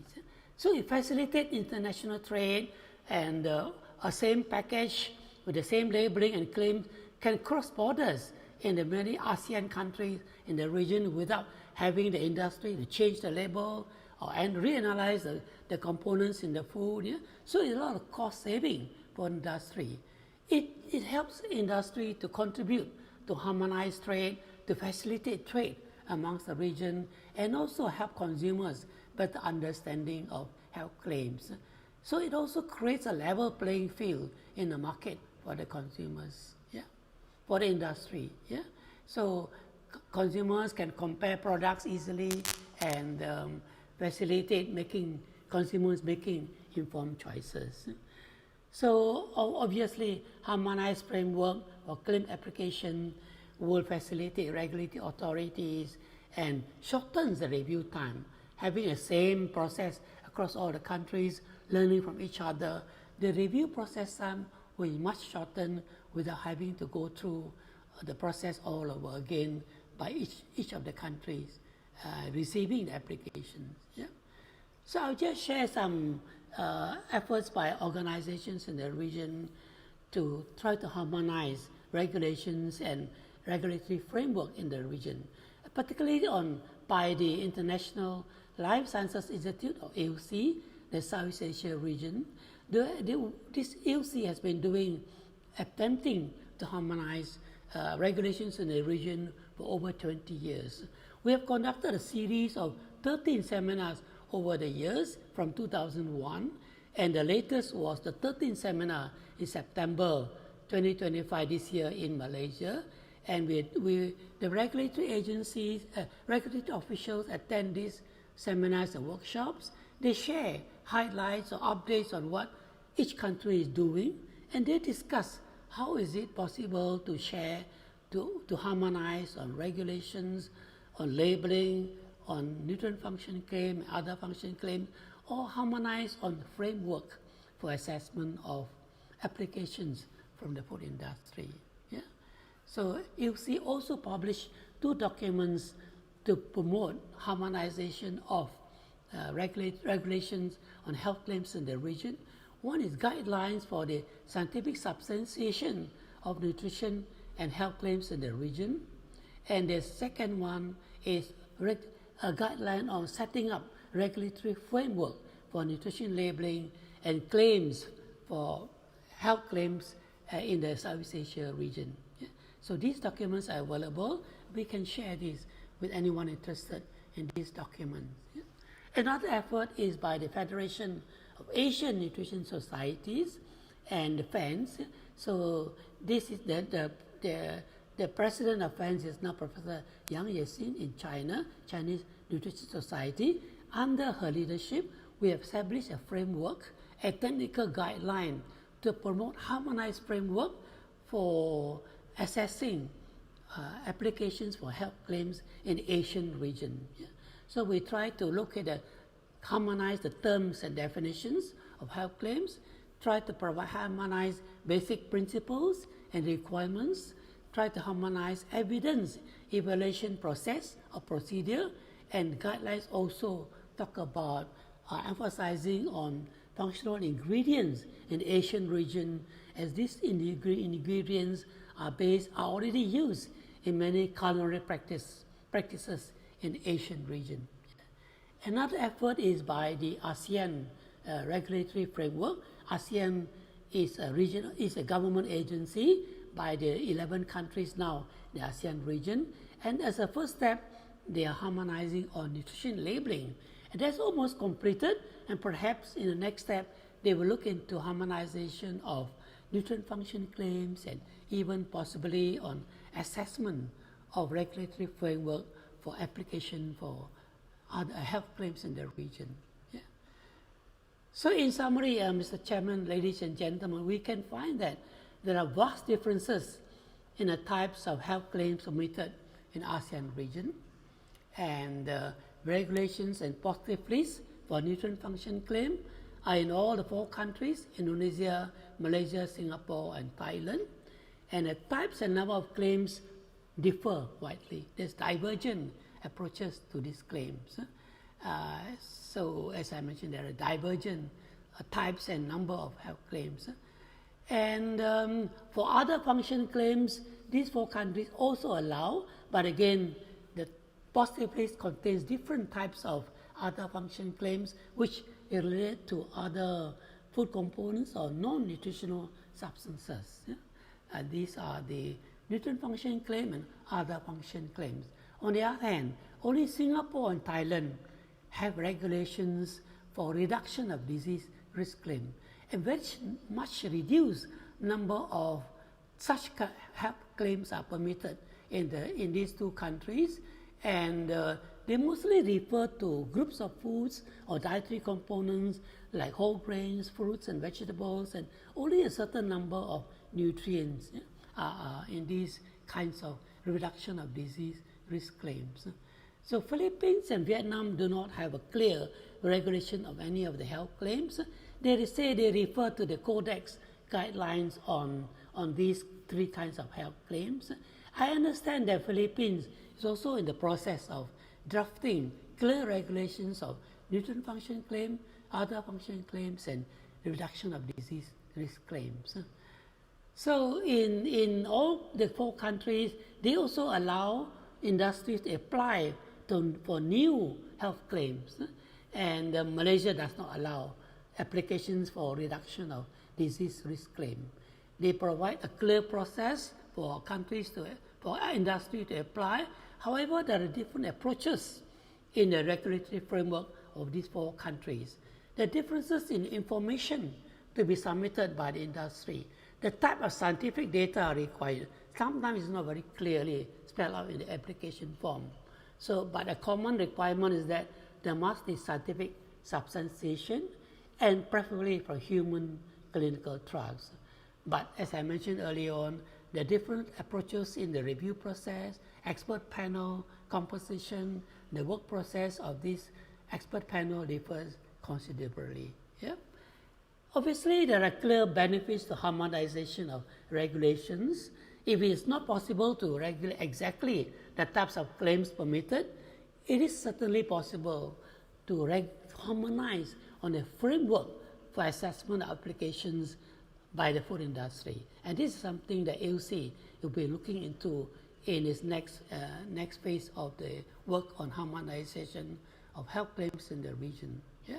So recognizing this divergent approach, then the network established in Southeast Asia to attempt to harmonize health claims, especially the International Life Sciences Institute, excuse me, which I've shared with in this seminar just now, and various experiences over the 20 years.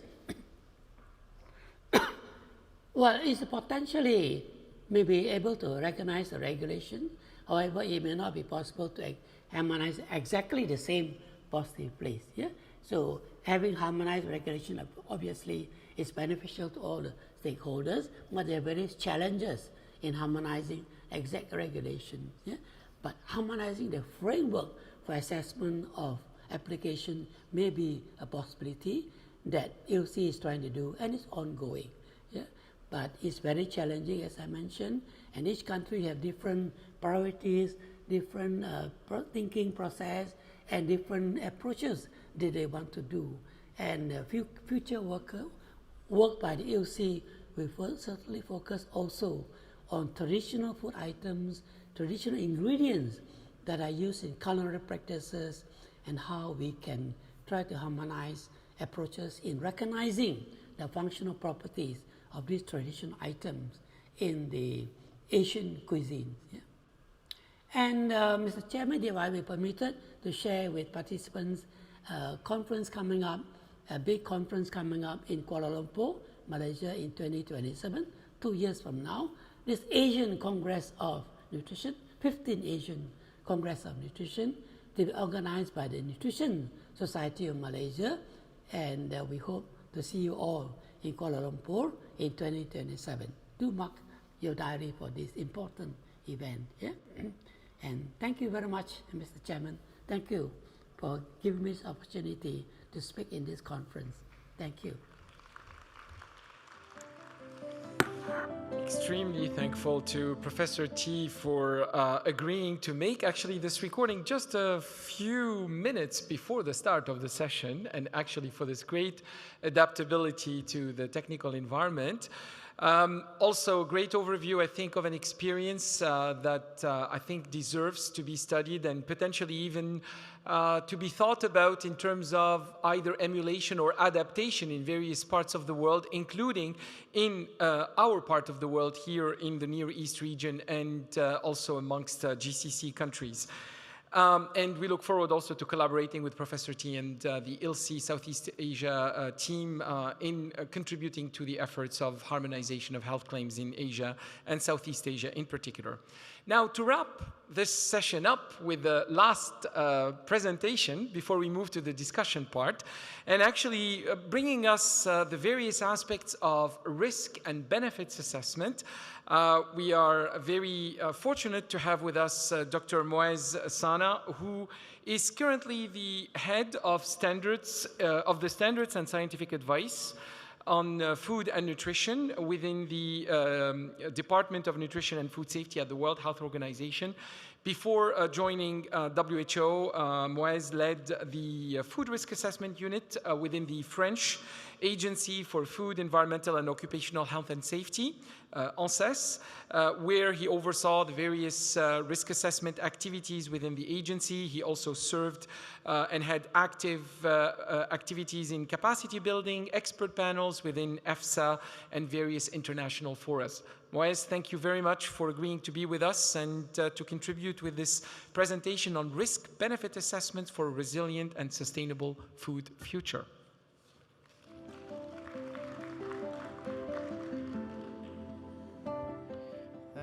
Thank you for this nice introduction. Thank you for inviting me for this session. And thanks as well to Dubai Municipality for their invitation and hospitality. So my presentation is here. So risk-benefit assessment for more resilient and more sustainable food future. Where we are starting, we start with risk-benefit assessment. First, I would like to say that it was said yesterday at the beginning of this conference about the food systems. Our food systems are now placing unprecedented pressure on both the public health as well for the planet's survival, making responsible innovation not only welcome but essential. And when we are starting to have innovation, innovation can be through new technology, new food, as well a new way to assess the risk and to assess the benefits. We hear about the claim, because there is no innovation without claim. There is health claim. It can be sustainability claim. It can be economic claim.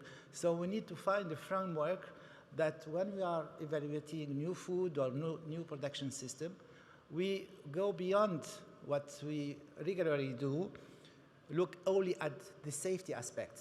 We need to go beyond the safety aspect and have more integrated approach to risk and to benefits. Okay. So, this is sort of alarming. So there's a lot of evidence. A lot of evidence shows accelerating environmental degradation, rising diet-related disease, and widening global inequities. Diets are increasingly unhealthy, and for different reasons, underconsumption of whole grains, fruits, nuts, and vegetables, overconsumption, for example, of red meat, driving climate, and land use pressures. So we have some climate events that making our food supplies more fragile and volatile, and current practices drive biodiversity loss and water scarcity. Despite the fact that we succeed to produce enough calories in general when we are feeding the total population, billions of people cannot afford a healthy diet. And there's another thing is about the when you look at externalities of the food system, exceed its economic value. This is something very strong, and we never had economic system or economic activity that lead to more externalities than the value.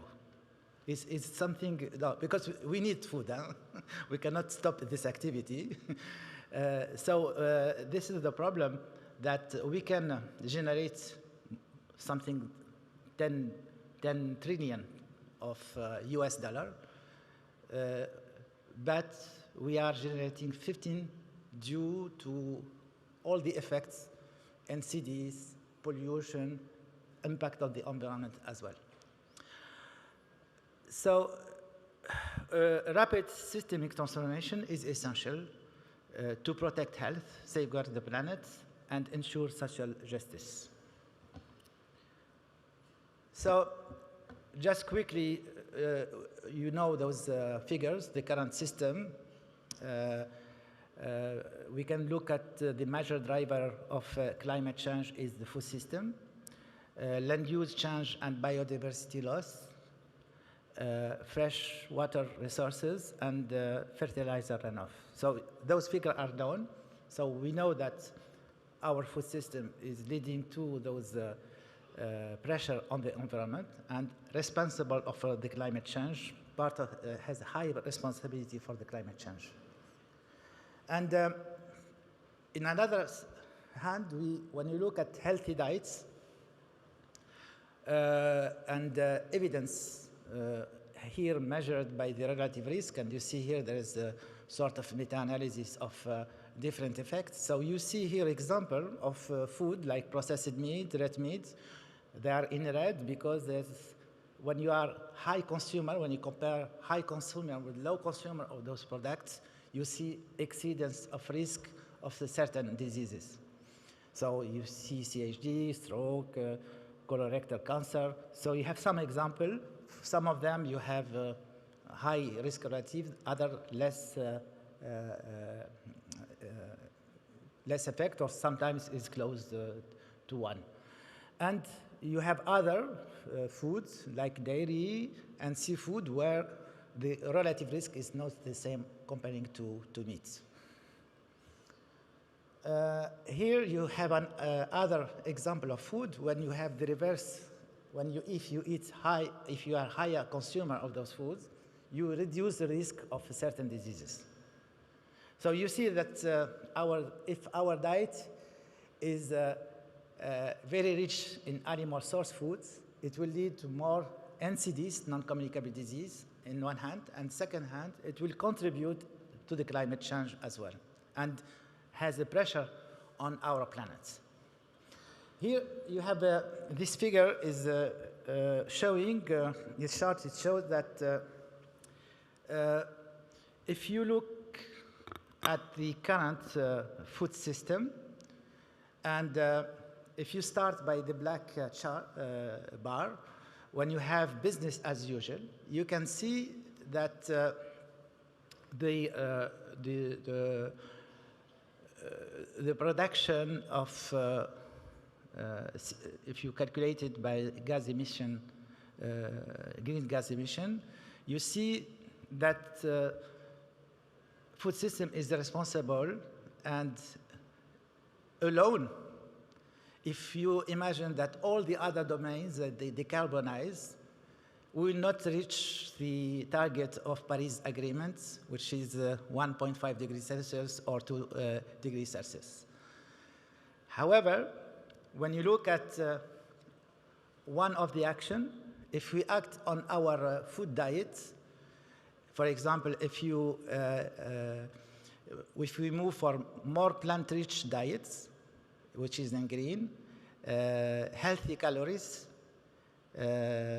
you see that you have significant decrease, but alone we cannot reach the Paris Agreement target, which is 1.5 degrees Celsius. And if you look at the other high yields, high efficiency. That means we have innovation in agriculture. We are more efficient in our agricultural practice. Alone is not enough. But if you combine, half West, 50% and West, and diet with less animal source foods, you see that we have high probability to reach Paris Agreement. So this is something that we can discuss. It is only a projection. They are modeled with a certain certainty, but it shows that our responsibility on shifting our diet to less animal source foods and better management of the food waste, we can increase the probability to reach the climate change Paris Agreement targets. Okay, so if you look at all those converging pressures, health and well-being, plan and boundaries, social justice and equity, economy reality. So this converging pressure makes it essential that WHO clarify the role of animal source foods in healthy, equitable, and climate-compatible diets. So I'm taking this example like ASF, but this approach of risk-benefit assessment can be applied comparing ASF to novel food, novel alternative proteins. So this is, we just take the approach and it can be applied to different type of substitution. So we have this project that started in November 2024. We call it Optimal Intake of Animal Source Foods. It's a 3-year program. We have 2 expert groups. The first one, we call it GDG, Guideline Development Group, and the second one is Risk Benefit Assessment Group, and are supported by external methodological experts to help for modeling, to help for the systematic reviews, and so on. So usually in WHO, when we develop guidelines in nutrition, we have only one group, what we call Guideline GDG, Guideline Development Group, when we look only at the nutritional aspect and the impact of a diet or healthy diet on health outcome. And this time we said we need to do it more. We need to look as well as the food safety aspects and environmental aspects. So the objective of this project was to develop guidelines with quantitative recommendation for the intake of animal source foods. That means clearly that WHO is not saying stop eating animal source foods, but we are looking for the optimal intake. And what is considered here? Red meat, processed meat, dairy fish, poultry, and eggs. And this optimal intake is to optimize health in comparison to nutrient equivalent unprocessed plant foods. So for the moment, we are looking only for unprocessed plant foods because all the new plant-based foods, we don't have enough historical data to integrate them in this analysis. So, and we are considering total population, general population, and taking into account different life stages. And the second objective of this work is to create a risk-benefit assessment framework enabling public health authorities to tailor recommended intakes based on local food system, considering food safety and environmental sustainability. So what does it mean that we have 2 objectives. The first objective is to look at global recommendation about what is the optimal intake. But the optimal intake will not only depend on the nutritional mechanism but it will depend as well of the context. So if you are changing, if you are shifting from more animal source food to less less animal source food to more plant food. It depends on the region and the quality of your production, and the food safety aspect will be different from one country to another one. And we know that in some countries, we don't have the same situation. In US, North America, we are eating sometimes 400% more than we need of red meat. The shift would be completely different from some country in Asia where they're not eating enough meat. So that's why we need to have a system, general, global recommendation, and after that, contextualization by country or by regions. So the GDG, we call it the guidance development, so is looking first at the health effects. How we look at the health effects, so I will not take, I don't have time to explain the process, but this is the regular process that we have in WHO. We are following certain guidance. We need to formulate a problem with PICO question. We do systematic review. We appraise all the available evidence together. We do meta-analysis. And after that, we provide those information to the expert that will propose a recommendation. But those recommendations, we have always the contextual factors, because we need to take into account the affordability of the recommendation, equity, and so on. And we need as well to take into account the environmental impact and food safety. This is in general, so we can take them at global level. This is the first global recommendation on animal source food consumption. But in addition to that, we have this another support with the risk-benefit assessment, where we are looking at all those elements, not at global level, but at local level. So you see this, the different approach.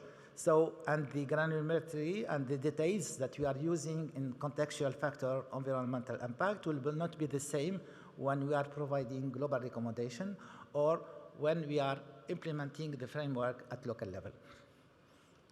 Oops, time's up.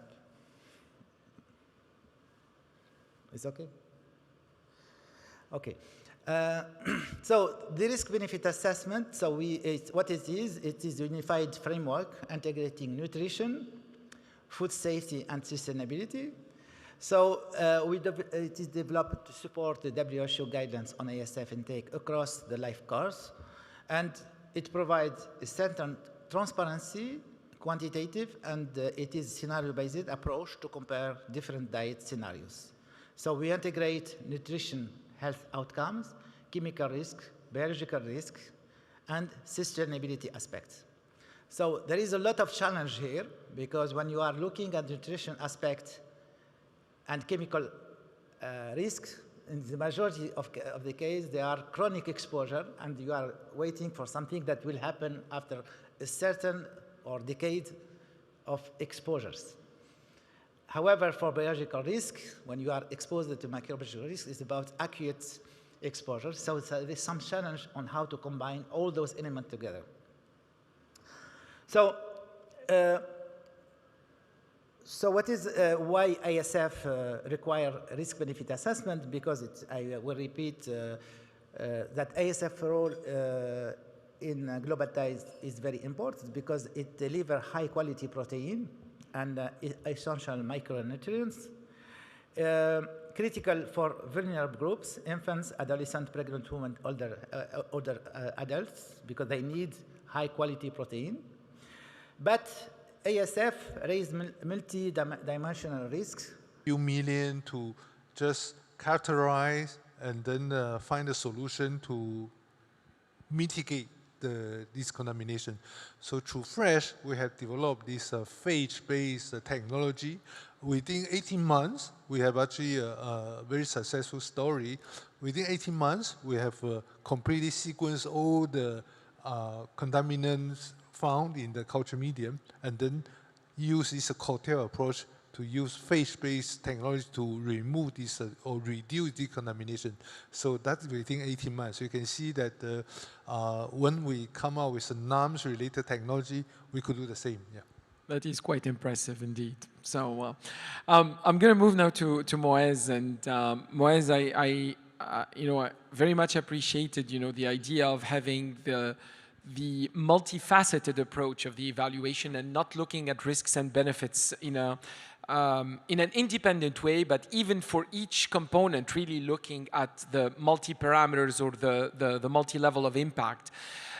My question to you is, for each of these, I mean, it is quite challenging when it comes to even one parameter or one dimension of study in terms of uncertainties and variabilities. How would you suggest that you deal with uncertainty and variability in such a multidimensional environment? And perhaps maybe a follow-up question is, how would you envisage communicating about that to consumers, such that the advice that may result of the assessments is accessible to those who need to use it? Yeah. This very comprehensive risk-benefit assessment is a unique experience, because all the risk-benefit assessment that was published was made for single food. It's very simple scenario. But here is challenging because you are looking at the full diet and the impact on the diets. And that's why we have this important project in WHO, and that's why we mobilize a high number of experts for it. So when it comes practically on the variability and uncertainty, the variability it is taken into account because we are looking at real data, individual data of consumption. We are observed dietary patterns, and we will move from one pattern to another one. So we are taking into account variability. There is a lot of work done to put in a single database all the contaminants in foods that we have from different regions. So we are not mixing everything together. That's why this model will never be applied at the global level, because we think that there is a huge variability. You cannot mix contamination level from different countries and end up with one single estimation. And it is step by step. And you see that sometimes we don't have those response model. We were not forcing the system that we estimate the number of cases all the time. So we can proceed only with the probability of exceedance. And why we can do that? Because we are using something innovative in food safety and the risk-benefit assessment is the multi-criteria decision analysis. And one of the approach of multi-criteria decision analysis is not to just, if you have some experience with the MCDA, the main experience that we have scores and weight, and we sum the scores after applying the weight. It will not work like this, because it's each criteria that, let's say, more arsenic or less cardiovascular disease or more gas emission, there will be a criteria that can vote in favor or against one scenario. You see the idea? And if we have uncertainty in one criteria, we can say, put a weight that because there is high uncertainty, this criteria will not vote with the same level comparing to other one.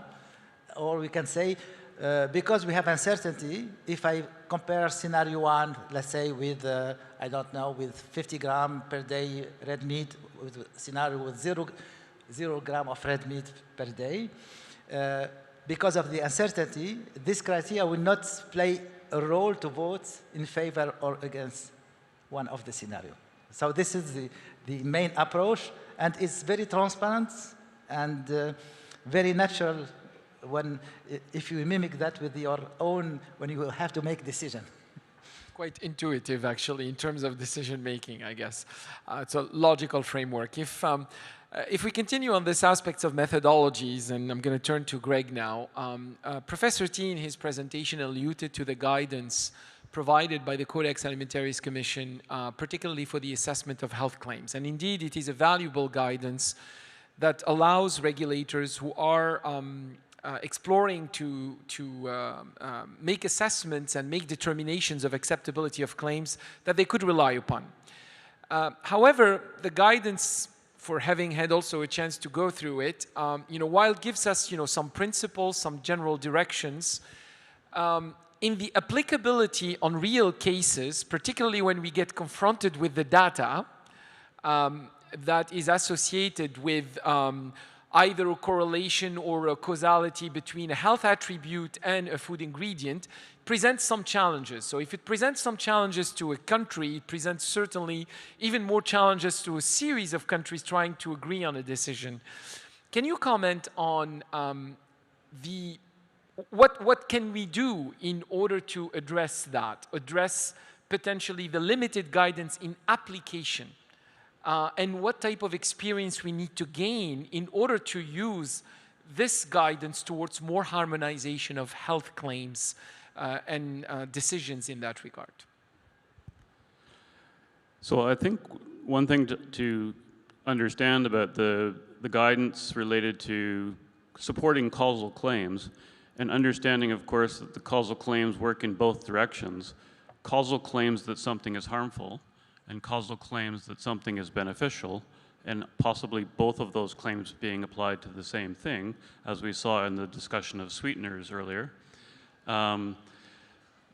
In both of those streams of work, there's a lot of attention being paid to, so let's just say it had 4 steps.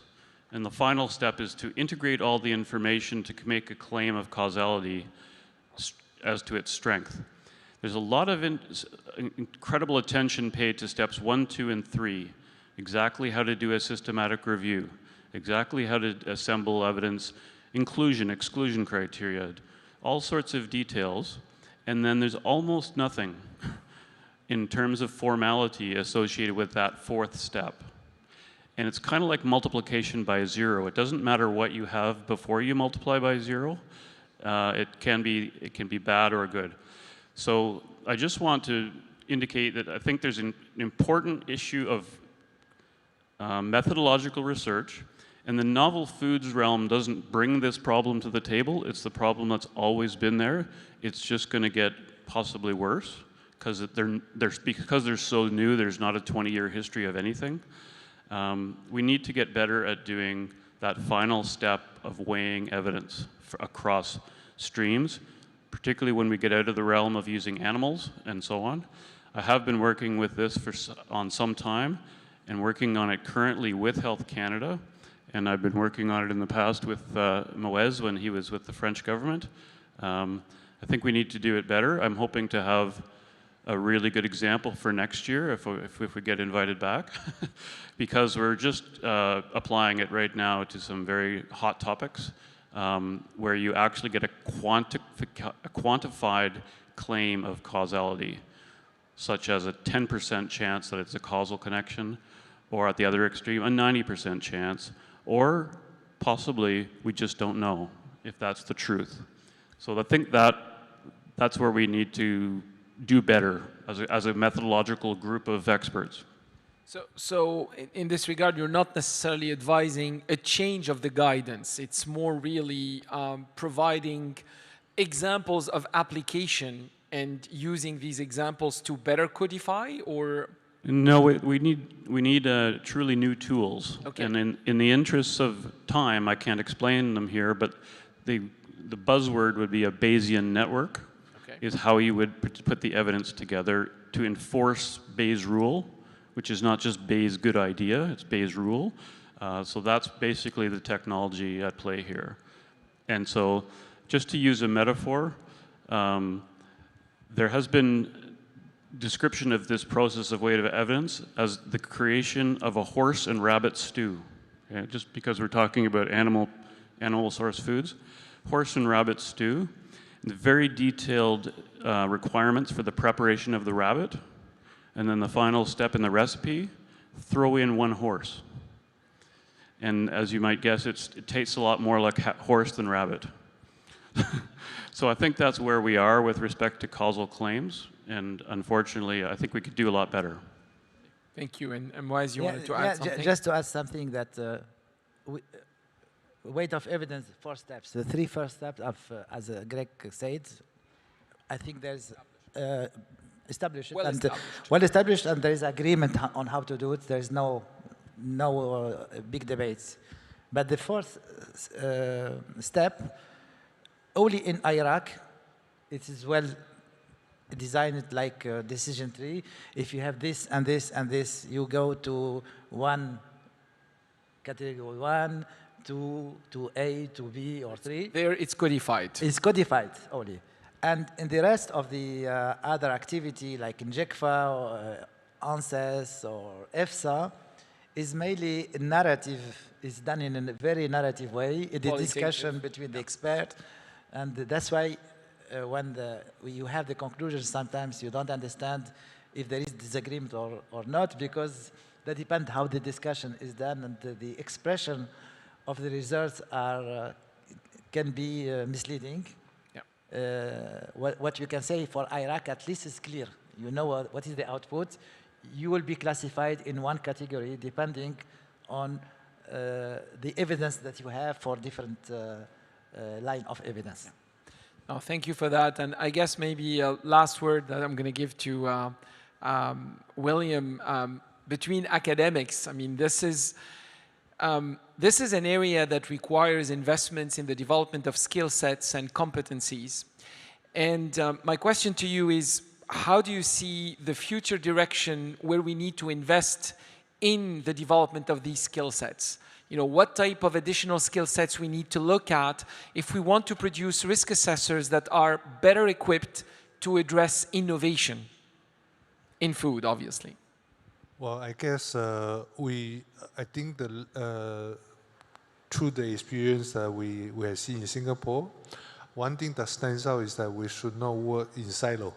So that could even apply to the regulator and risk assessors. For example, now Singapore Food Agency and universities, we have this very porous partnership through which Singapore Food Agency sends their staff for postgraduate degree studies.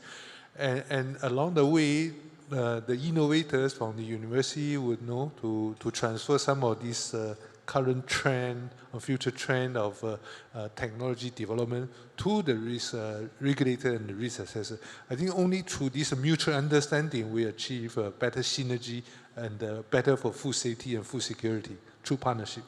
Thank you. So on these last words, you know, continuing to call for creation of synergies, you know, maintaining and developing or fostering more partnerships.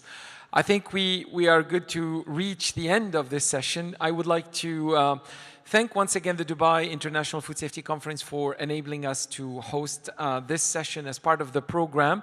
I would like to thank all the speakers and also those who are here, as well as Professor T, who is watching us in Malaysia. Thank you all also for your contribution, and I'm going to wish you a great continuation of the conference. Thank you very much.